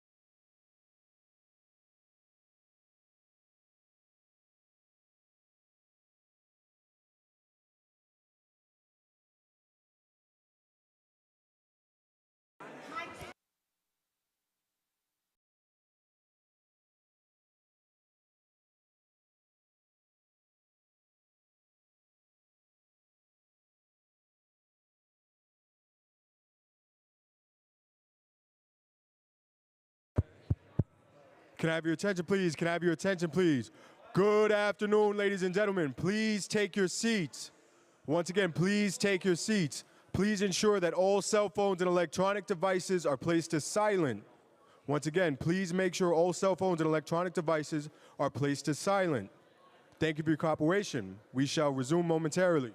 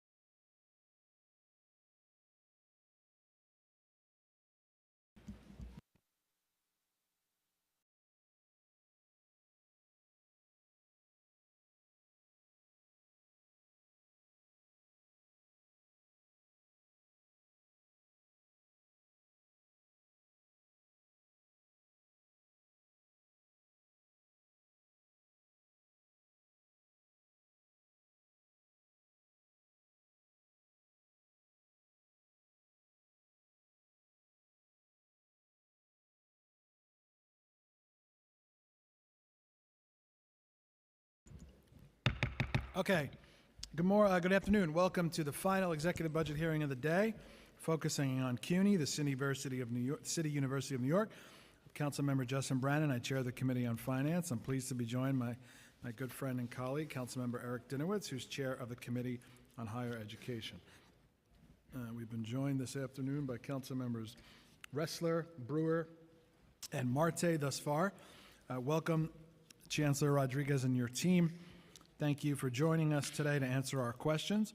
Just as a reminder, this is a government proceeding and decorum must be observed at all times. As such, members of the public shall remain silent at all times. We'll be taking public testimony on CUNY today after CUNY's testimony, after the witnesses have finished, instead of holding one long day at the end. If you wish to speak on the CUNY or the DOE FY25 executive budgets, make sure you fill out one of those witness slips. It's on the table in the back of the room with the Sergeant at Arms. Okay, just to set the table again, April 24th, 2024, the administration released the executive financial plan for FY24 to 28 with a proposed FY25 budget of $111.6 billion. CUNY's FY25 proposed budget of $1.29 billion represents 1.16% of the administration's proposed budget in the executive plan. This is an increase of $20.9 million, or 1.64%, from the $1.27 billion that was originally budgeted in the mayor's preliminary plan. This increase results from several actions, mostly $11.9 million for the Building Performance Lab, And as of March 2024, CUNY had 309 vacancies relative to its FY24 budgeted headcount. In the council's preliminary budget response, we called on the mayor to add $124 million to CUNY's budget for various programs. Of this, exactly $1 million was added and everything else ignored. Above all, the council's call for $50.5 million for a new employment initiative to create a pathway for CUNY students into jobs and careers in city government. In the 7 days of budget hearings so far, agencies have described difficulty filling certain roles, and individuals have told how their parents' job with the city was provided a stable entry into the middle class. As I mentioned in my remarks earlier today, we have the resources to make investments like this and also to protect ourselves against economic uncertainty. And then the council, therefore, will continue to push for a final budget that supports New Yorkers' success. My questions today will largely focus on the tuition adjustment, CUNY's headcount and vacancies, and CUNY Reconnect. It's a priority of Speaker Adams. I now want to turn to my chair for this hearing, my co-chair for this hearing, Councilmember Dinowitz, for his opening statement. Thank you, Chair Brannan, and welcome to today's hearing on the fiscal 2025 executive budget on the City University of New York jointly with the Committee on Finance. I'm Councilmember Eric Dinowitz, Chair of the Committee on Higher Education and proud CUNY alum. I'd like to thank Finance Chair Justin Brannan for holding this joint hearing today. CUNY's fiscal 2025 executive budget totals nearly $1.3 billion, which includes close to $900 million in personal services funding to support 6,024 full-time positions and $391 million in other than personal services. The fiscal 2025 executive budget is $167.7 million less than the fiscal 2024 adopted budget of $1.4 billion. The difference in funding is largely driven by the expiration of $112.4 million in federal stimulus funding in fiscal 2025. While CUNY's budget does not include any program to eliminate the gap in the executive plan, the institution is still bearing the brunt of previously implemented pegs. However, the plan adds funding restoration of a whopping $1 million in fiscal 2024 only for CUNY science, technology, engineering, and mathematics, or STEM. In the Council's budget response to the fiscal 2025 preliminary budget, we urged the administration to restore and baseline funding for several critical programs, including ACE, ASAP, and CUNY Reconnect, among others. Unfortunately, the executive plan only includes a partial restoration of $1 million for ACE. I want to emphasize again, CUNY plays a major role as an engine of economic mobility and is an important contributor to New York City's economic growth. Today, we will examine CUNY's executive budget to ensure that the institution and the students it serves receive adequate funding and resources to continue to thrive. I would like to thank everyone who had joined us today and thank our committee staff for their work, including Carolina Gill, Florentine Cabore, Regina Paul, Sahar Morazami, for their work, and Adam Staropoli, my budget and legislation director. And I will now turn it back to Chair Brannan. Thank you, Chair Dinowitz. I'm now going to turn over to our committee counsel, Mike Toomey, to swear in the witnesses for their testimony. Good afternoon. Raise your right hands, please. Do you affirm to tell the truth, the whole truth, and nothing but the truth before this committee, and to respond honestly to councilmember questions? Chancellor Rodriguez. Executive Vice Chancellor Batista. Executive Vice Chancellor Hensel. Senior Vice Chancellor Solomon. Thank you. You may begin. Chancellor, just make sure your mic's on. Okay. Yep. Good afternoon, Chair Brannan, Chair Dinowitz, and other members of the New York City Council Committees on Finance and Higher Education, staff, and guests. I am Felix Matos Rodriguez, the Chancellor of the City University of New York, and I am joined this afternoon by the CUNY Dream Team, our University Provost Wendy Hensel, our Chief Operating Officer Hector Batista, and backed by popular demand to this group, our CFO Sheriff Solomon. I want to thank Speaker Adrian Adams and the entire City Council for your steadfast commitment to CUNY, our mission, our programs, and most of all, our students. 5 years ago this month, I had the great honor of becoming Chancellor. Although this past 5 years have been presented with many challenges, we have also accomplished many things working together as a community and with our partners like you.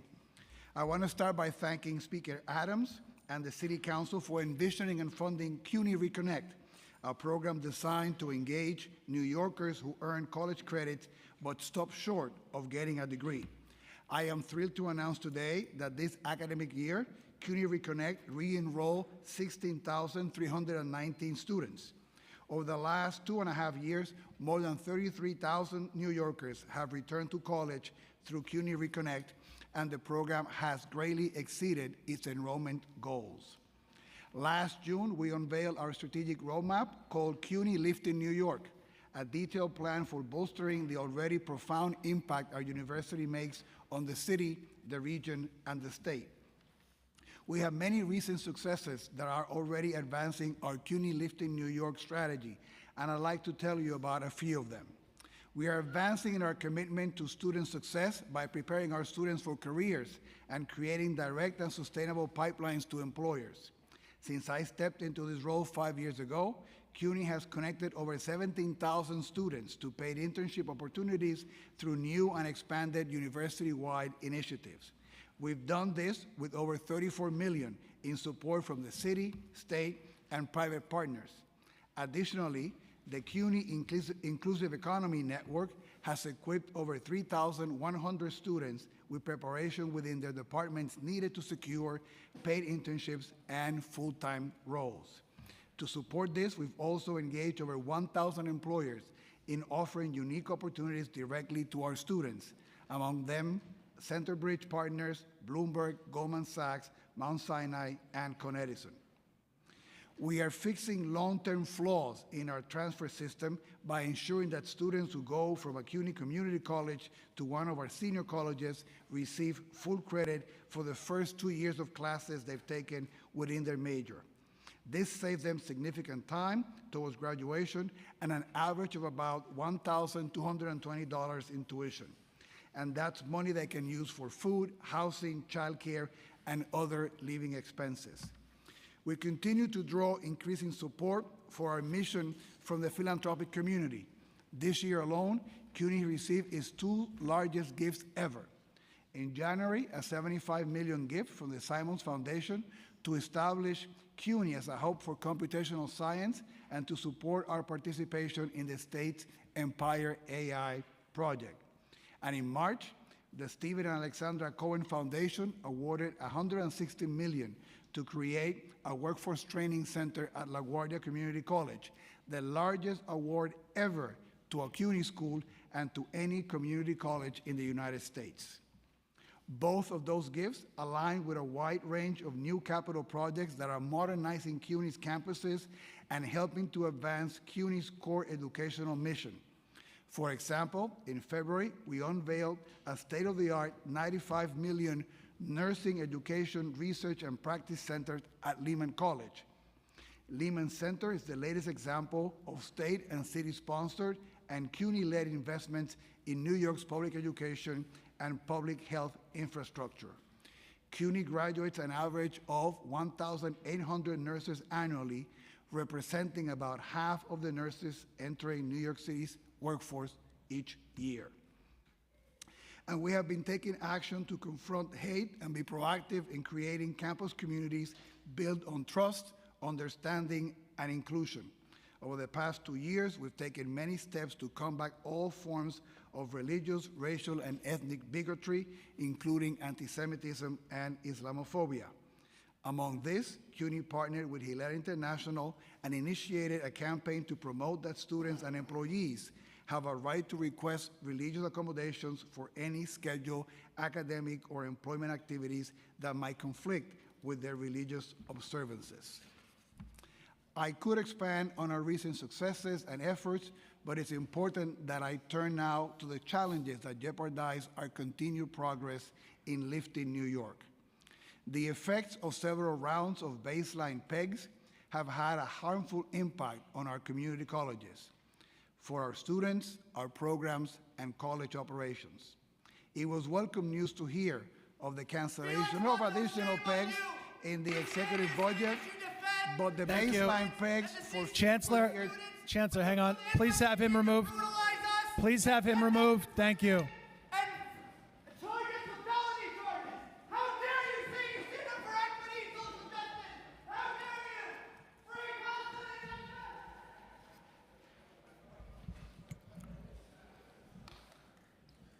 Okay, go ahead, Chancellor. Thank you. Thank you. It was welcome news to hear of the cancellation of additional pegs in the executive budget, but the baseline pegs for fiscal year 2024 that now total $94.1 million and the estimated $94.5 million in fiscal year 2025 will continue to impede CUNY's progress. To put this in perspective, the cumulative peg of $94.1 million is 15% of the entire city contribution to our operating budget. We have been relentless in our efforts to mitigate the harm from these cuts and preserve our academic mission and reputation as the nation's leading urban public university. Still, the negative effects of the pegs are now widespread and unavoidable. We appreciate that the Council prioritized in its budget's response a peg restoration of $40 million, and we look forward to working closely with you and the administration, with whom lines of communication remain open, to achieve the restoration goal in the adopted budget. CUNY is an organization of people, so naturally most of our operating budget, about 85% of it, is dedicated to personnel cost. As a consequence of pegs, our community colleges are down over 400 positions, or about 7% since fiscal year 2021. Personnel reductions of this magnitude have impacted and continue to impact campus operations and student supports. Here are a few examples. At the Board of Manhattan Community College, 73 positions are vacant. They include faculty, academic and student support services, staff, buildings and grounds professionals, and instructional and administrative support. At Ostos Community College, 77 positions have been cut. They are unfilled faculty lines and vacancies in student support service areas, financial aid, admissions, and advisement that remain unfilled. Departments ranging from IT to custodial services are operating with reduced or minimal staff. As these representative examples reflect, the reductions imposed by the pegs have long-term consequences for our students and, by extension, the city. These effects are magnified by the fact that many students are now enrolling with significant learning delays and intense needs because of the pandemic. They require more support than ever before. You are also aware that we have been facing a structural deficit, and we have taken substantive steps to address it. Since the pandemic, we have applied across-the-board saving targets and hiring freezes. Beginning with this current fiscal year, we are adopting a targeted approach, working closely with colleges exhibiting fiscal distress by reducing expenses and seeking opportunities to generate revenue. Our actions, combined with additional state aid, have led to the structural deficit being reduced by more than half of what it was 2 years ago, from $234 million in fiscal year 2022 to a projected $107 million at the end of fiscal year 2024, according to our latest mid-year projections. We anticipate that the projected year-end deficit will be even lower. We are also implementing various system-wide shared services strategies to achieve additional savings and streamline our operations. Our efforts are not limited to expense reductions. We are also focused on revenue strategies that can help our goal of fiscal stability. We continue to implement enrollment and retention strategies to ensure that students succeed on their educational journeys, and those efforts have led to an uptick in enrollment that helps increase revenues to the university.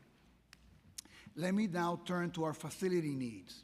As Chair Dinowitz and members of the Higher Education Committee heard at a recent hearing, the upkeep and enhancement of CUNY's extensive facilities portfolio is critical to CUNY's overall success.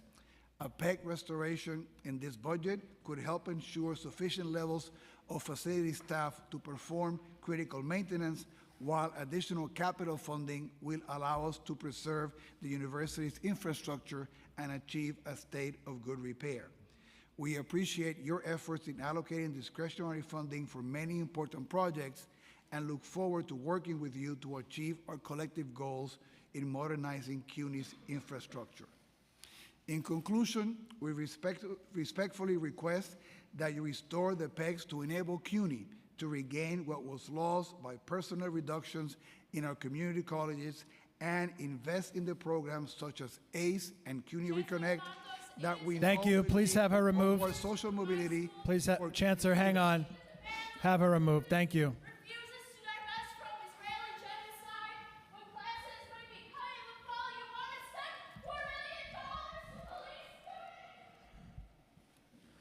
Go ahead, conclude.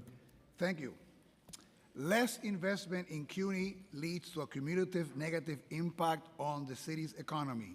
Fewer college graduates, a lesser credentialed workforce, lesser ability to attract businesses to the city, lower personal income and business tax bases, longer-term potential for more individuals requiring city services. Real investment in CUNY will do just the opposite. We know that this is a broader goal that we collectively share, and we look forward to working together with you to deliver a better future for CUNY and for New York. Thank you again for the opportunity to testify, and we look forward to your questions. Thank you, Chancellor. Just a reminder, we have public testimony after CUNY is done testifying. If you want to make your voice heard, the way to do it is to sign up to testify. If you jump up and... Okay, be removed. Thank you. Bye-bye now. Thank you. This is a city council hearing. It's not a Yankees game. So if you want to testify, you have to sign up to testify. If you jump up and scream, you'll be removed. I don't care what you're saying. Okay, let's start. Chancellor, I want to talk about headcount and vacancies. You mentioned a little bit about it in your testimony. Can you provide the total number of non-reappointments for the spring 2024 semester? So let me, Terry, if you want to answer those more technical questions. Well, I think what we've been saying is over the course of the past few years, community college headcount is down about 419 positions, or 17%. And that's, largely the result of the reductions that needed to be taken because of the PEGs, et cetera. Now, that's classified staff, faculty. It's a mixture of both. Have you identified colleges that are in greater need of additional personnel, or is it pretty equitable across the board? Are the vacancies spread across, or? I think, it's mostly, there's some of the schools that have been also affected by larger enrollment losses. Think about Board of Manhattan Community College, for example, right? So in our revenue model, it's money that comes from the city and the state in addition to the money coming from enrollment. With enrollment being down, we've also lost support there. So some of the schools that have had more enrollment lost might be affected a bit more in terms of staffing positions. And in that 419 number, do you have a breakdown of the vacancies for pedagogical versus non-pedagogical? We can get you a breakdown, but I think, as the Chancellor said, it really runs the gamut in terms of the areas that have been impacted, from counseling services to financial aid counselors to academic advisors to facilities and maintenance staff that are so important to our campus operations. So we can certainly get you the breakdown of pedagogical and non-pedagogical, but it really runs the gamut. And the current vacancies impacting class offerings? Certainly they do in terms of having less faculty available to teach the classes. The decline in enrollment also means there's less sessions that are needed, but certainly lack of faculty limits our flexibility to provide the courses that the students need. Okay. Talk about tuition adjustment. The FY25 executive plan includes a reduction of $128.3 million in FY24 only from tuition adjustment related to student enrollment. So what was CUNY's projected student enrollment versus actual enrollments in FY23 and 24? Can you tell me? Yeah, so both of those numbers, you see the expense budget and the revenue budget coming down to account for, if you will, a right sizing of where our enrollment levels are. Essentially, since the pandemic, we have being carried in the budget the baseline of what our enrollment was at that particular point in time. So what that reflects is a year-by-year adjustment based on enrollment levels and where they are now. And what is the anticipated impact of this decrease in tuition to operations? Well, I mean, we mentioned some of the things in the testimony, right? In terms of it ranges from having being able to hire less faculty, being able to hire less advisors, being able to have less hours for some of the basic services, tutoring, library hours, cuts also on the operational side, less staff on the maintenance team, for example, which has an effect on the infrastructure of our facilities. So it runs the gamut, and we have worked with each college for them to do differently how they want to manage the different cuts that they faced. Could you give us an idea of which colleges are projected to see a decrease in enrollment in the upcoming school year? I mean, that is, a challenging proposition, to be very frank with you, and I'm sure that in the previous hearing, you probably heard a thing or two about the fiasco with FAFSA and the potential effect that might have on enrollment. Actually, in the community college sector last year, enrollment was up about 2%, right, if memory serves me right. And some of the programs that we put together with the New York City Public Schools were actually gave us a lot of hope that enrollment numbers were going to be far better. We had a really, really great, robust September in the number of applicants, but FAFSA has thrown a monkey wrench in terms of really how many of those students are going to be able to, get their financial aid on time and use that to make a decision to come to CUNY. So to be candid, we are knocking on every door. We're making every effort to get the students to fill out the FAFSA. Partnerships with nonprofits. We got additional funding from Petrie to do that. But the FAFSA really creates an issue in terms of any accurate forecasting of where we're going to be with enrollment next fall. Okay, that's helpful. Do you have a projected revenue impact related to the state's new program that will automatically enroll the top 10% of high school graduates? You want to go? Just make sure your mic's on. Sorry. We're still working on that. It's still, the format of that program is still under discussion with the state and with New York Public Schools, and so we can get back to you on that answer. Okay. And FAFSA is also impacting the decision whether this is the right time to move forward with that program. Okay. Talking about the expiration of the federal stimulus funds, what are the specific programs or services that are covered with federal stimulus funds? Do you have anything that's 100% covered with that? So the federal stimulus funds, as you know. I don't think your mic's on, sure. Is it on? Yeah. The light's on. Right again. Good. Okay, so like New York City, like New York State, like the MTA, for example, CUNY received federal stimulus dollars in the amount of $1.6 billion. That went to cover a number of things. It went to cover some institutional costs, including some pandemic-related expenses. It also included lost revenue, and it included student emergency financial aid. So with respect to the lost revenue piece, that is where you really have the stimulus funds buying us time, because as the Chancellor mentioned, we have a structural deficit based on the enrollment losses. So the stimulus funds allowed the community colleges to be able to continue operations, to be able to continue to invest in faculty, to invest in all of the aspects, both on the faculty side and both on the operational side of what it takes to essentially run an institution. So it really does, again, we say run the gamut across that stimulus fund was be able to be used for loss of revenue, especially from the loss of enrollment that accelerated with the pandemic. And is CUNY as an institution struggling, just like every other agency, with figuring out how to maintain or sustain, continue temporary programs that were funded primarily with permanent programs that were funded with temporary dollars? Is that a challenge? One of the biggest challenges that we have is with the ACE program, which Right. I think you mentioned before. Yep. ASAP is baselined, and it allows us to hire advisors and staff that are permanent.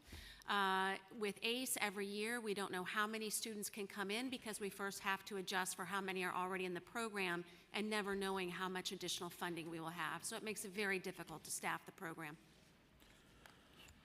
Okay, I have a couple more. The OTPS spending, other than personal services funding, for community colleges totals $391 million in FY25, which represents a reduction of $140.8 million compared to the FY24 adopted budget of $531.7 million. So it's our understanding that this decrease is mainly driven by less than anticipated spending on materials and supplies. What are the major programs and services that are paid with OTPS funds? So, Chair, it really is due to stimulus and programs. So the stimulus funds, since we are planning to exhaust all of them in this fiscal year, will not continue to fiscal 25, right? So that's the lion's share of that 140. And then the programs, as you know, a number of programs were not included in exec. And so the remainder is essentially what those programs are that were not included in exec.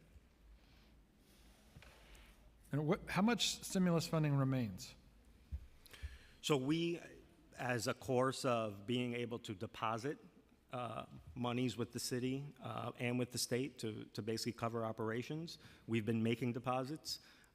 There's roughly 50 to 60 million left that will be used to cover expenses for the remainder of the fiscal year. The number that we just spoke about in terms of the OTPS reduction is the $112 million that had been carried from last year to this year. Okay. The executive plan includes $1 million restoration in FY24, but only for CUNY Science, Tech, Engineering, and Math. I believe Chair Dinowitz brought this up. Can you provide a brief description of this program, and why is the funding included in FY24 only?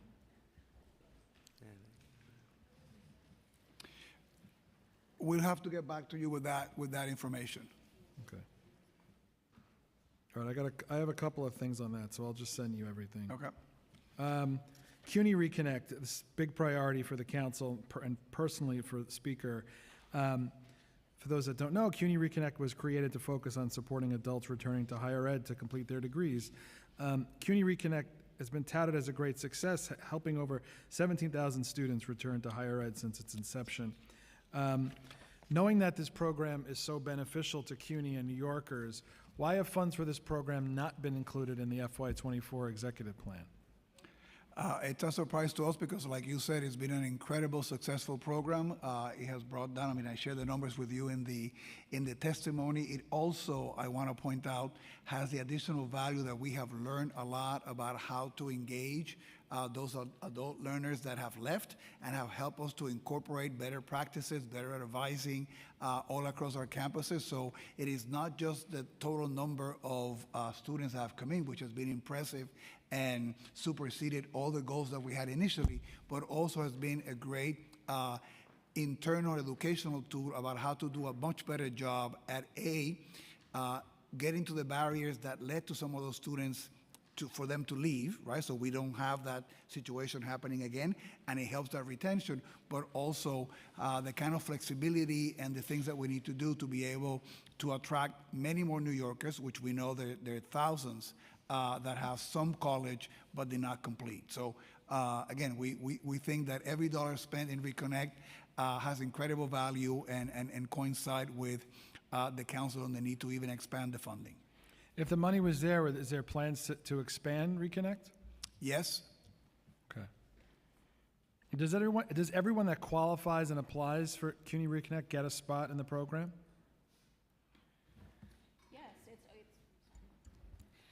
Yeah, it is personalized service. What's great about it is there are individual folks who speak directly to the applicants about what their needs are, where they are in their own journey, and are able to identify which school is the best fit for that student. So it's a very individualized program, and anyone who comes is eligible. And I know a very important piece of this is the child care. Has the child care access been impacted by the cuts from the administration? Yes. Okay, and last from me, does CUNY collect data with regard to the CUNY Reconnect program on why the returning students previously left CUNY? We do, and at the moment, we actually have a full study plan for the next fiscal year, but our initial data tells us three things are the primary concerns. Not surprisingly, number one is financial strain. Students run out of money, or they have to prioritize immediate needs with their families. The second is, more specifically, work and family obligations. Juggling those things become unmanageable without the lack of good advisement or help identifying where they should be. And finally, the third is academic difficulties, that there was a difficult start, they've been out of the classroom for a while, and part of what we identify is what supports and services they need in order to successfully rematriculate. And if I might add, an added component that now that there was increased funding and flexibility with part-time TAP, a large number of the students that are coming to Reconnect because of some of the life balances that they have to navigate are coming part-time. The fact that now TAP is a lot more generous with part-time students has also allowed us to increment the impact of the funding from Reconnect. That's great. Okay, thank you very much. I'm going to turn it over to Chair Dinowitz. We've also been joined by Councilmember Batcher and Aviles. Chair Dinowitz. Okay. Thank you, Chair Brannon. Staying on the Reconnect ASAP bandwagon here. Just one follow-up on the childcare. To what degree is childcare going to be cut? How many children are currently taken care of with childcare, and by how many would that have to be cut given these cuts? I think we can give you precise number per college based on that. It'd be the best way to address your question. Okay, thank you. Do you know what are the current number of students enrolled in the ASAP and ACE programs, respectively? So in the ACE program, currently there are 3,015 students, which is both first-time freshmen and transfer students across 7 colleges at CUNY, and ASAP is more than that.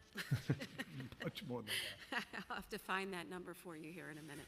Okay, greater than 3,015. Yes. It is Total for all 13 was 15,000. 15,385 to be But you should have said precise. significantly greater. Okay, 15,000, what is it? 15,385. 385. And you had said in your testimony that ASAP is baselined? Correct. Okay, because we're seeing cuts, I know, to the ASAP program on our end. Is that, can we talk more about the cuts that are being felt by the ASAP program? Sure. I think the $5 million that the council added in last year's budget is not continued in exec, but the lion's share of the program, funds for the program is baseline. Thank you. And ACE.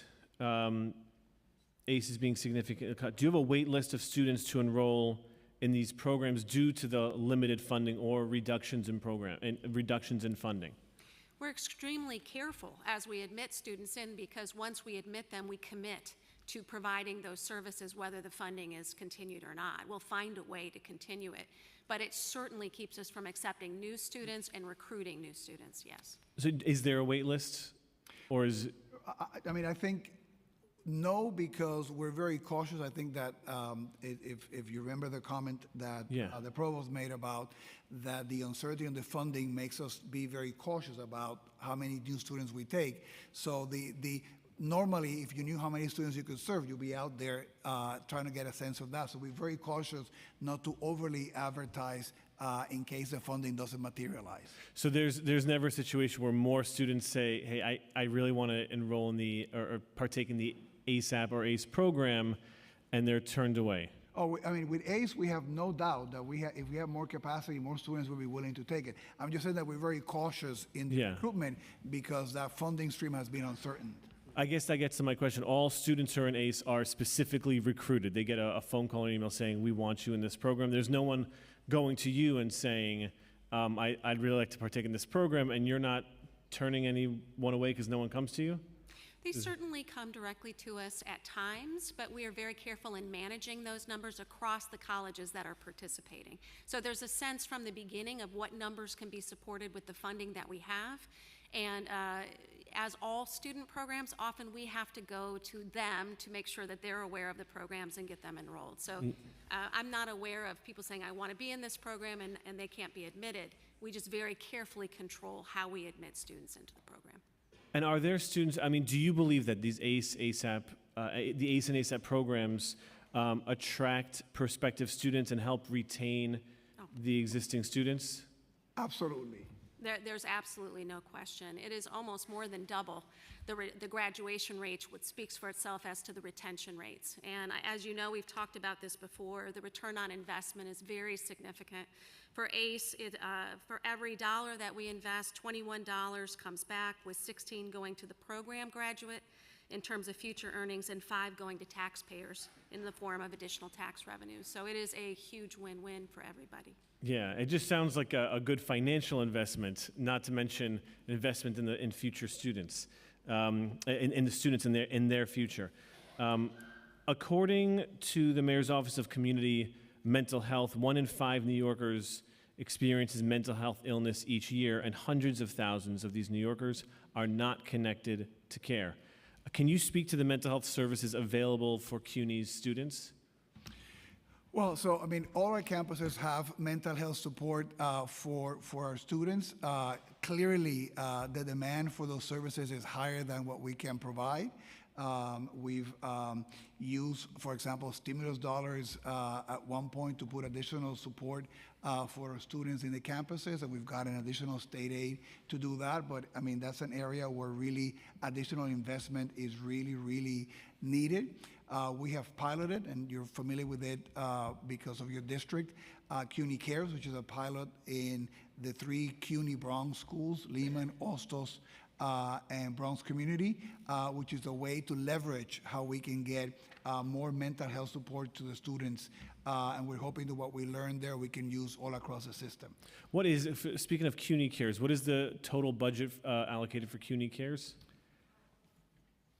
We can get that to you. I don't know that. It's a blend of philanthropic support and state dollars, and it's the intent of CUNY Cares is, for example, to leverage many of our students who would qualify for SNAP benefits, and they don't want to navigate the paperwork, or they think they're not going to be eligible. So we're really trying to maximize resources that the federal government or the city and the state already provide for our students, which we know will have an impact on their food insecurity, on their housing insecurity, and in this case, going back to mental health. But we can give you a breakdown of the CUNY Cares budget. And please. I was just going to give you the one area where we really have felt the lack of stimulus funds, as the Chancellor mentioned, is mental health. And just to give you a sense of that, the recommended ratio of clinicians to students is 1 to 1,500. And as a result of the loss of stimulus funds, we're up to 1 to 2,390. So we are still we're still serving 100,000, giving 100,000 services to about 30,000 students in the last 3 years, but it is difficult, and our clinicians are absolutely maxed out because of the loss of those funds. Yeah, it's something we're hearing across all areas, all over the country. A 2022 survey by Healthy CUNY and the CUNY Office of Applied Research, Evaluation and Analytics found that nearly 111,000 CUNY students experienced food insecurity. That is 2 out of every 5 CUNY students, up from 1 in 5 in a 2018 survey. Its students found that the lack of convenient access to meals can contribute to food insecurity, a major inhibitor to college success.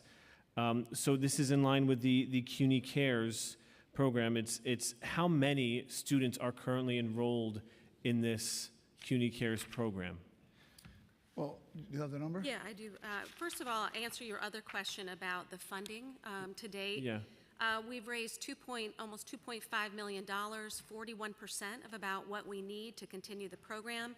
About 49% has been committed or promised by the Mayor's Office of Economic Opportunity and Public Engagement. 40% has come internally from CUNY, our own allocation from the Chancellor's Office, and 11% from private foundations. So that's where we are at the moment. And to give you some context, we estimate that about 20 to 25% of our students are in fact eligible for SNAP, and yet most of them have not applied for SNAP. So through this new program, we've increased the applications by 18.5%. It's a small number to begin with, so that percentage is a little misleading there, but gives you some sense of the increase. We had 483 requests for assistance in the fall because we're just beginning this program, and we know that more than 42,000 students have downloaded the form for SNAP. How so many? Again, 42,000 in 2023 calendar year. So it is a significant issue for our students, but thankfully, with this program, the numbers are trending in the right direction as we're connecting students into the welfare services. I'm sorry, 42,000 across the system? Across the campuses, my The three data, campuses? all campuses, 42,000. No, I think that's a system number, right? A system. That's what, yeah, 42,000. No, not for the Bronx ones, for the system. Oh, no, I'm sorry. Okay, no, okay. So I was like, 42,000 sounds like a lot for For the three colleges. Yes. No, but give you some sense of the need. And can Oh, I yeah, also sure. thank the council, because the council has been extremely supportive of the food insecurity initiative that has made a difference in many of our community colleges. So I want to publicly thank the speaker and the council for that support, because it addresses the issue that you identified of food insecurity. Yeah. Thank you, Chancellor. The 2.5 million, is that over a certain number of years? Is that per year? What does that relate to? I think that was the startup to get it. I think it's a I'm not sure. 3-year. Part of it is through one-time funds that we received from the state, which in this enacted budget were reappropriated. So for fiscal year 2025, we have those funds. I think the 40% that Provost Hensel spoke to. Yeah.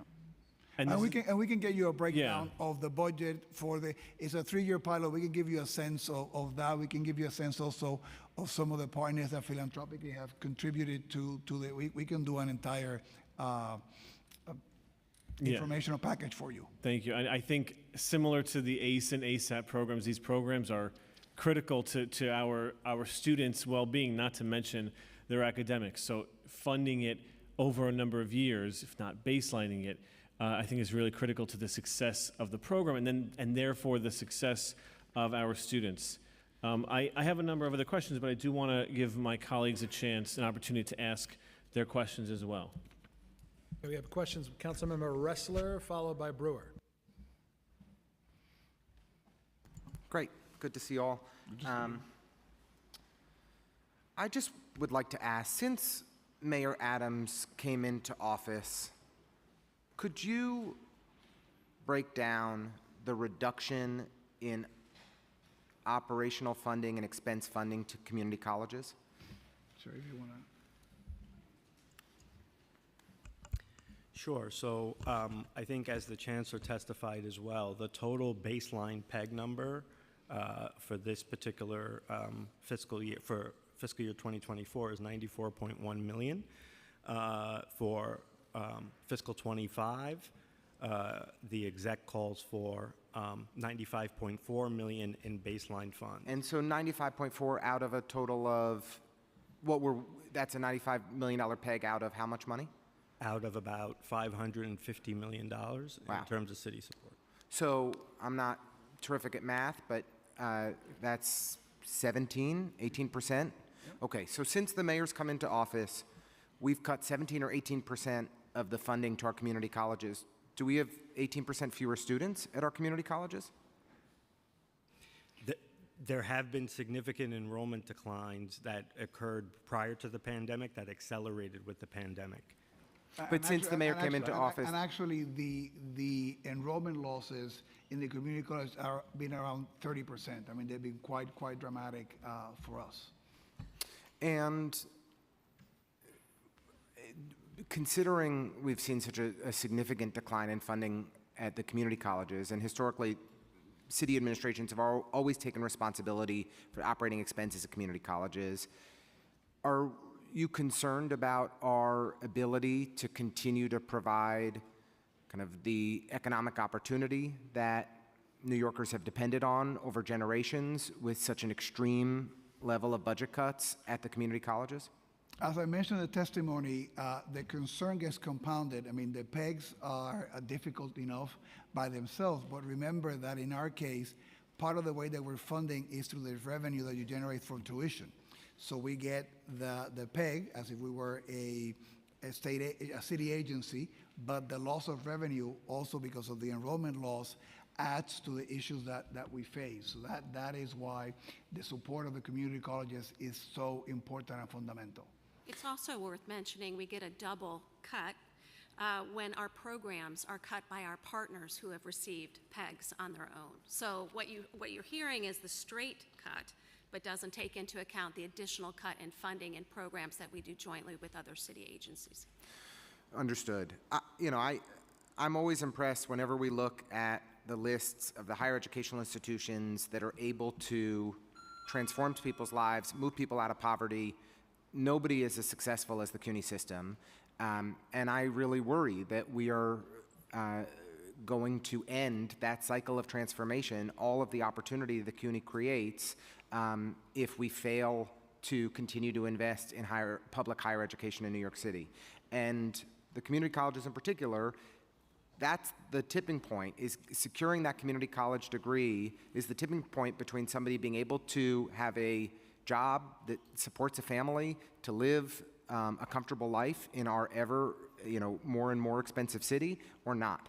And I am greatly appreciative of the speaker's leadership to invest in CUNY, and this has to be the budget where we restore all of the multiple rounds of budget cuts that the mayor has imposed on our public higher educational system, and I will do everything I can to be helpful. So thank you.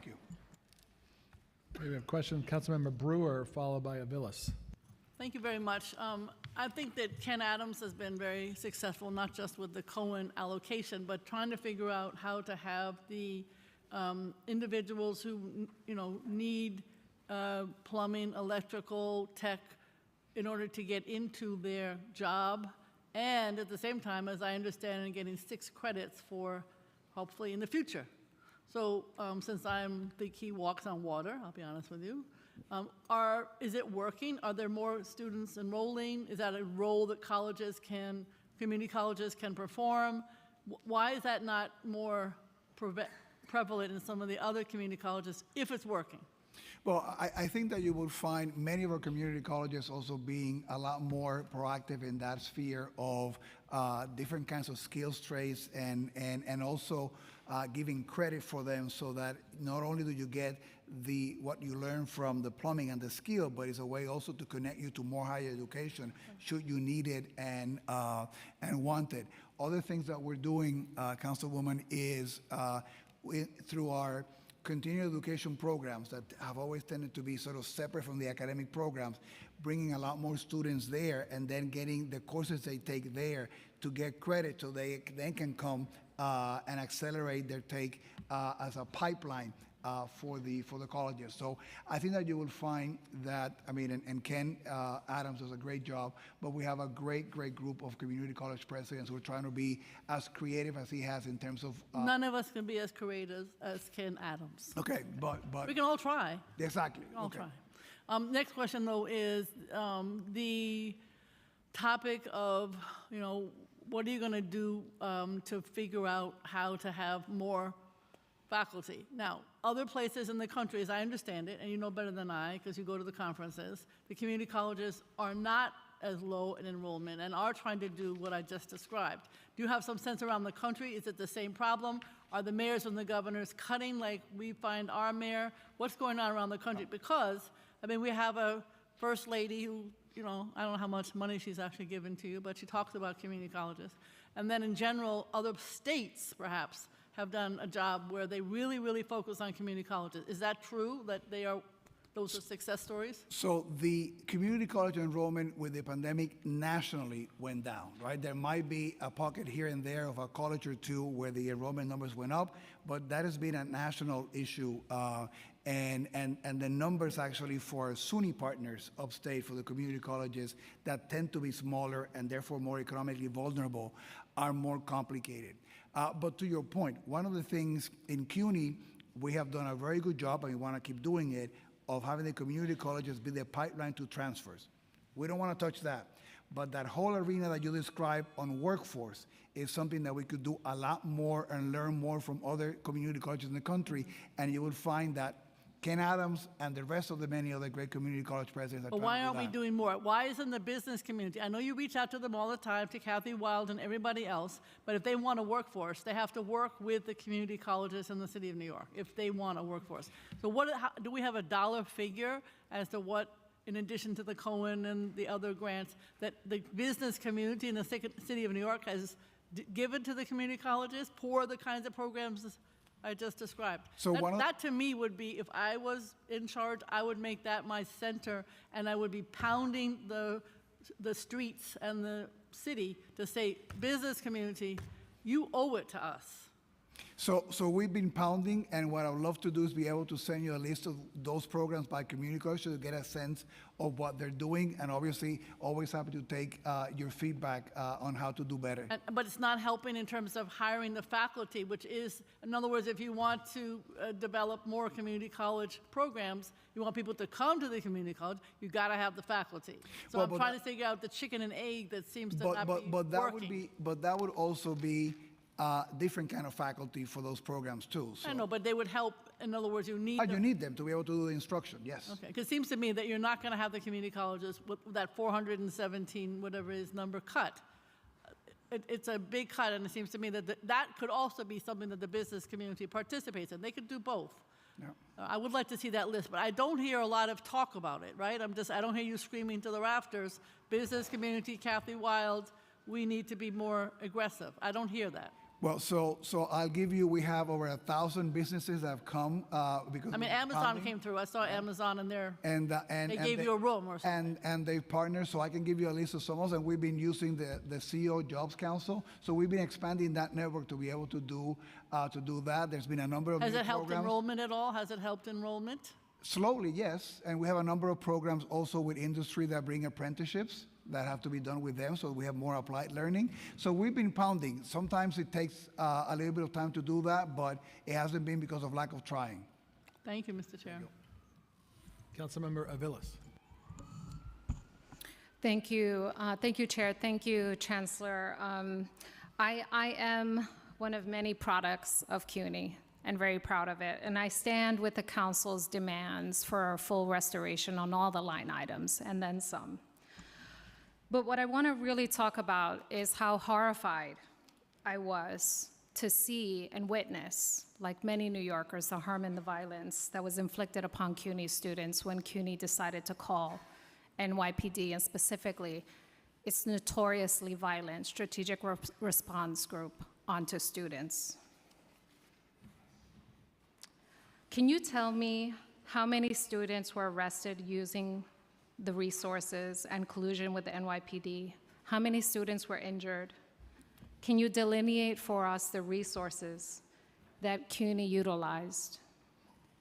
And can you tell us, will CUNY take any actions to demand that the charges be dropped against these students who should be completing their education instead of fighting prosecution for doing something which CUNY trains and should be very proud of, which is expressing dissent and dismay at something truly abominable that is occurring?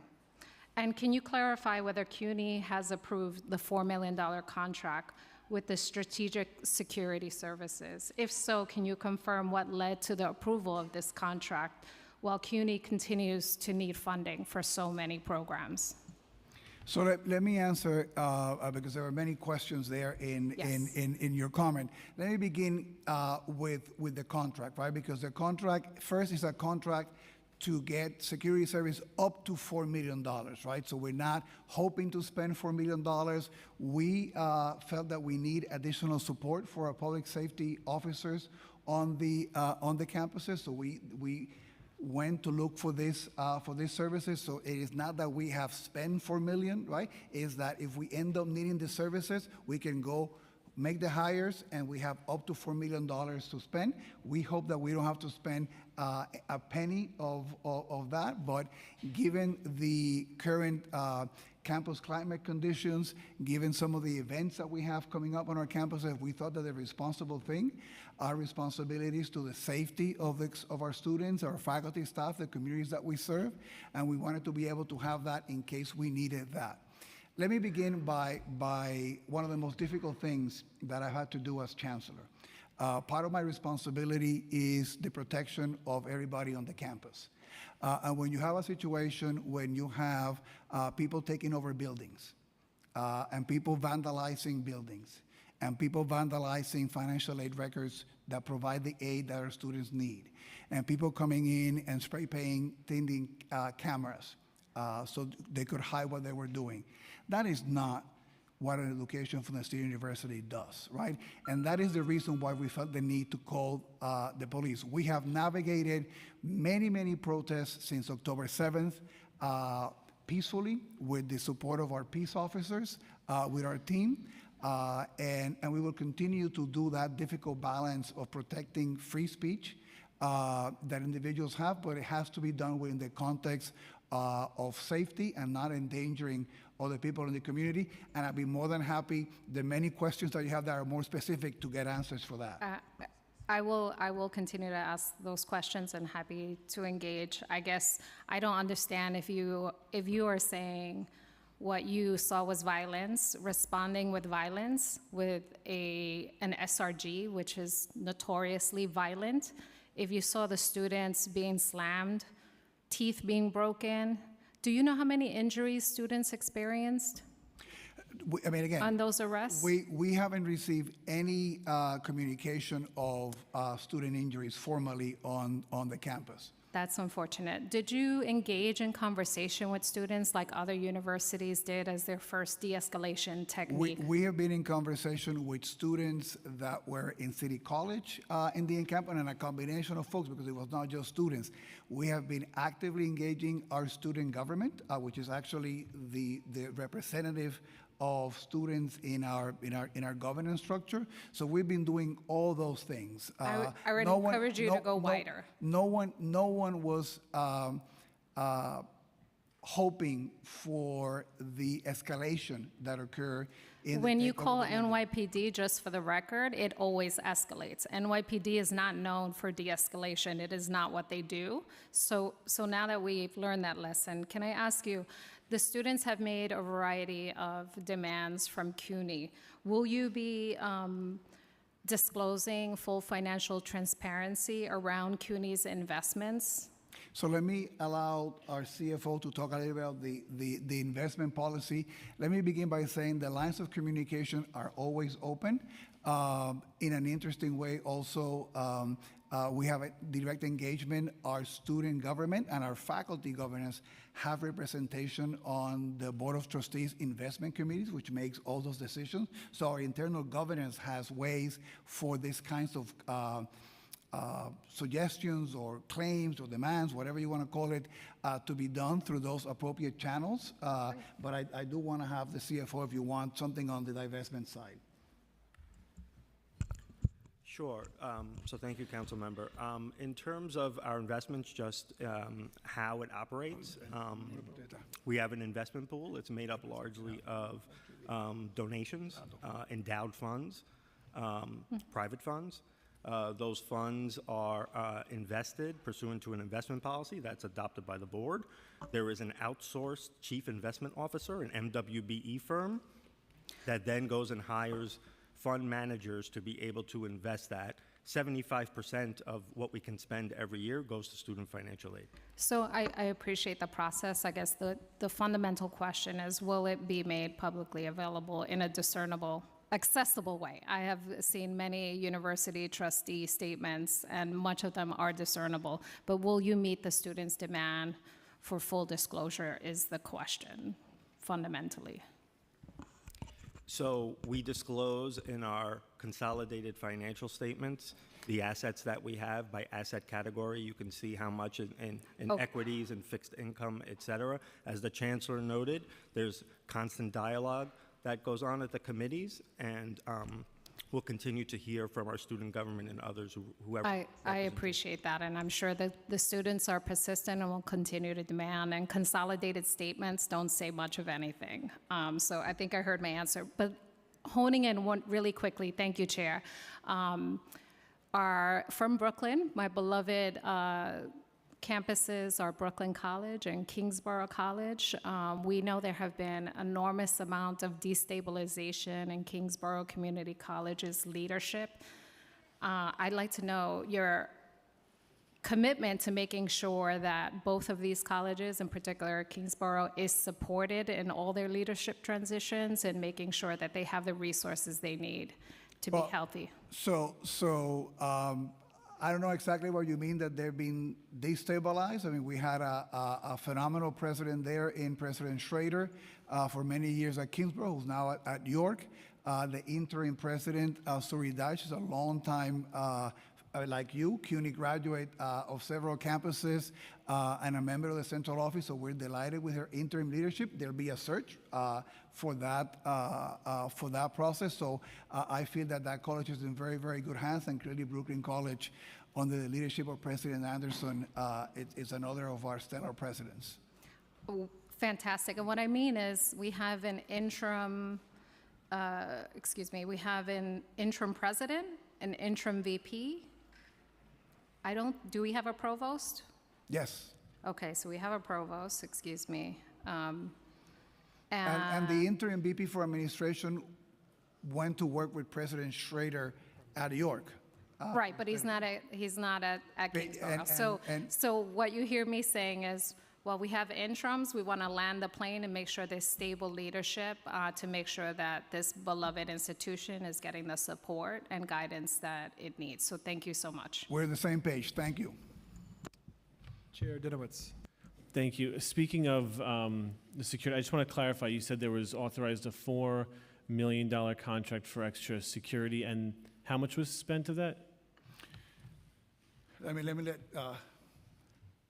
our COO answer that, who's been working with those. Yeah, as of now, council member, we probably spent about $400,000 and counting, but yes.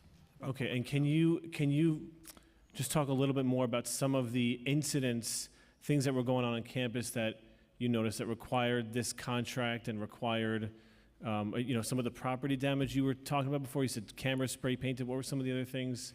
Well, I think he can provide a sense of some of the cost of the takeover of the administration building at City College. Mm-hmm. The one thing that I like to put in context here too is that our campuses are not built to have 300 additional people in a quad, right? So that requires for the protection of the people there and other people, additional support. So these contracts are there precisely, so should we need additional support to be able to have it. But the COO can mention some of the cost of the encampment and some of the other incidents. Some of those incidents that led up to the decision that was made, one of the incidents that happened is a flare was shot up to our roof, and that caused an additional about $350,000 worth of damage to a roof. We had gotten capital funding from the city council and the state to be able to put a new roof on that facility. We also experienced an additional almost $250,000 damage to the administration building and broken windows, chairs, devices, cabinets, all kinds of things. And then including, like the chancellor said, we also had all the cameras were damaged. And you have a cost estimate for the cameras? In total, I think we a little bit, right now in Compton, we're about $600,000 worth of damage. 600,000 total for the roof and the That's an estimate.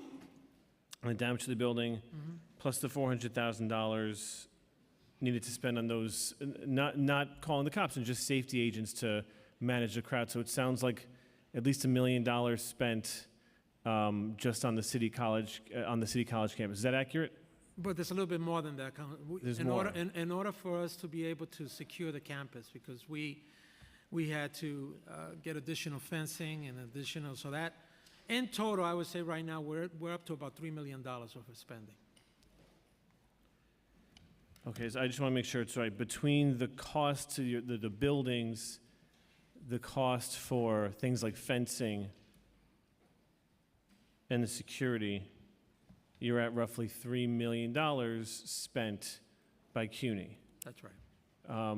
That's actually really, as we're sitting here talking about $1 million for STEM, a few $1 million for childcare, for ASAP, that's something that we're actually losing out on those, not only because of a mayor who has proposed drastic cuts, but because of damage to to the property and the requirement to hire more security.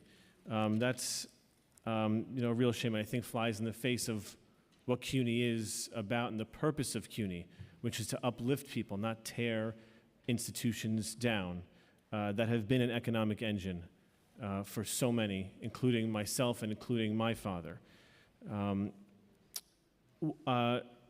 Have there been conversations between CUNY and the NYPD regarding enforcing campus safety? We know Columbia has NYPD on site. I think they said through graduation. Are there similar conversations happening with CUNY? Well, I mean, we have an agreement with NYPD, and as you know, they come to the campus only when we request their presence.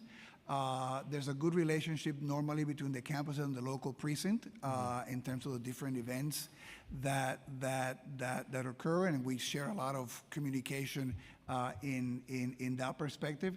In the particular case of City College, there has been a number of officers that have stayed since the campus opened. A minimal presence is my understanding right now, and so that's so far what we have worked out with them. I don't know if you want to add a couple of things. So I just want to add one thing. Since all this happened, we've had 175 peaceful demonstrations on our campuses. Since October 7th. Since October 7th.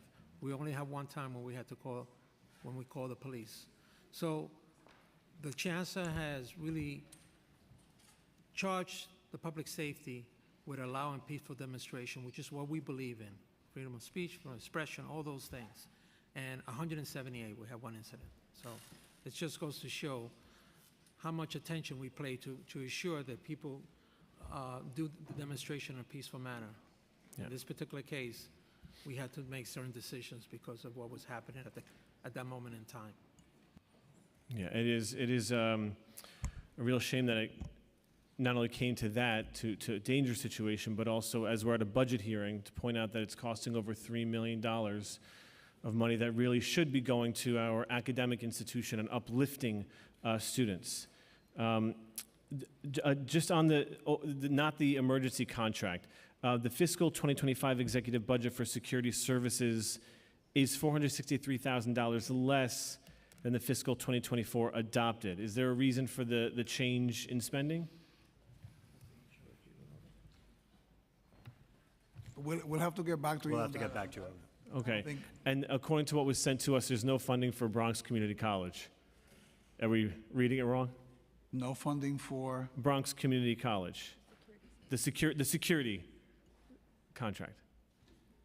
Well, these contracts are only used if they need them. So I assume that there's been no spending at Bronx Community College because they haven't needed the use of that contract.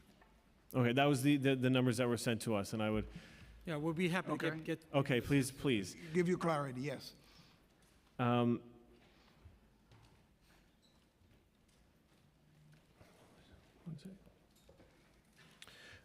just going over the capital for a second. As you know, the executive capital commitment plan for fiscal 24 through 28 includes $823.2 million, of which $174.3 million is in fiscal 2025 for various CUNY capital projects.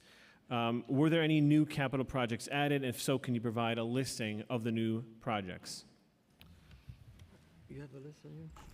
We can get you a list, but yes, about $8.5 million in projects on behalf of the borough presidents were added. Okay. And how much of the $174.3 million in fiscal 2025 is for improving structural deficiencies in CUNY campuses? I think that at the last hearing, you were doing an analysis and assessment of the facilities at CUNY.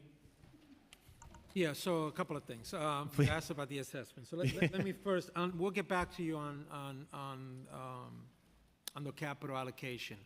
In terms of we are in the process of completing the condition assessment. As I mentioned to you, is a tool that when completed, it will give us data. All the information that we gather as we're doing that evaluation is put into an algorithm, and that gives us a real sense of what systems are in critical condition at that point. And what does that mean? That's a system that at any given time could go.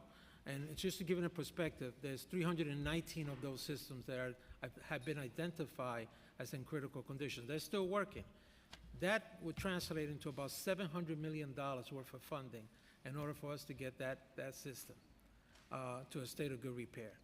So the condition assessment tool is a tool that's used by internal professionals that are going to be able to use that so we could better target capital dollars to make sure that the things that happen, I used as an example, I hate to use Bronx Community, that happen at Bronx Community College, that we are able to sort of get ahead of it and be able to address it so we don't have the kind of concerns that we have.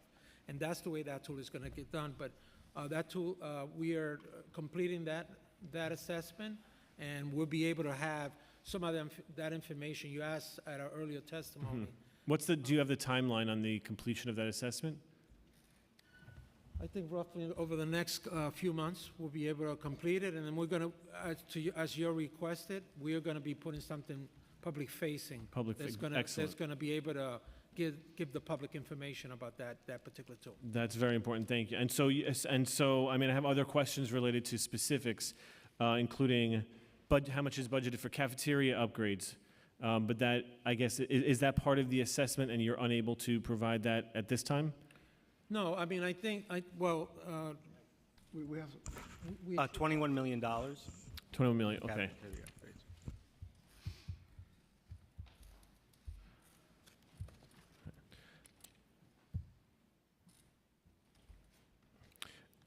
How do we ensure that our colleges are complying with the Americans with Disabilities Law? Will the $11 million in CUNY's health, safety, and ADA requests fully fund any deficiencies? I think he means facilities. Oh, facilities. Are you asking for facilities? Facilities. Oh. Yeah, I mean, the answer to that is yes. Our Vice Chair for Facility Management has been working on making sure that all our facilities are accessible to and address that particular law. And I'd be happy to give you some information on that. Yes, I would be thrilled to have that information. Thank you very much. Unless the CUNY's executive plan includes intra-city funding, which I think you started to speak about earlier, of $66.9 million in fiscal 2025. The intra-city funding provides for services purchased and sold among city agencies. Can you provide details on programs and services that would be funded with intra-city funding in 2025? Do we have a list of that, right? I'm not sure. We can provide you with a list, but it's really a lot of the programs that you have mentioned in terms of whether there was a cut here of $1 million. In some cases, there were additions. But it's everything from STEM, as you noted, to the BPL program, which is an energy program that we have with DCAS, to other programs with other agencies, including DOE and cultural affairs, et cetera. And that's the city, I mean, just lay it out. The city's paying you for a service? There is funding that flows through many city agencies that then we partner with through an MOU to provide a particular program at CUNY. I think the number that we have of total in terms of programs, I think was around $90 million. And so a lot of it we see typically comes together at Adopted, where a lot of those programs are funded. But certainly, as Provost Hensel had mentioned before, which is that, the PEGs are one thing, but then certainly the intracity funding, which provides important services and programs, also has an impact to the extent that those were part of agency PEGs, right? We would say, though, overall, I think lines of communication with OMB are always open and continue to be open, and we're hoping that, together at Adopted, we can be able to see those programs get in the Adopted. Right.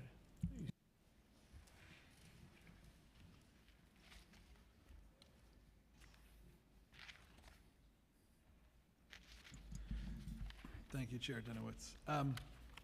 Yeah, I think this is part of why the council fights so hard and supports CUNY the way that we do, because every dollar that's invested into CUNY gives back $15, I think the stat was, to the city economy, and the same is true in reverse. If the cuts to CUNY then have a radial negative impact, and this is why, it's obviously very disappointing in our the ask that we saw asked about $130 million and saw only $1 million of that come back. So we've got a long way to go. For CUNY to be able to serve more students at a lower cost can only happen with greater government investment. So I think the council believes that now's the time to double down on our public higher education system, not to zero it out. So, Chair Dinowitz? Yeah, it is very clear that CUNY is the economic and social engine of our city. It's true for me, it's true for my family, and so many others here in New York City, throughout the history of New York City.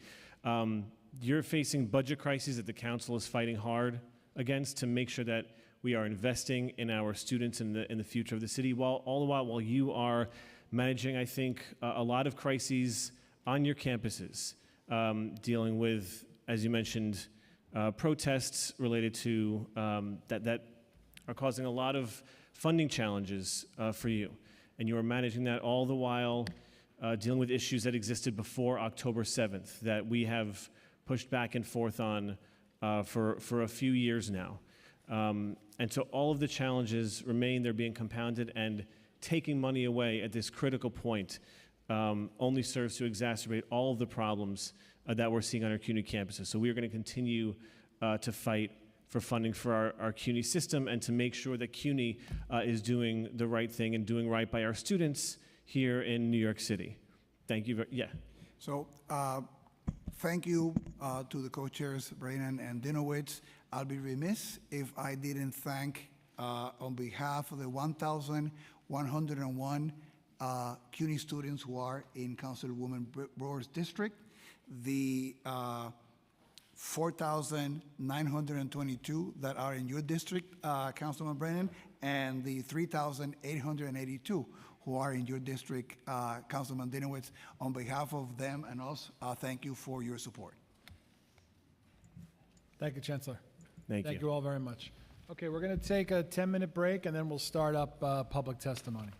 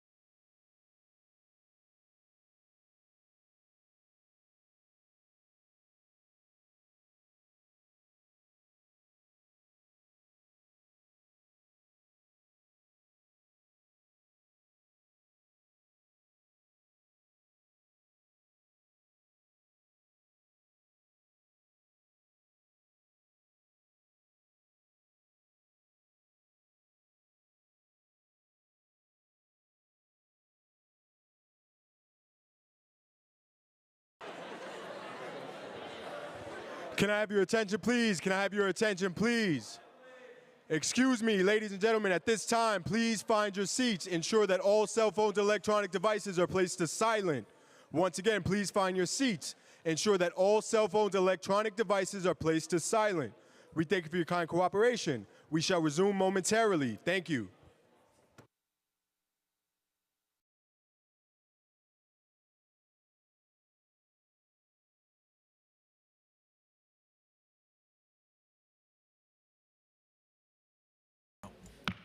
Okay, we're now going to open up for public testimony. Just a reminder, this is a government proceeding and that decorum shall be observed at all times. As such, members of the public shall remain silent unless they're at the dais testifying, so that everyone's voices can be heard. The witness table is reserved only for those people who have signed up to testify. No video recording or photography is allowed from the witness table. Members of the public may not present audio or video recordings as testimony, but may submit transcripts of such recordings to the Sergeant-at-Arms for inclusion in the official record. If you wish to speak at today's hearing and you're here today in the chamber, got to make sure you sign one of these little slips in order to testify. You got to be signed up. When recognized, you'll have 2 minutes to speak on today's hearing topics only: DOE and CUNY FY25 executive budgets. If you have a written statement or additional written testimony you wish to submit for the record, please provide a copy of that testimony to the Sergeant-at-Arms. You may also email written testimony within 72 hours of this hearing. You can email it to testimony@council.nyc.gov. Audio and video recordings will not be accepted to that email address, but we will accept written testimony. I am now going to call the first panel. Forgive me if I mispronounce your name. Michael Sill, Shirley Aldebil,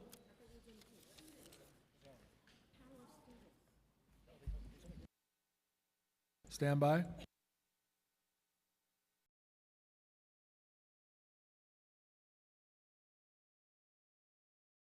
Okay, sorry. Ren Chavez Pena, Lexi Greenberg, Martin Erbach, Calliope Muri, Jolene Kim, Shael Flessel-Gerland, Stella Snyder, and Melanie Faith.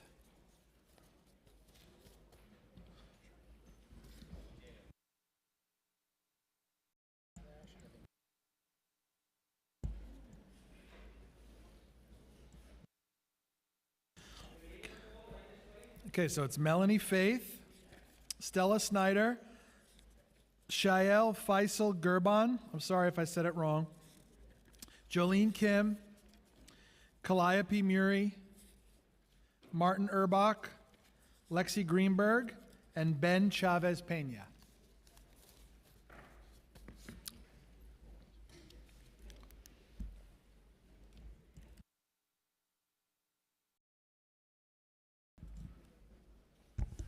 Okay, let's start from my right. You have a microphone down there, guys?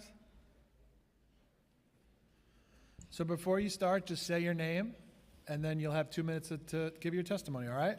Say what school you're from, whatever you want to say. All right, go ahead. First, I would like to say good afternoon and thank you for having me here. My name is Shael Flessel-Gerland. I'm a student and a peer mediator and a member of the Dignity of Schools Campaign New York, a coalition of over 20 New York City-based organizations consisting of students, parents, educators, and advocates. I would just start it off by saying by replacing a restorative, healthy, and open process with a punitive, systematically oppressive one is not making a positive change. Majority of the time when the parties in the peer mediations see me, they see a peer, someone who can relate to them. A person who doesn't speak down to them but takes the time to listen to them, and speak to them as a person. That is what peer mediation is, and that is what restorative justice is. It is taking the time to sit and not only point out the problems and issues, but focus on the why and the how, why it's wrong, why it needs to be changed, why we do the things we do, and how it can be fixed. By placing cops in schools, you are placing and forcing an unsafe, systematically oppressive environment where students are supposed to feel safe and grow as people. We want the city to fully fund meaningful restorative justice and divest from school police and policing infrastructure.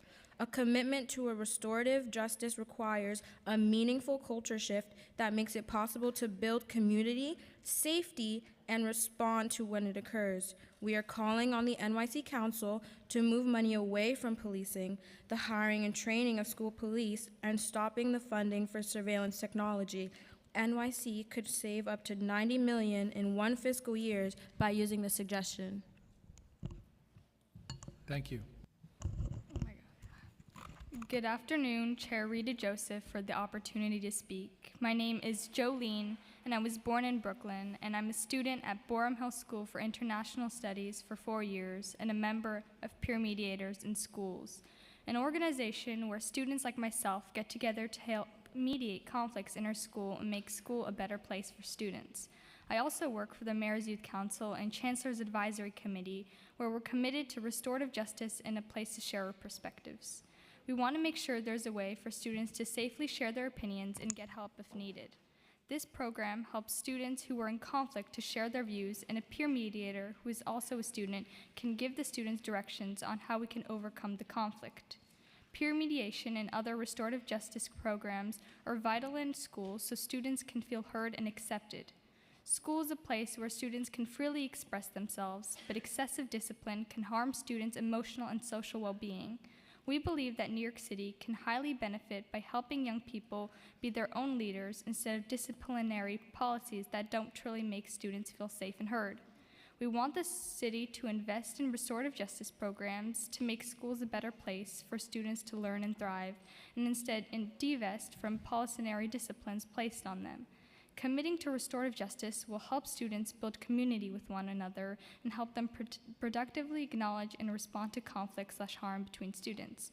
We're calling the New York City Council to expand school-based restorative justice and social-emotional supports, including $75 million in hiring school-based restorative justice coordinators in 500 schools.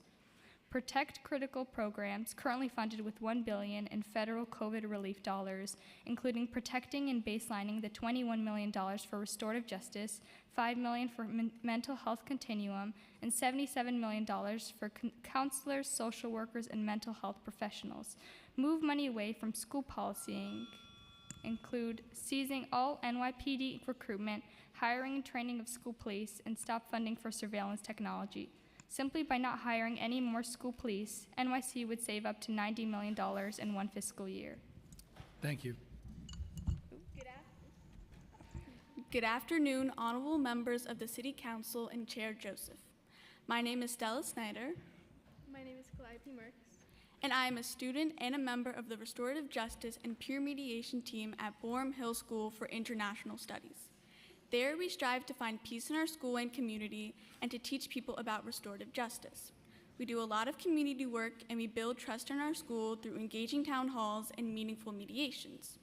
I am here today because we would like the city to fund restorative justice programs instead of funding policing in schools, and implement restorative justice as a peaceful conflict resolution. I have seen firsthand the benefits of resolving conflicts through restorative justice. Children are met with support and kindness, and usually respond rationally and reflect on their actions from a place of learning. Students approach the mediation process without fear, but when the police are involved, their fears are heightened. My classmate expressed her discomfort around the police officers in our school, but the restorative justice system puts her at ease. One girl that I know personally came up to me after a particularly difficult mediation and told me how grateful she was for our guidance. Police officers respond to conflict, whereas restorative justice holds people accountable for their actions and rebuilds community. When a child is faced with a punitive punishment, they don't have the time to reflect on their actions, and it usually makes the situation worse. A movement towards restorative justice could cause harmless conflict resolutions and a strong sense of community in school. We are calling for the city to preserve funding for restorative justice and to increase funding to extend these programs in all schools.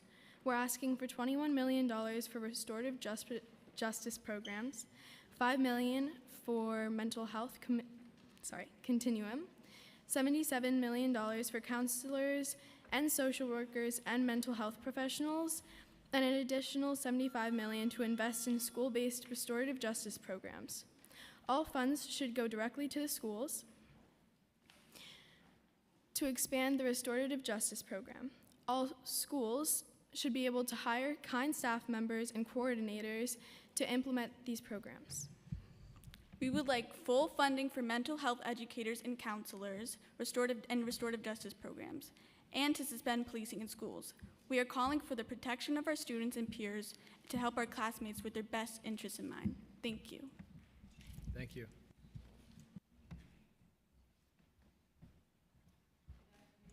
Just hit the button on the bottom. Sorry, there we go. Good afternoon, Chair Brannan, Chair Joseph, and members of the Finance and Education Committees. My name is Shirley Aldebal, and I'm an Executive Vice President of SEIU 32BJ. As most of you are aware, 32BJ is the nation's largest property services union, representing commercial and residential cleaners, property maintenance workers, door persons, security officers, building engineers, school, airport, food service workers across the East Coast, with approximately 92,000 members in New York City. I'm speaking to you today on behalf of the over 5,000 cleaners and handy persons who are employed by New York City School Support Services and represented by Local 32BJ to once again call on the City Council to maintain full funding for our city schools, including funding for schools cleaning and maintenance. As this committee knows, these hardworking men and women employed by NYSIS work under a contract with the Department of Education to provide school facility cleaning and maintenance services. Today, it bears repeating that during COVID, these essential workers were on the front lines, put themselves at risk when schools were closed for students and teachers and became resource centers for children of first responders. They became food distribution hubs, COVID testing sites, and more. The school's facility staff made sure that schools' buildings could remain healthy and safe places for the community at large. When schools reopened to students, teachers, and staff, workloads for our members increased. Maintenance staff had to work overtime to deal with staffing shortages, as well as enhanced cleaning and disinfection protocols. The work that they do is very, very important. I'm pleased to hear this year that for the first time, NYSIS is fully funded due to the city's foresight in allocating additional funds to schools cleaning. We appreciate the administration for recognizing the essential role of our schools cleaners and handy persons. NYSIS has been structurally underfunded year after year, so today I'm here to thank the council as well as to stress how important it is to keep the custodial staff fully funded moving forward. Thank you. We cannot afford to reduce maintenance, cleaning in New York City schools. We cannot allow our children's learning environment to suffer. This investment in NYSIS is an investment in the trained cleaning and maintenance workforce we need to ensure the safety of more than 1 million public school students. I appreciate your time. Thank you very much. Hi, my name is Lexi Greenberg, and I'm here representing the Dignity in Schools campaign, and I am a founding member of my public high school's Restorative Justice Action Team.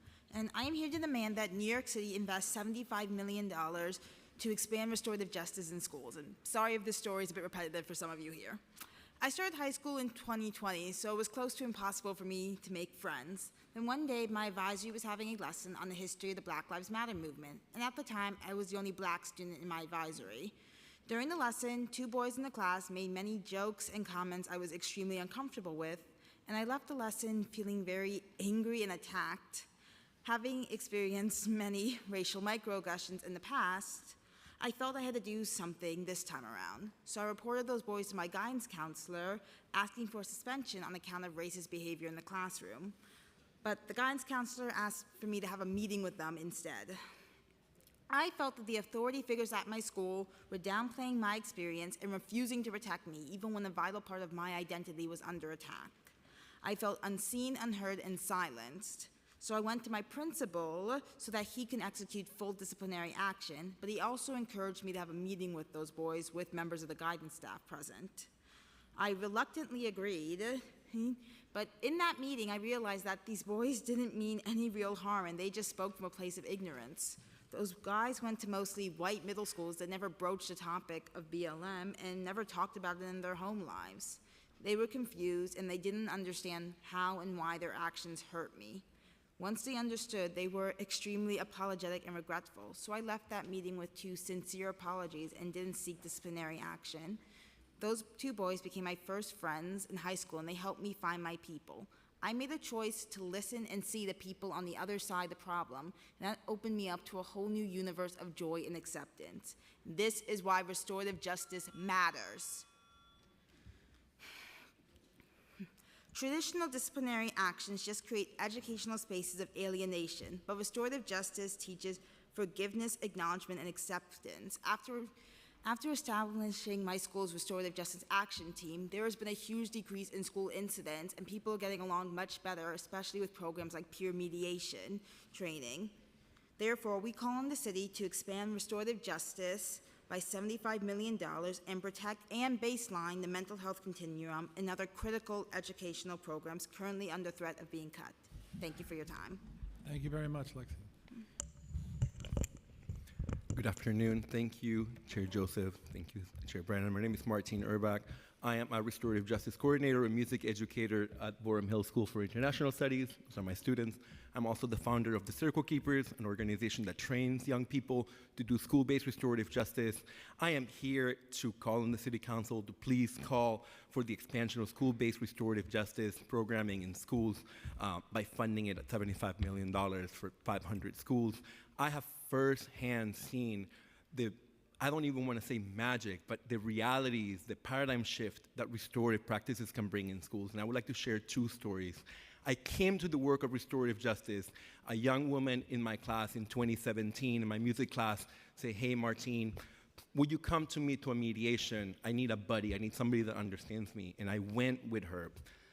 And through that, I began developing a relationship with this young person. This young person just graduated yesterday from Marist College with a degree in social work. And she and I started a youth-led peer mediation program that over the last 7 years grew to hundreds of children. We were able to interrupt the suspension rates at 95% at the school that I used to be at. So that's one story, right? The story of actual school policy transformation, specifically when we are thinking about the history of school discipline codes in this country, the history of the racialized history of school discipline codes in this country, and who gets access to suspensions and who gets access to maybe turning a blind eye, right? Another quick story. Through restorative justice programs, I have sat with young people in the room who have started saying, "I don't apologize. That is not a thing that I do. That is not a thing that I know how to do. That's not a thing I'm interested in doing." And through the process of relationship building, and through the process of love, and also making sure that we are staying in what we call loving engagement, right? Lexi brought up the Black Lives Matter movement, that staying in loving engagement. We've been able to teach young people to say, "You know what? I am sorry. I was out of pocket for doing that." Restorative justice in schools allows us to actually live the true meaning of discipline, which comes from the word disciple, which means to have a teacher. To actually use the work of restorative justice to teach young people through the harm that they commit, but they can also experience and actually live the work of living and teaching and learning through relationship building rather than criminalizing behavior, even if it's bad. Because as restorative justice practitioner Maisha Wynn calls on us, we need to make sure that no children feel like they're throwaways. That's why we're calling for the expansion of restorative justice in our city, and really it should be everywhere children go to school, because children deserve to go to schools where they feel loved, cared, safe, and where they feel like they can go to school to learn from their mistakes as well as from the things that they do well, and have the opportunity to make things right. And the same thing for adults, because restorative justice is not only for children.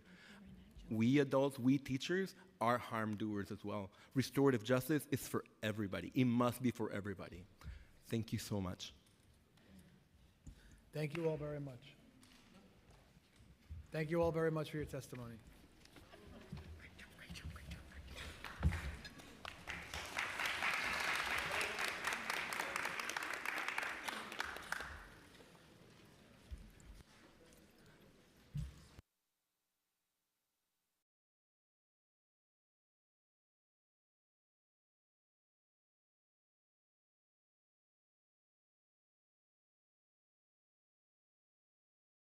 Stand by, we're going to call the next panel.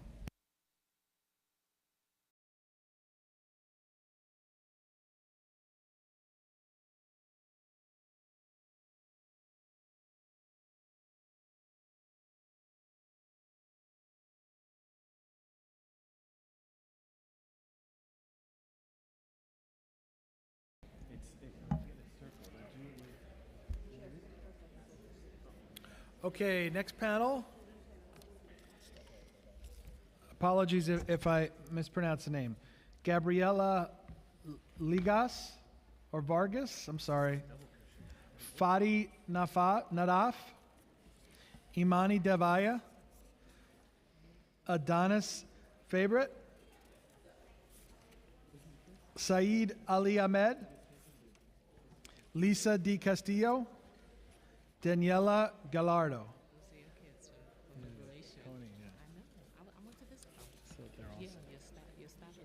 She's the principal. April is awesome.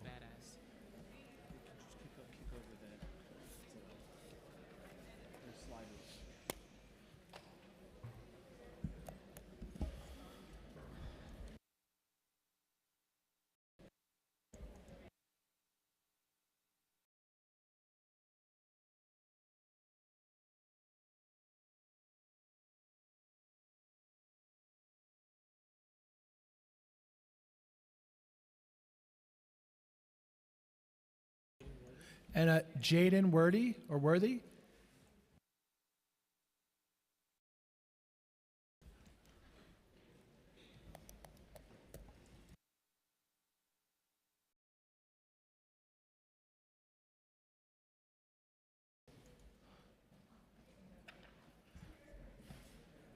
All right, Liberation, you guys ready?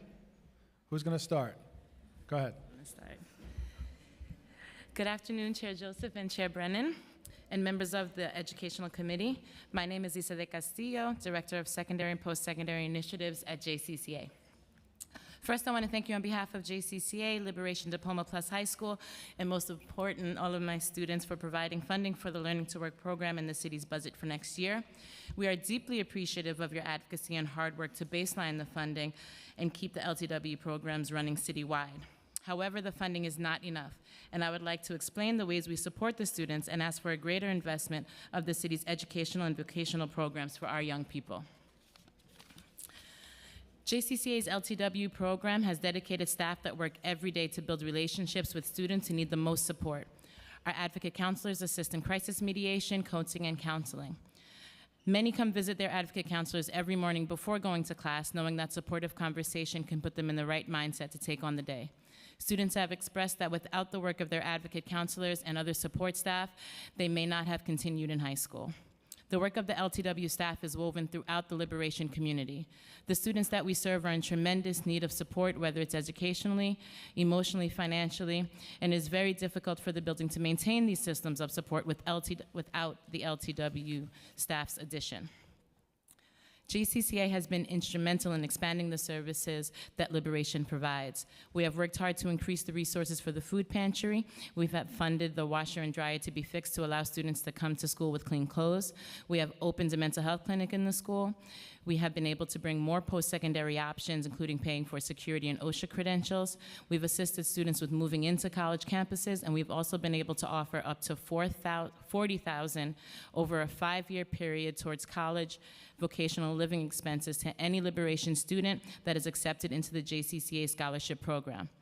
All of these services have been brought to Liberation through outside funding resources.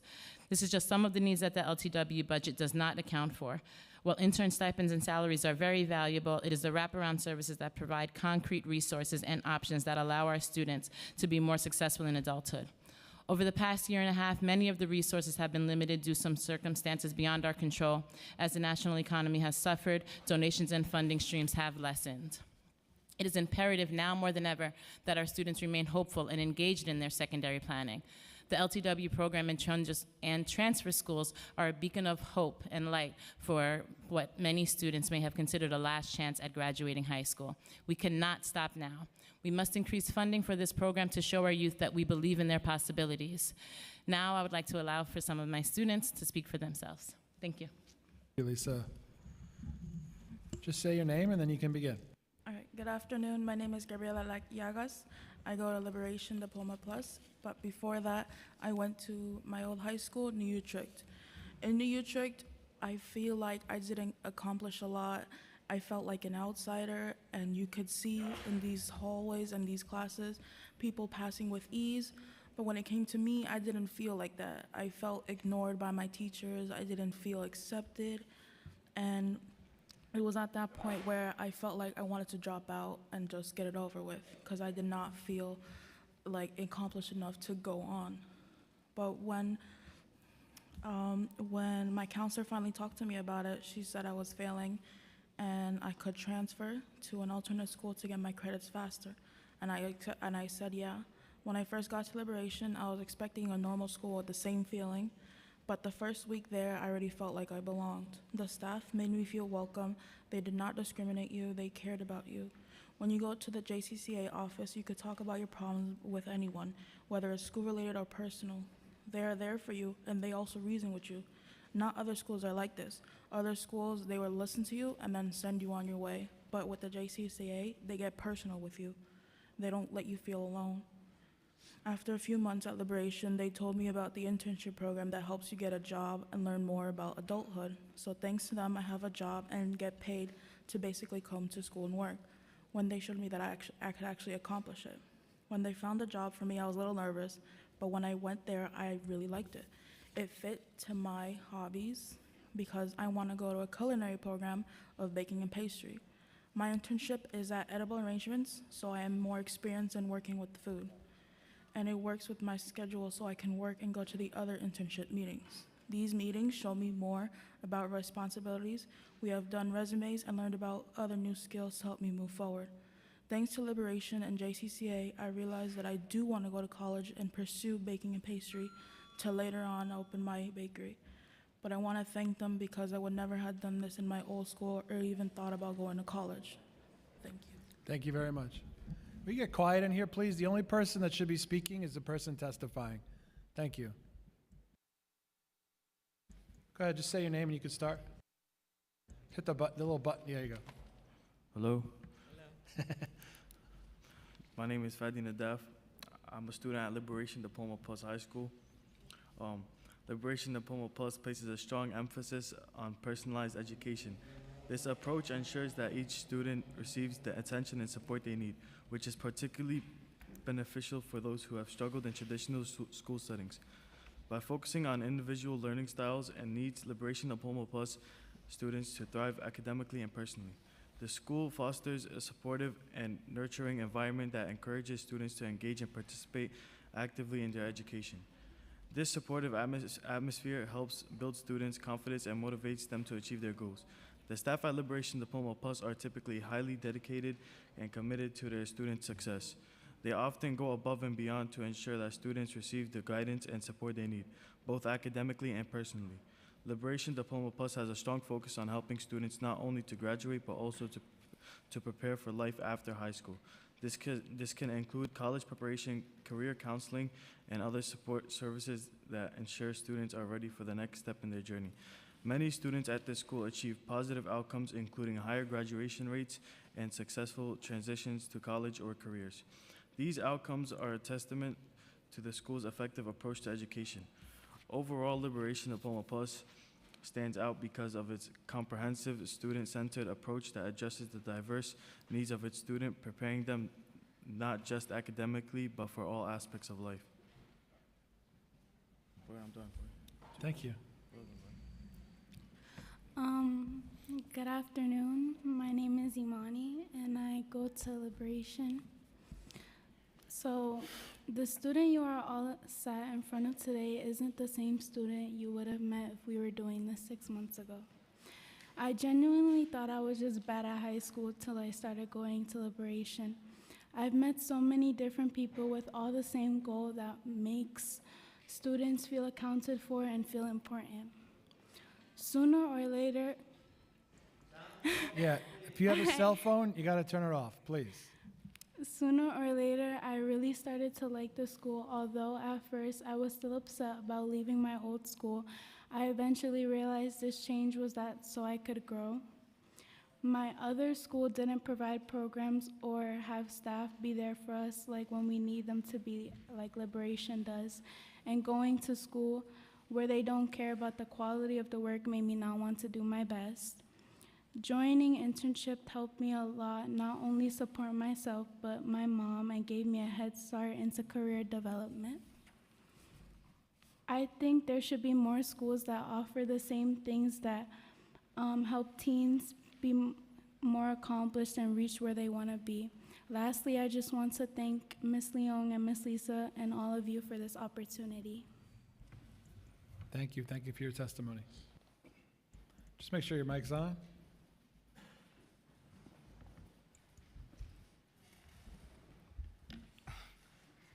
You ready? Yeah. Okay. Good evening, everybody. I'm Adonis' favorite, and I come from Liberation Diploma Plus High School. I remember when I didn't have the motivation to do anything school-related anymore. Kept messing up, not choosing the choices I made wisely, just not having the drive to do anything productive anymore. One day, I was just tired of the way I was living.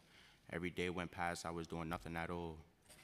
I moved to Coney Island, and right across the street was Liberation Diploma Plus High School. Walking into the school every day after being registered, it felt like home. The work is not as hard as you make it. If you call for assistance, guidance, whatever you need. Any situation that I'm in, personal or school-wise, I know that I'm in good care when I'm with Liberation. The Liberation staff has taken its time to get to know me, and I feel well respected. This has helped me mature to be able to go on with life and not let certain things get the best of me. My LTW advocate counselor, Mr. Chris, was very impactful when I first came to Liberation. He motivated me every day to get all of the credits that I missed in my other school.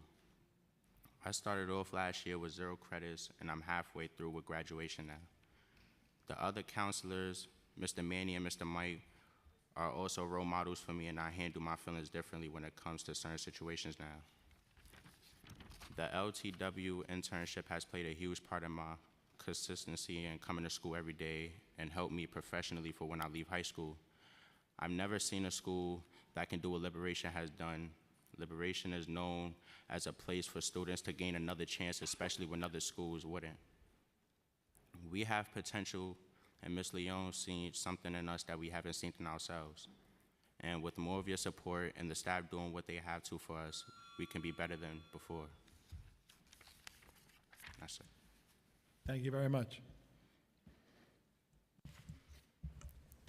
Hi, good evening, everyone. My name is Saad Ali, and I am a senior at Liberation Diploma Plus High School. I'll be graduating in June, and I will explain all of the things that the school has helped me and they have gave me. When I came from my country, Pakistan, a year ago, I was really nervous that what I would do there. The school really helped me. I wanted to get my first job. The school helped me to get my first job, and my parents were very happy to see that I started working. And now I'll be able to apply for college, and I'll be going to Kingsborough in fall for information technology. I'm also hoping to get a scholarship from JCCA, the company that works with Liberation Diploma Plus. There are many ways that they have helped me. They have also helped me see different things by going on trips. My favorite one was when we went to University of Maryland, Eastern Shore. They had a carnival for the students and visitors. We stayed at a hotel and had different activities like bowling, which was my favorite one. The staff is very nice to all of us. They speak to all of us nicely and appreciate us. Our school is not a very huge school like other schools. Every student is treated equally and they appreciate us all. I'm very happy that I came to this school and I'm excited to continue my goals. Thank you. Thank you. Good afternoon. My name is Daniela Gallardo. Liberation's my second home and my safe place. Liberation has been one of the best things that's happened to me recently. With all of the things that I struggle with on a daily basis, school has never been a priority to me. Of course, when you don't feel that something is a priority, you don't want to make it a priority. So that led to me not succeeding in my old school and being at risk for getting held back again. That entire situation led me here, and now that I've been in Liberation for a couple months, I see how much the environment at the school has impacted my learning as well as my mental health. JCCA even has a therapist that comes every Tuesday. At Liberation, they have a family dynamic, so every day when you walk in the school and every day when you leave, you're always reminded that you're loved. If by nobody else, you're loved by Liberation. One of the best parts of being at Liberation is the focus on mental health over many other things. Academic education and learning are super important, but those cannot be achieved if someone is not in the right headspace to receive the information that's given to them. Principal Leon and the LTW staff understand this and have been determined for years with dealing things like this. Everyone who ends up at Liberation has had their fair share of obstacles they've had to face in their own that led us here. Me personally, I was bullied a lot, so I had so much anxiety walking into my old school building and refused to go almost all of the time. Now at Liberation, I see smiling faces and get told good morning and asked how I am. They even noticed something as simple as a haircut, which changed my entire day. There's no plan C for us. This is our plan B and the last thing we have to lead a good, successful adult life. This is the height of our adolescence, and if we don't learn things now, we might never learn them in the future.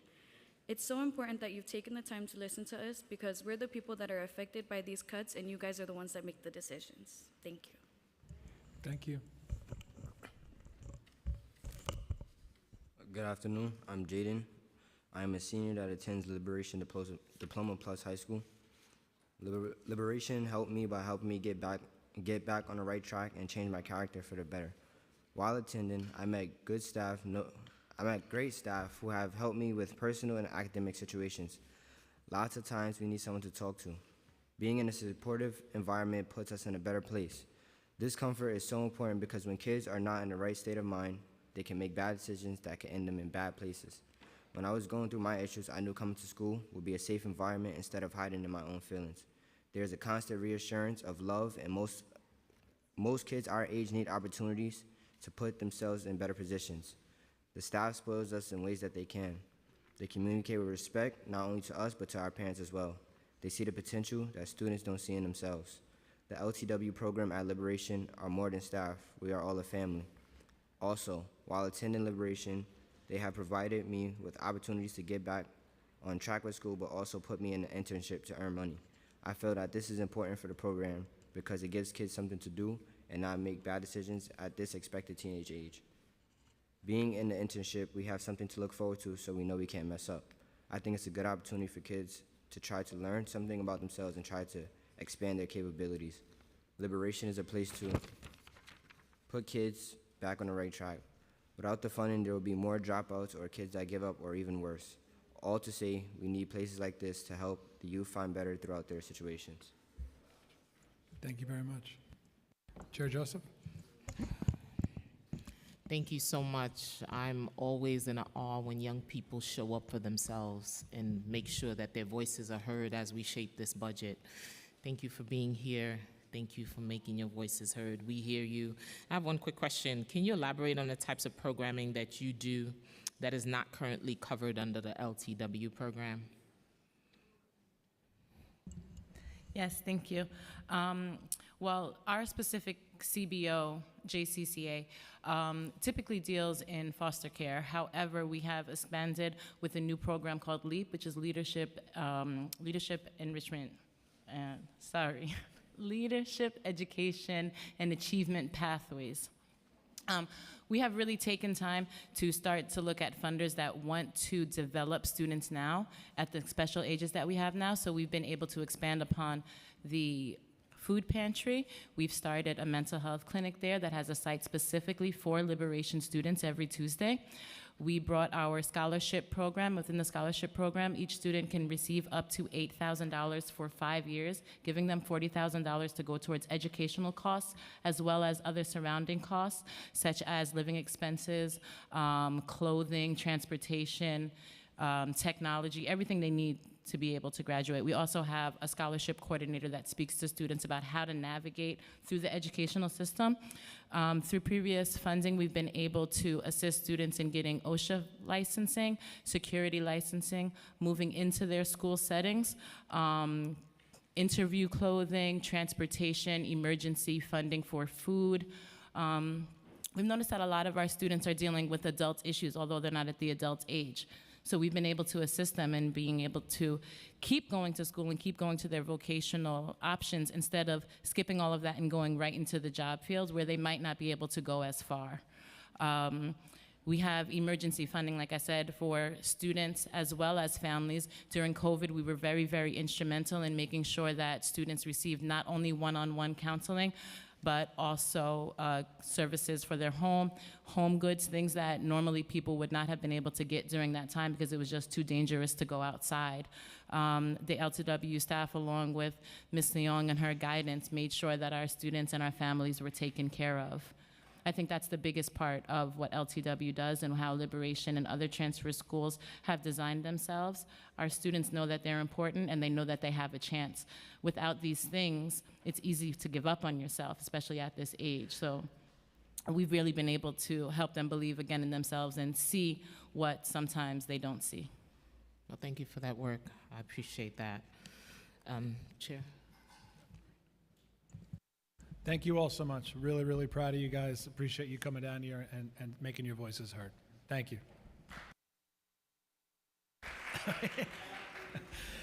So in the council, we have a thing where we don't clap. We do this jazz hand thing.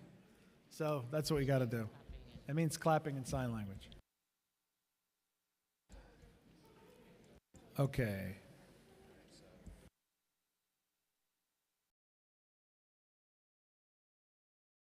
We've also been joined by council members Feliz and Schulman.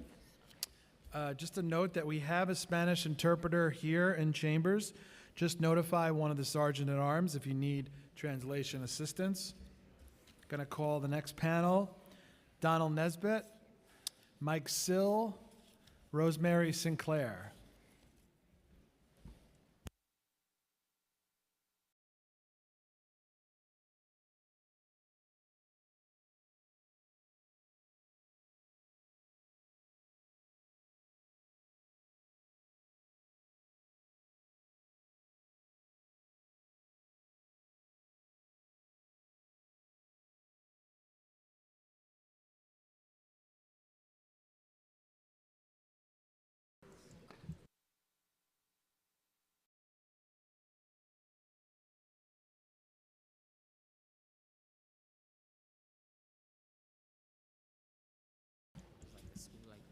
Good afternoon, Chair Joseph. Good afternoon, Chair Brennan. And distinguished members of the City Council, I am Donald Nesbitt, Executive Vice President for Local 372, New York City Board of Education, employees, DC 37. We represent 24,000 members in the school lunch program, and that includes 8,000 school lunch workers under the leadership of Sean D. Francois I. Local 372 is respectfully requesting $10 million for the hiring of an additional 1,000 school lunch workers, $7 million for the cuts in implemented and collective bargaining increases for school lunch and breakfast, $3 million for the establishment of the School Food Nutrition Committee program, and for the DOE SEA to do an evaluation of the school system's outstanding kitchen ventilation system throughout the 5 boroughs. We also respectfully request an additional funding necessary for the remediation plan pursuant to that evaluation. Local 372 school lunch workers perform essential work in feeding almost 1 million school lunch children in New York City. We'd like to thank the council for the city and the council for the restoration of $25 million towards the school food program and the restoration of the popular school food items that were put back on the menu. Local 372 respectfully requested the city hire an additional 1,000 workers to establish the school food committees as well. These hires would bring the total up to 9,000 school lunch employees. This will help reduce the strain on the current workforce while still continuing to fulfill the needs of the breakfast and lunch initiatives that are set forth by the New York City Department of Education. During the pandemic, as we all know, school lunch workers were praised as heroes when they served millions of meals to students, to their families, and members of the community in need, risking their lives and health. According to the Mayor's Executive Director on Food Policy, school feeding has increased by 66,000 meals a day at a rate of 9%. School lunch workers must also accommodate for dietary restrictions, medical and religious restrictions, with several enhanced school lunch food feeding programs. They also accommodate for these restrictions, but they must follow several guidelines in making sure that school children are eating safely. In the past, there was a federal program that coincided with New York City schools, which helped create the school lunch nutrition program. The committees provided nutrition-based education to school food staff, students, parents, and the school administration. It also provided a safe space where students were able to voice their opinions on the food they were consuming and provide recommendations on menu items to be added. Local 372 requests for a full restoration of this program. Another struggle faced by school lunch employees is inadequate air conditioning and ventilation. Most of the buildings that are in existence are anywhere from 80 to 100 years old, and may lack the necessary electrical capabilities to install cool units in kitchen spaces. There was a report in 2017, Too Hot to Learn, that detailed the significant lack of air conditioning in schools. We want to thank the council members at the time, Traeger, Kalos, and some current members for pushing this. Local 372 requests for an evaluation of these ventilation programs in school kitchens and a remedial plan. In closing, Local 372 extends its gratitude to the City Council for the support of our members. We hope your support will extend and make for the request of $20 million to support school food staff and revamping the school nutrition program and additional other resources. And thank you all for your time. Thank you, Donald. Go ahead. Good afternoon. My name is Michael Sill, and I'm the Assistant Secretary of the United Federation of Teachers. On behalf of our President, Michael Mulgrew, and the union's more than 190,000 members, I'd like to thank Finance Committee Chair Brannon, Education Committee Chair Joseph, and all the members of the City Council for holding today's public hearing on the New York City Executive Budget for fiscal year 2025. I'd also like just to take a moment to applaud the two student panels that preceded us. It's not hard to imagine them coming back to this chamber, but sitting in a different seat one day. So I'd like to thank you for your advocacy on behalf of the city's students, educators, and for your determination to fund our public schools and protect them from any unnecessary and disruptive budget cuts. The executive budget obviously needs a lot of work. We've delved into all of that in our full testimony. I don't have the time to go into that here today. And we know the work continues after today, right? And we're here to say that you can count on the UFT, as always, to be partners to make sure that we have an education budget that supports our students in school communities. We have the money, and we think that we help get the council through the state budget process some new tools to help make the necessary changes. So what do we need to do? This is an abridged list, obviously. We need to fully fund the class size law. We estimate that there are over 800 schools, Title I schools, right now that have this space, and we could start there. We estimate it would take 3,000 teachers to bring these schools into 100% compliance next year. With salaries and benefits, that cost for that would be around $300 million. But we also need to ensure that schools that currently have high levels of compliance are made whole for the sacrifices that they have made by prioritizing class size reduction before the administration decided to spend a penny on that initiative. We need to restore the $2 billion in the DOE capital budget to build new classroom seats where needed to meet class size laws for schools that currently lack the space. And by the way, we need to return to the type of transparency that we think is necessary in the capital planning process.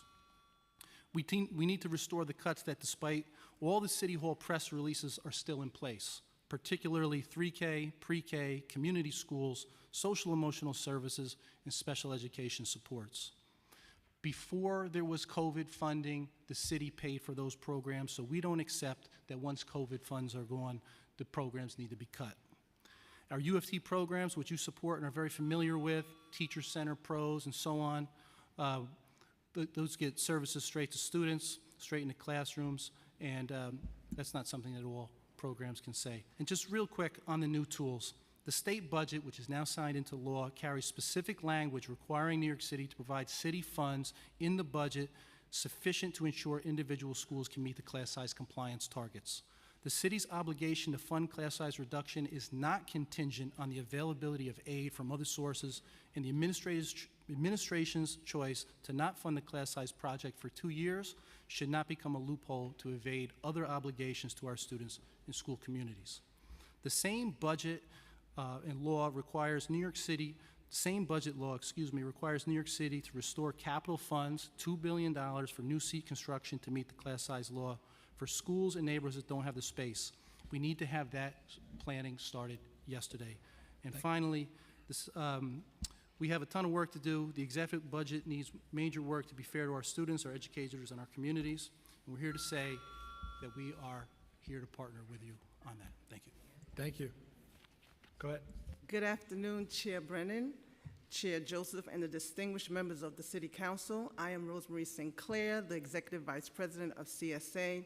On behalf of our 17,000 members, we appreciate the opportunity to provide input on the fiscal year 25 budget. We thank Mayor Adams for securing $500 million to help sustain vital student services and programs, a result of the city's persistent efforts. We appreciate the council advocacy for $77 million for community school and $3 million for District 75 special education program. Time does not permit us to give you our heartfelt thanks for all that you do, and we continually need your assistance. It is imperative that the DOE secure adequate funds to effectively support schools during the budget appeal process. The city's continued funding for purchase and repair of student devices is essential. Our reliance on these tools escalated during the pandemic and now includes their use for testing and more. We urge the council to ensure that the $35.9 billion in school aid funding from state budget goes directly to school budgets. The Fair Student, formula needs revision, as we all know, to align with the new class size limits. Otherwise, too many schools may have an inability to provide quality programming. The current formula assumes class size of 30 students, not 23, not 20, not 25. Full investment in early childhood education programs, including pay parity for CBO EC directors, is crucial. The CBO directors have been without a contract from 2020, and their DOE counterparts' salaries twice theirs. Our Executive Leadership Institute has not received an increase in funding from the city for 5 years, so we humbly request an increase to expand professional development in subjects like science of reading, mental health, AI technology, restorative practices, chronic absenteeism, to name a few. Lastly, the council's support is needed to ensure that all school safety agent positions are filled and no hiring reduction occur. Additionally, we must consider better protection for our CBO EC centers by providing them with school safety officers. Thank you. Chair Joseph. Thank you, Chair Brennan. For Local 372, the $2 million for the additional workers, is this a makeup for the decrease from 9,000 to 8,000 school food workers that DOE testified to earlier? Yes, that's correct. Okay, thank you. Can you elaborate on the partial funding for your collective bargain? This was a cut. What have your conversation been with New York City Public Schools? Those negotiations have been going on both with the local and DC 37. And so I believe instead of money coming from the actual labor reserves, it came from the agency's budget, which is not the normal process. And so that's where the push for collective bargaining raises. And also some of the workers' hours were cut due to some programs being cut with the PEGs, and so whereas they received a raise, they also received some of their hours being cut. Are they still going to have the summer food program as well? Summer feeding program is, I believe, is going to be as regularly scheduled. Yes. Okay, thank you. UFT, have you had a response from New York City Public Schools around your recently released space assessment that you did? So we have not. We meet with them weekly, and we're having another meeting with them in the coming days. We expect to talk about that. We know that in their plan, which is not in the budget yet, but in their class size plan that was released last week, there's the $137 million, and there have been no decisions made, as I understand it, and they haven't spoken to us about. We'd have to sign off on it about which schools that money would go to. It is our position that money should go to schools that have the space and have high levels of economic need. And how many schools that means in this round? I know they testified earlier about the fact that they're at 39.6% compliance with the class size law right now, and the law only requires 40% compliance for next year. Obviously, every student in the system could benefit from smaller class sizes, even if the law has a slower implementation. But certainly, we think that setting aside the difficulties that exist in neighborhoods that don't have space or schools don't have space, we could make great strides toward greater compliance with the law right now. Thank you. What do you think is the most pressing concern for implementing and meeting the class size mandate? The question is for CSA and UFT at this time. Yeah, I think it's the will of the administration to provide the necessary funding, right? We have heard since the beginning, since the law was passed, even before the law was passed, a lot from the DOE's administration about how funding the class size law would require trade-offs in the school building. And so they've always assumed when making those comments that we're talking about a zero-sum game, right? And what happened with the state budget, where the city contribution now has to be sufficient to ensure that each school can meet the class size targets, that means they can't claim the zero-sum game anymore. They need to put the money into the schools to make this law a reality. And it's that will that we have to overcome. Obviously, there are other challenges. That's the most pressing one, I would say, right now. Make sure your mic's on. Turn on your mic. Thank you. For CSA, we're looking at various situations. One, yes, you're right, we do need funding. Two, space. As we notice that there are many schools that are now like campuses. It is very hard for a school, say for instance you have a third grade class, and one class is 30 students. With the law, you would have to have 20 students. That means 2 classes, right? Therefore, you may not have the space to accommodate all these children, so therefore you will have a reduction in enrollment, therefore displacing children. And if, as you know, parents move to certain areas to be at certain schools, have their children go to certain schools, who's going to tell these parents that you cannot come to this particular school? There's so many things to think about when you think about class size. It is an unfunded mandate. By who? Unfunded mandate by who? You know who. Oh. Just asking. Thank you both. Thank you all. Thank you. Thank you. Okay, our next panel, Andrea Ortiz, Tina Zhang, Narilyn Bueno, Caitlin Zhu, Emily Flores, Ava Baranowick, Brianna Abad, Shiv Soin, Frantri Eunice,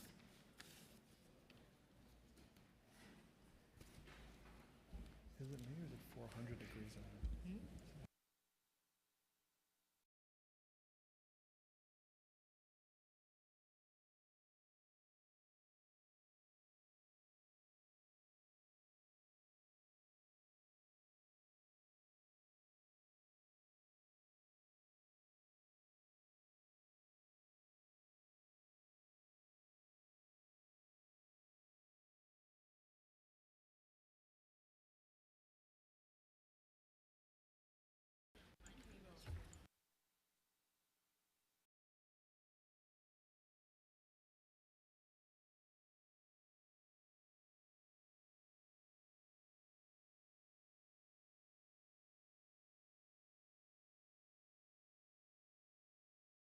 Ready?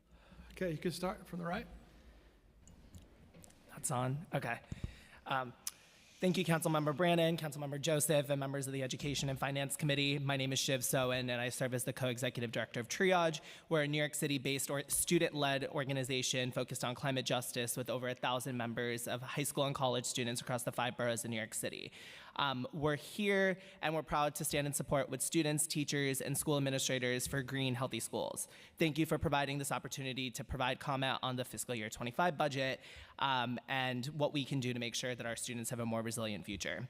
Each and every day, over 1 million New York City school students attend one of New York City's DOE's 1,800 schools and 1,300 school buildings. Rather than a day full of learning and development, many also face a far more sinister situation: harmful air quality and health conditions. From elevated air pollutants to lackluster classroom ventilation, our students are being set up to fail. The climate crisis has exacerbated these issues, bringing heat waves, flooding, and emergency conditions into our neighborhoods. Schools serve as community centers and shelters, and when they're underfunded, they let down not only just our students, but our entire communities. This unacceptable situation demands better, and we urge the Committee on Education, the Committee on Finance, and the City Council to allocate at least $600 million in additional funding to electrify and upgrade 500 New York City schools by 2030. Under Mayor Adams' current plan, only 5% of New York City schools will be green by his standards by 2030, and all New York City schools will not be upgraded until 2175. We're seeing real issues that are happening at the moment, and once again, we want to reiterate our ask for $600 million in funding allocated towards electrifying 500 schools. Earlier this January, we launched the #Mayor Adams Fix My School Challenge, where we heard from students across the city what were some real issues going on inside of their schools. And us at Triage have identified 5 schools that we believe should be prioritized for repair. Just on this panel, we have students from 3 schools represented across 3 boroughs, and we have ID'd 5 schools that we want to prioritize. Those are Fannie Lou Hamer High School in the Bronx, Curtis High School in Staten Island, Beacon High School in Manhattan, Bard High School in Queens, and Transit Tech Career Technical Education School in Brooklyn. Thank you so much for your consideration. I'm going to let our students actually explain, and we have 15 students who will be testifying from all 5 schools over the course of here and virtually, but I'll let them share their experiences. And thank you for giving us the time and the opportunity to share. Thank you. Good afternoon, everyone. My name is Ava Baranowski, and I want to start by thanking all of you for the opportunity to testify this afternoon. I'm a 16-year-old student at Beacon High School in Hell's Kitchen, and I live in Brooklyn. I've been volunteering at the Teen Climate Justice Program at 6th Street, and I've gotten so many amazing opportunities to connect with organizations like Triage. But I'm here today because I'm enraged by the dangerous conditions in which students are experiencing every day. I'm only a sophomore at Beacon, and already I've inhaled toxic chemicals and drunk from lead-filled water almost every day. Our school shares a vent with a taxi auto repair shop, so the fumes and toxic chemicals produced there end up in our school's basement, which is an incredible space where students can gather to play music, attend classes, and perform. It is one of the spaces in Beacon where I value so much because it gives me an opportunity to socialize and play piano in one of the many uprights we have access to. This issue has become so dire that the basement has had to be evacuated at least 18 times last year, disrupting classes and putting students' health at risk. What is so incredibly shocking is that our sensors picked up a chemical that was present in the air, and it was 50 times the legal safety limit. We cannot let our students and teachers suffer in place of learning. I am asking the city to fund $600 million in the city's capital budget to electrify and upgrade Beacon, as well as prioritize Curtis and Staten Island, Transit Tech in Brooklyn, Bard in Queens, and Fannie Lou in the Bronx. My hope is that before I graduate Beacon, students can freely exist in their own schools without being afraid for their health and safety. Climate change is becoming an ever more pressing issue for our generation, especially the slow rate that we are improving. So we need our schools to foster the learning of healthy activists to continue the fight for a planet that is green, not ablaze. So support the Green Healthy Schools campaign and the future of our planet. Thank you.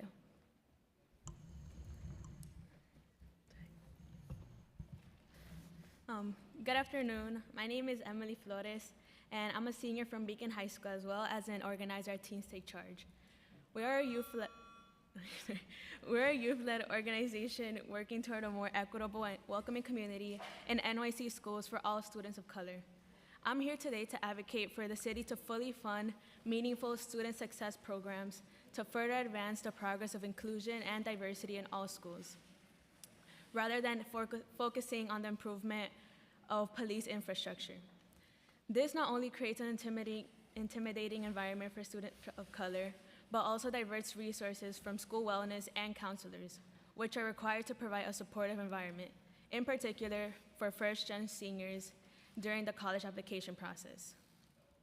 School is a place where students of color should feel supported by their teachers and counselors.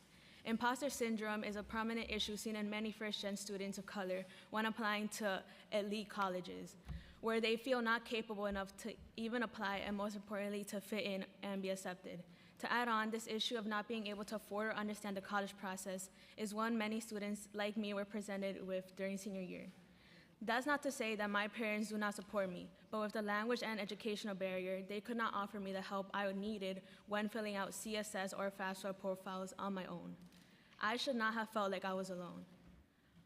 I did not receive the support I needed, not because I did not reach out, but because it was not an option offered at my school, which has a graduating class size of 380 students with only 3 college counselors on staff. Fortunately, because of student success centers like Option Center, I was able to access a free counselor outside of school to advise me on my path to success. Programs like these need the funding from the mayor to continue the support offered to low-income first-gen students. We are just expected to know how to navigate the process on our own, but why is it that we have to feel alone during this process? We should have the support freely offered to us without any cost.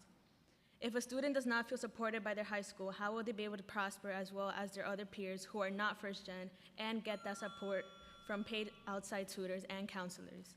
This is where racial disparities rise, when some students have resources while others don't.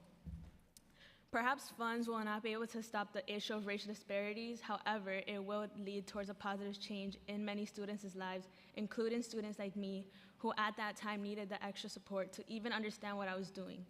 My Mexican immigrant parents were not able to help me due to the language and educational barrier, and I just wish that I had that information available to me by my school. We need this funding from Mayor Adams to hire more staff of color, including social workers, counselors, and teachers. A commitment to this means a shift in the college process for incoming first-generation students who need the support. Simply by not hiring any more school police, NYC could save up to $90 million in one fiscal year that could be used to provide resources for first-gen students going through the application process. Thank you very much. Thank you.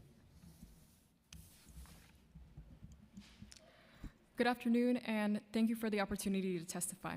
My name is Brianna Bad, and I'm the Queensboro organizer at Triage. Triage is a student-led climate justice organization with over 1,000 high school students across all 5 boroughs fighting for a greener future in New York City and state.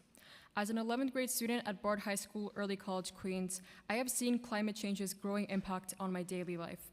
Our school building serves 3 different high schools, including Academy of Finance and Enterprise, High School of Applied Communication, and my school, Bard High School, Early College, Queens. At the beginning of the school year, my classmates and I were forced to walk into school with soaking wet shoes due to the heavy flooding one day. Last year, classes were interrupted by water leaking on the 8th floor roof. And we have witnessed wildfire smoke exacerbating asthma and health problems for New Yorkers across the city. With summer approaching, I am even more concerned that the rising temperatures and harmful air quality will increasingly affect students' learning ability, especially in a growing industrial area. I am asking the city to fund $600 million in the city's capital budget to electrify and upgrade Bard High School Early College Queens and prioritize the other schools Triage has identified for fiscal year 2025, specifically Transit Tech High School in Brooklyn, Beacon High School in Manhattan, Curtis High School in Staten Island, and Fannie Lou High School in the Bronx. We are living in a time of a youth mental health crisis and a wave of newly arrived undocumented students, among other changes. They need our support. And now more than ever, it is important that we envision a stronger, sustainable future for all New Yorkers, including students, no matter their zip code. I have faith for green, healthy schools to become a reality because we all deserve a better future. Thank you for your time. Thank you. Good afternoon. My name is Francelli. I am a student from Fannie Lou Hamer Freedom Hammer High School. I am a 16-year-old girl living in the Bronx. I have experienced problems going to school because of flooding and having to take different routes to school. And sometimes the buses are not even available for me to make it to school. And I'm not going to be able to walk 30 minutes to my school. I also experience heavy breathing because of asthma because my school is right in front of the Cross Bronx Expressway. Leaving students to miss school because of having to go through asthma attacks at least 8 times a year. Fannie Lou Hamer High School is also a much older structure. It might need remodeling. When it rains, around the school, it seems to get flooded. Powerful windstorms leaving the school with water inside. The conditions that are exposed to it because of underfunding that happens to the school in these areas. I am asking the city to fund $600 million to upgrade our school and environment that we are exposed to.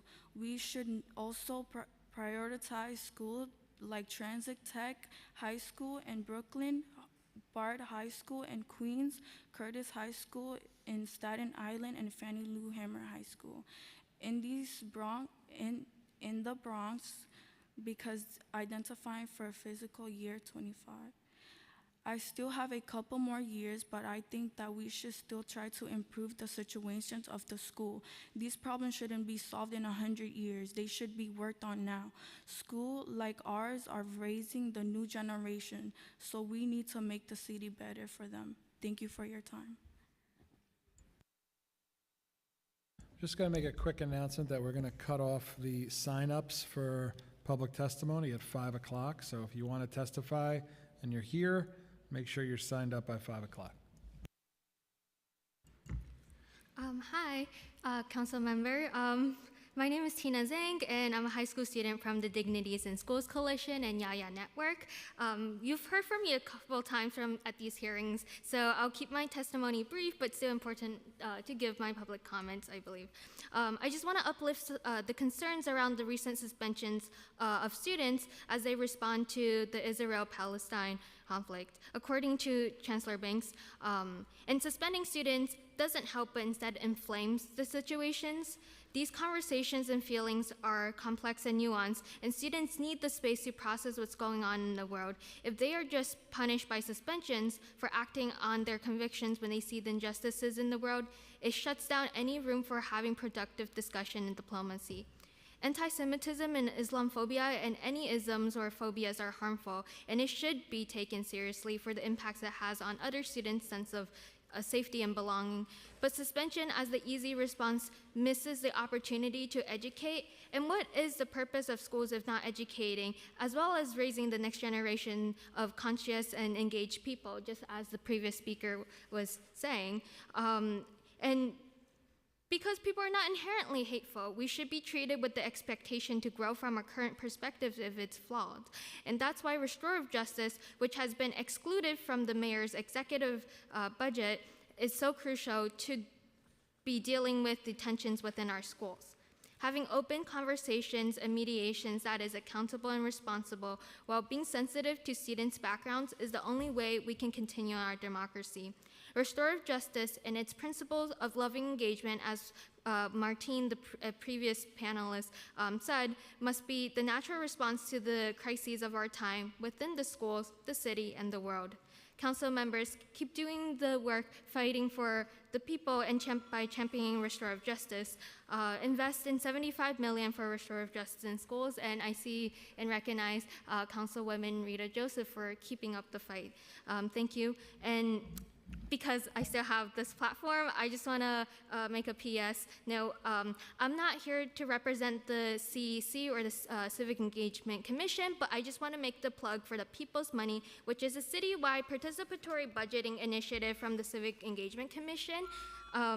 You can vote as a NYC resident age 11 and up at on.nyc.gov/pb. It's not just about coming to these hearings and getting our representatives to fight for our budget, but we should have direct democracy in how we determine public money. And come see me if you want to submit a paper ballot. Again, it's online. It's at on.nyc.gov/pp. Thank you. Thank you. Thank you.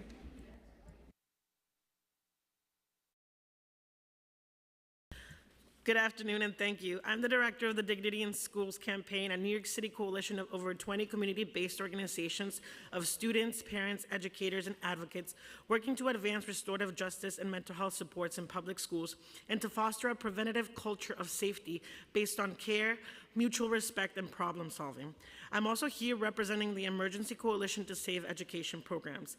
The Dignity in Schools campaign calls on New York City to expand restorative justice by $75 million and to protect and baseline the mental health continuum at $5 million, restorative justice at $22 million, and other critical education programs under threat of being cut. This is possible by reallocating $90 million saved by freezing hiring on school policing positions, not allowing the city to fill for attrition, and cutting funding for vacant school cop positions.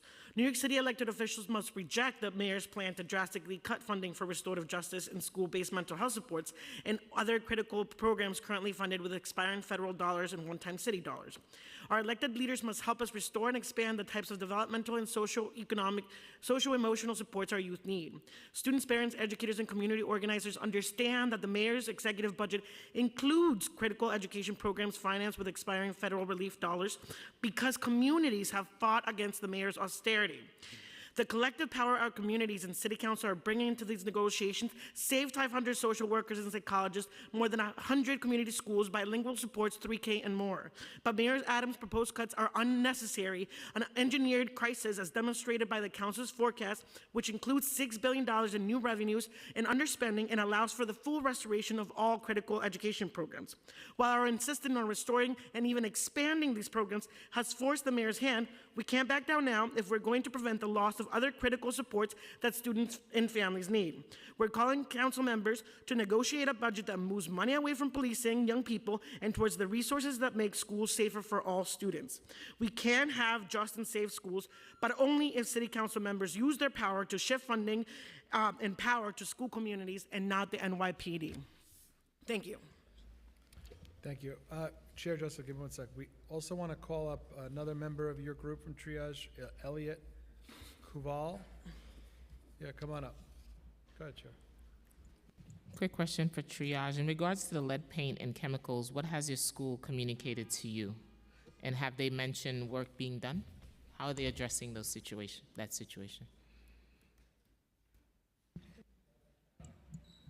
As for Beacon, our school hasn't really done anything significant towards the lead problems in the water as far as students know, but. I can add. So this was raised, we got quite a bit of press coverage on this earlier in the year, and the DOE did respond into 2 different press inquiries, and they basically said, we're aware that this is a situation and that there wasn't an active situation for this calendar year, meaning September through December. But as our students noted, there was an issue in the basement 18 times just the prior school year. So essentially we were told, yeah, we know, but that's it. And the students clearly also have not gotten any additional information as well. Thank you. Dignity in Schools, what types of restorative justice program do you have in your school currently now? is the question, like what types of programs are currently available for students. So one of the things that the Dignity in Schools would like to do is shift more funding to school-based restorative justice programs. Right now, a lot of the funding goes directly to the central offices, which again, we want to fight to protect and baseline that funding, but we want to expand 75 million because we believe that if schools get the funding directly to hire a full-time... wanting the people on the ground to have more power shifting. No, like Rashida, we need 1,000 more of you in philanthropy because you get it. You get it more than the people with the, you know what I'm saying? Sick of white people, Tanisha. I'm really tired of Stand by. I'm really tired of it. You and me both. I wasn't in foster care, but I've also been Yeah, stuff. like, So, I'm just. and you see, like Tanisha. you see. It's interesting because people make. Tanisha, you got to mute your Zoom. Isha, please mute yourself. Thank you. So as I was saying, unfortunately, out of the funding that the city council and the mayor appropriated for restorative justice last year, less than $3 million went directly to schools. And so that means that very few schools have a full-time restorative justice coordinator that can help ensure that everybody has full access to the kinds of programs and trainings that they need. And so what we want is to make sure that more funding goes directly to the schools so that they can pay for young people like Tina and like others to be able to be part of restorative justice circles so that they can get full training and that they can have a full-time unionized person that can lead the charge. Got it. Thank you.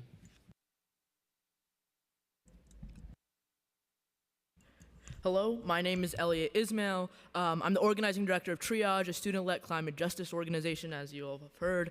I'm also a senior at Grover Cleveland High School in Ridgewood, Queens. I had 4 years of things that you could not even begin thinking about being a high schooler. I'm trans, homeless, and a low-income New Yorker trying to juggle not only school, but housing and the college application process. I've been awarded the Macaulay Honors Scholarship at Baruch College, but was not able to accept it because they didn't have resources to guarantee me housing for the next 4 years.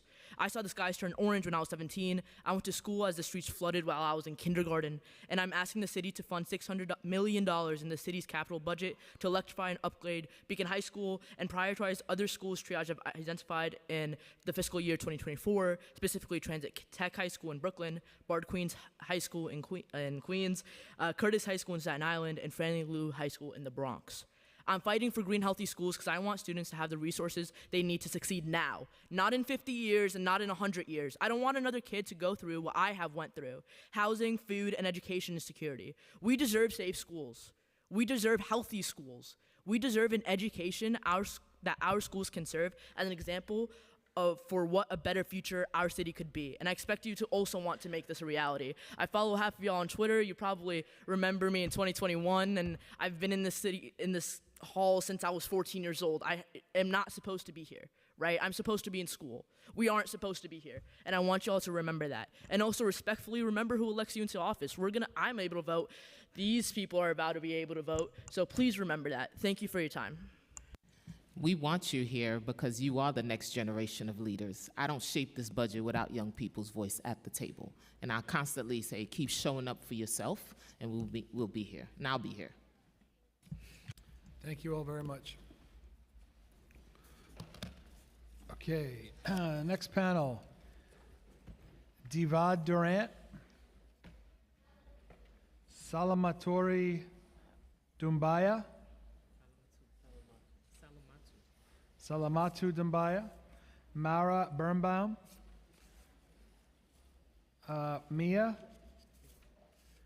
Gabrielle Lerner, Allison Bardsley, Brian Fotino, and Noam Gilboard.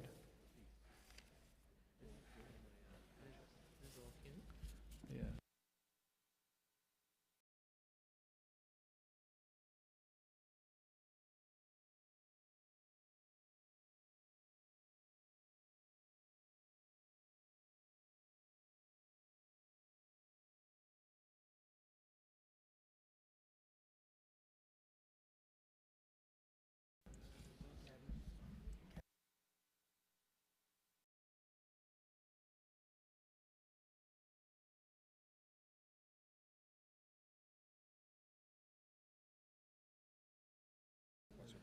Okay, you want to start from my left?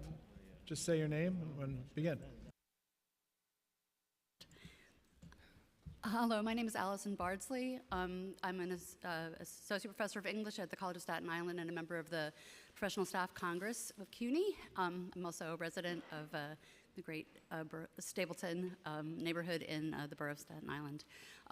College of Staten Island, as you know, is what's the word? Comprehensive school. That is, we serve both as a community college and as a four-year school.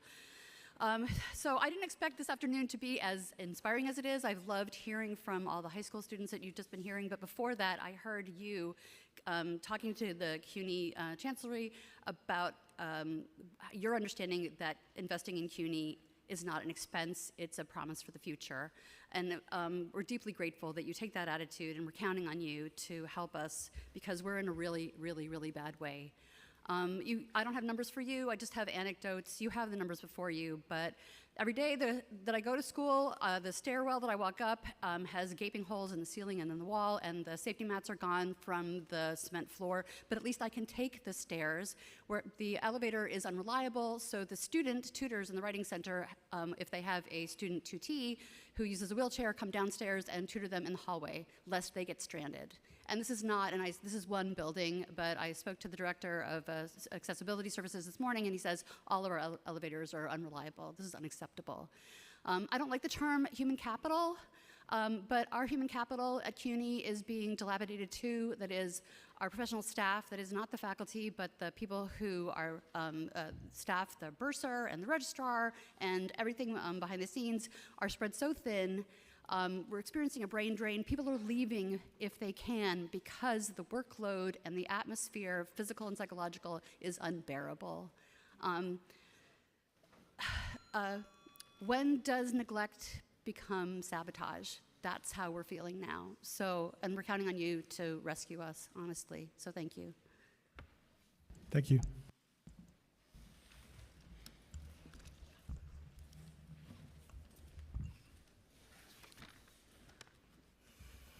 Chair Brannon, Chair Joseph, Chair Janowitz, thank you for having me today. The Jewish Community Relations Council of New York appreciates the City Council's and the CUNY Chancellor's sustained commitment to ensuring CUNY campuses are safe, inclusive environments for all students. As anti-Semitic incidents have risen locally and nationally, we urge the Council to prioritize measures that will increase transparency around hate and bias occurrences at CUNY and all other local colleges.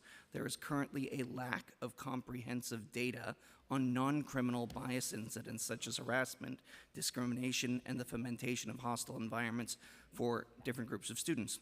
Without robust data that captures the full spectrum of bias and hate incidents, it's challenging to grasp their prevalence, identify areas of concern, and develop tailored measures for prevention and response.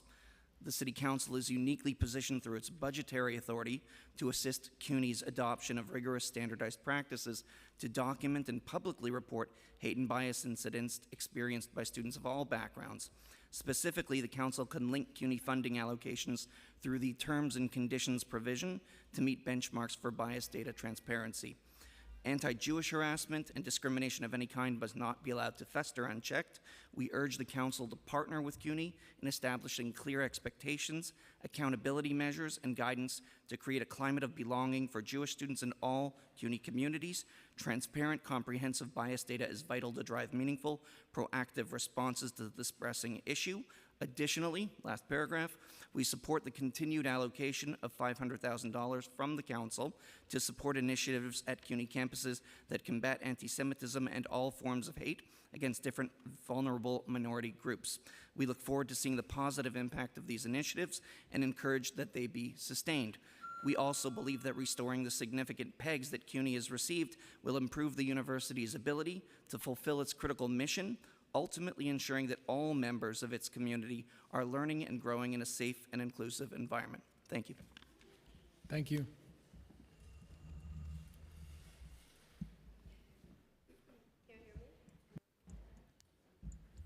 Okay. Chair Janowitz, Chair Joseph, and Chair Brannon, thank you for having me here today. My name is Salima Tudumbuya, and I am the chair of the CUNY University Student Senate, representing all 225,000 students at CUNY.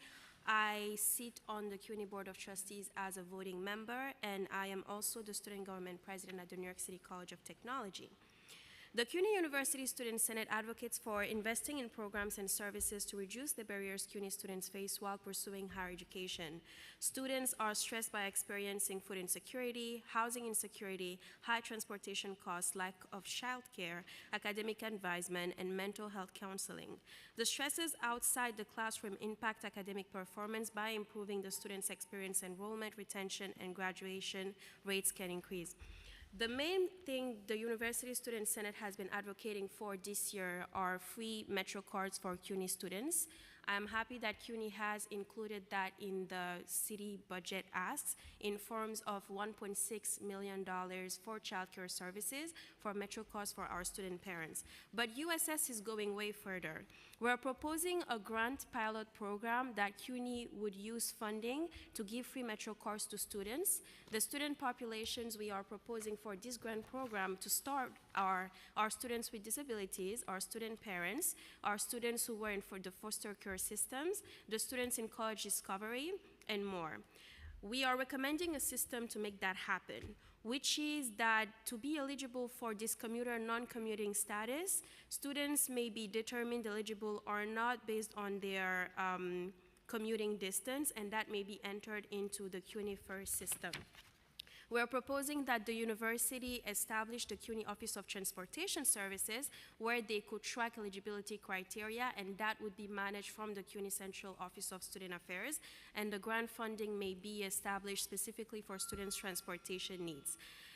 USS thinks that it is important to cover these costs in order for students to be alleviated for the challenges they face on a daily basis. On campus climate, I do support any initiative for anti-bias for our Jewish students, but also for our Muslim students. Being a very openly Muslim hijabi, I do see that some interactions are different now, and we can imagine why that is happening with certain people.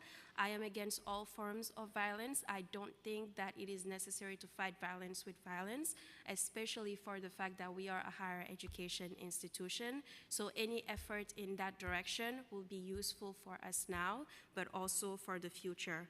Our students are brilliant, and I would like to condemn any outside institutions or organizations that are using the burning passion of our students and their honest interest of what's happening around the world, no matter what their view is, to push agendas that have nothing to do with the cause at hand, that for students is something that is passionate. And again, no matter what their views are, because it is good for students to express their views, but I am not for manipulating their views, and I am not for exploiting their passion.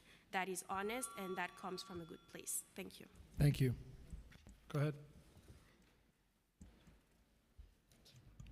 Hi, my name is Brian Fotino, and I'm a visiting fellow at the City College of New York. I'd like to begin with a moment of silence for the over 35,000 Palestinians murdered by Israel since October 7th, and the millions more Palestinians murdered, injured, and displaced since 1917. I am disgusted by Chancellor Matos and the NYPD's response to nonviolent protests against genocide. Numerous injuries, including chemical burns, broken bones, concussions, bruises, and swelling, have been reported by protesters and individuals clearly identified as press. Close to 200 people were arrested, with several held for over 36 hours in violation of the law requiring detainees to be arraigned within 24 hours of arrest. Those arrested were subject to inhumane conditions at the jail. They waited in long lines for several hours in the cold and rain while in zip ties, were denied water, chairs, and warm clothes, as well as access to bathrooms. There was at least one incident in jail where a Muslim woman's hijab was taken off amidst outrage and protests from fellow detainees, despite past cases that were settled by the NYPD for removal of women's hijabs. At least one detained protester was denied medical attention and passed out on the floor. Some of those arrested are facing trumped-up felony charges of burglary based on the lie that CUNY community members entering a CUNY administrative building constitutes a break-in. No amount of property damage justifies this violence against our community members. The City Council, which funds CUNY, must push CUNY to support the 5 demands of the protests: divest, cultural boycott, solidarity, demilitarize CUNY in Harlem, and free CUNY. Put simply, the City of New York and CUNY must fund our communities, not genocide and the police. In addition, I am disgusted that several members of the City Council have not publicly called for a ceasefire, which is the bare minimum. Shame on you. Thank you.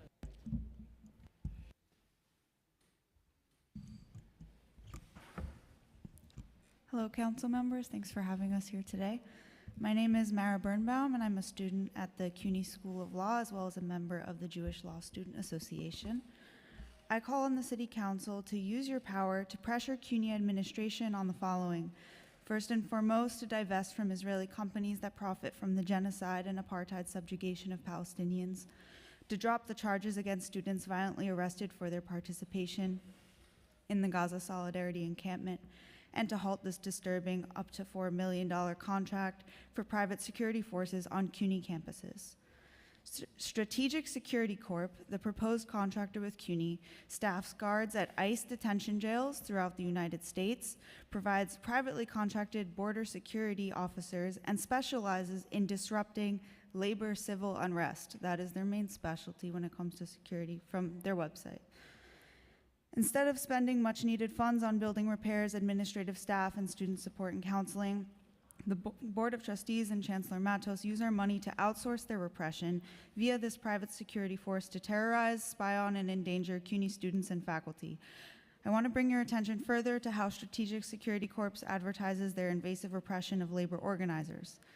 SSC, quote, can assist by providing intelligence services as to what direction the movement is headed and whom is driving it, government and law enforcement relations, quick reaction teams, emergency response and armed and unarmed security guards, intelligence monitors on organizations and their activists, removal of negative Twitter postings, and procurement of or permit inquiries. These monitoring tactics include intimidation, repression of free speech, stalking, harassment, infiltration, and violation of people's privacy.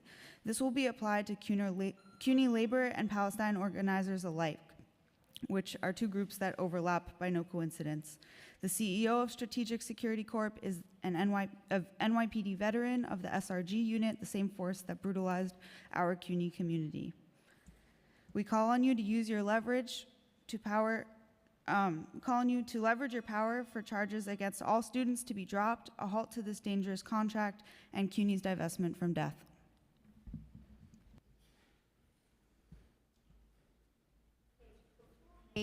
Before I start my official testimony, I cannot help but point out that while every year the City Council acknowledges Holocaust Remembrance Day, today we must acknowledge that this is the 76th anniversary of Napka Day, and there is an ongoing Napka, and since October 7th, there has been a second Napka, and I hold every level of government responsible for perpetuating the Napka. In light of that, my name is Maureen Silverman. I am a CUNY alum from the Silverman School of Social Work. I'm here today on behalf of New York City for ceasefire. A coalition which demands that this council take action in support of a free Palestine once and for all. Most immediately, call on the council to finally pass a resolution calling for an immediate and permanent ceasefire in Gaza and an end to the U.S. supply of arms to Israel. This is long overdue. This hearing examines the CUNY budget. We cannot speak about the budget without speaking about how CUNY dollars and resources have been used to suppress and criminalize students. We stand with CUNY students, staff, faculty, and alumni in expressing our outrage that Chancellor Rodriguez and President Boudreaux invited the NYPD to inflict violence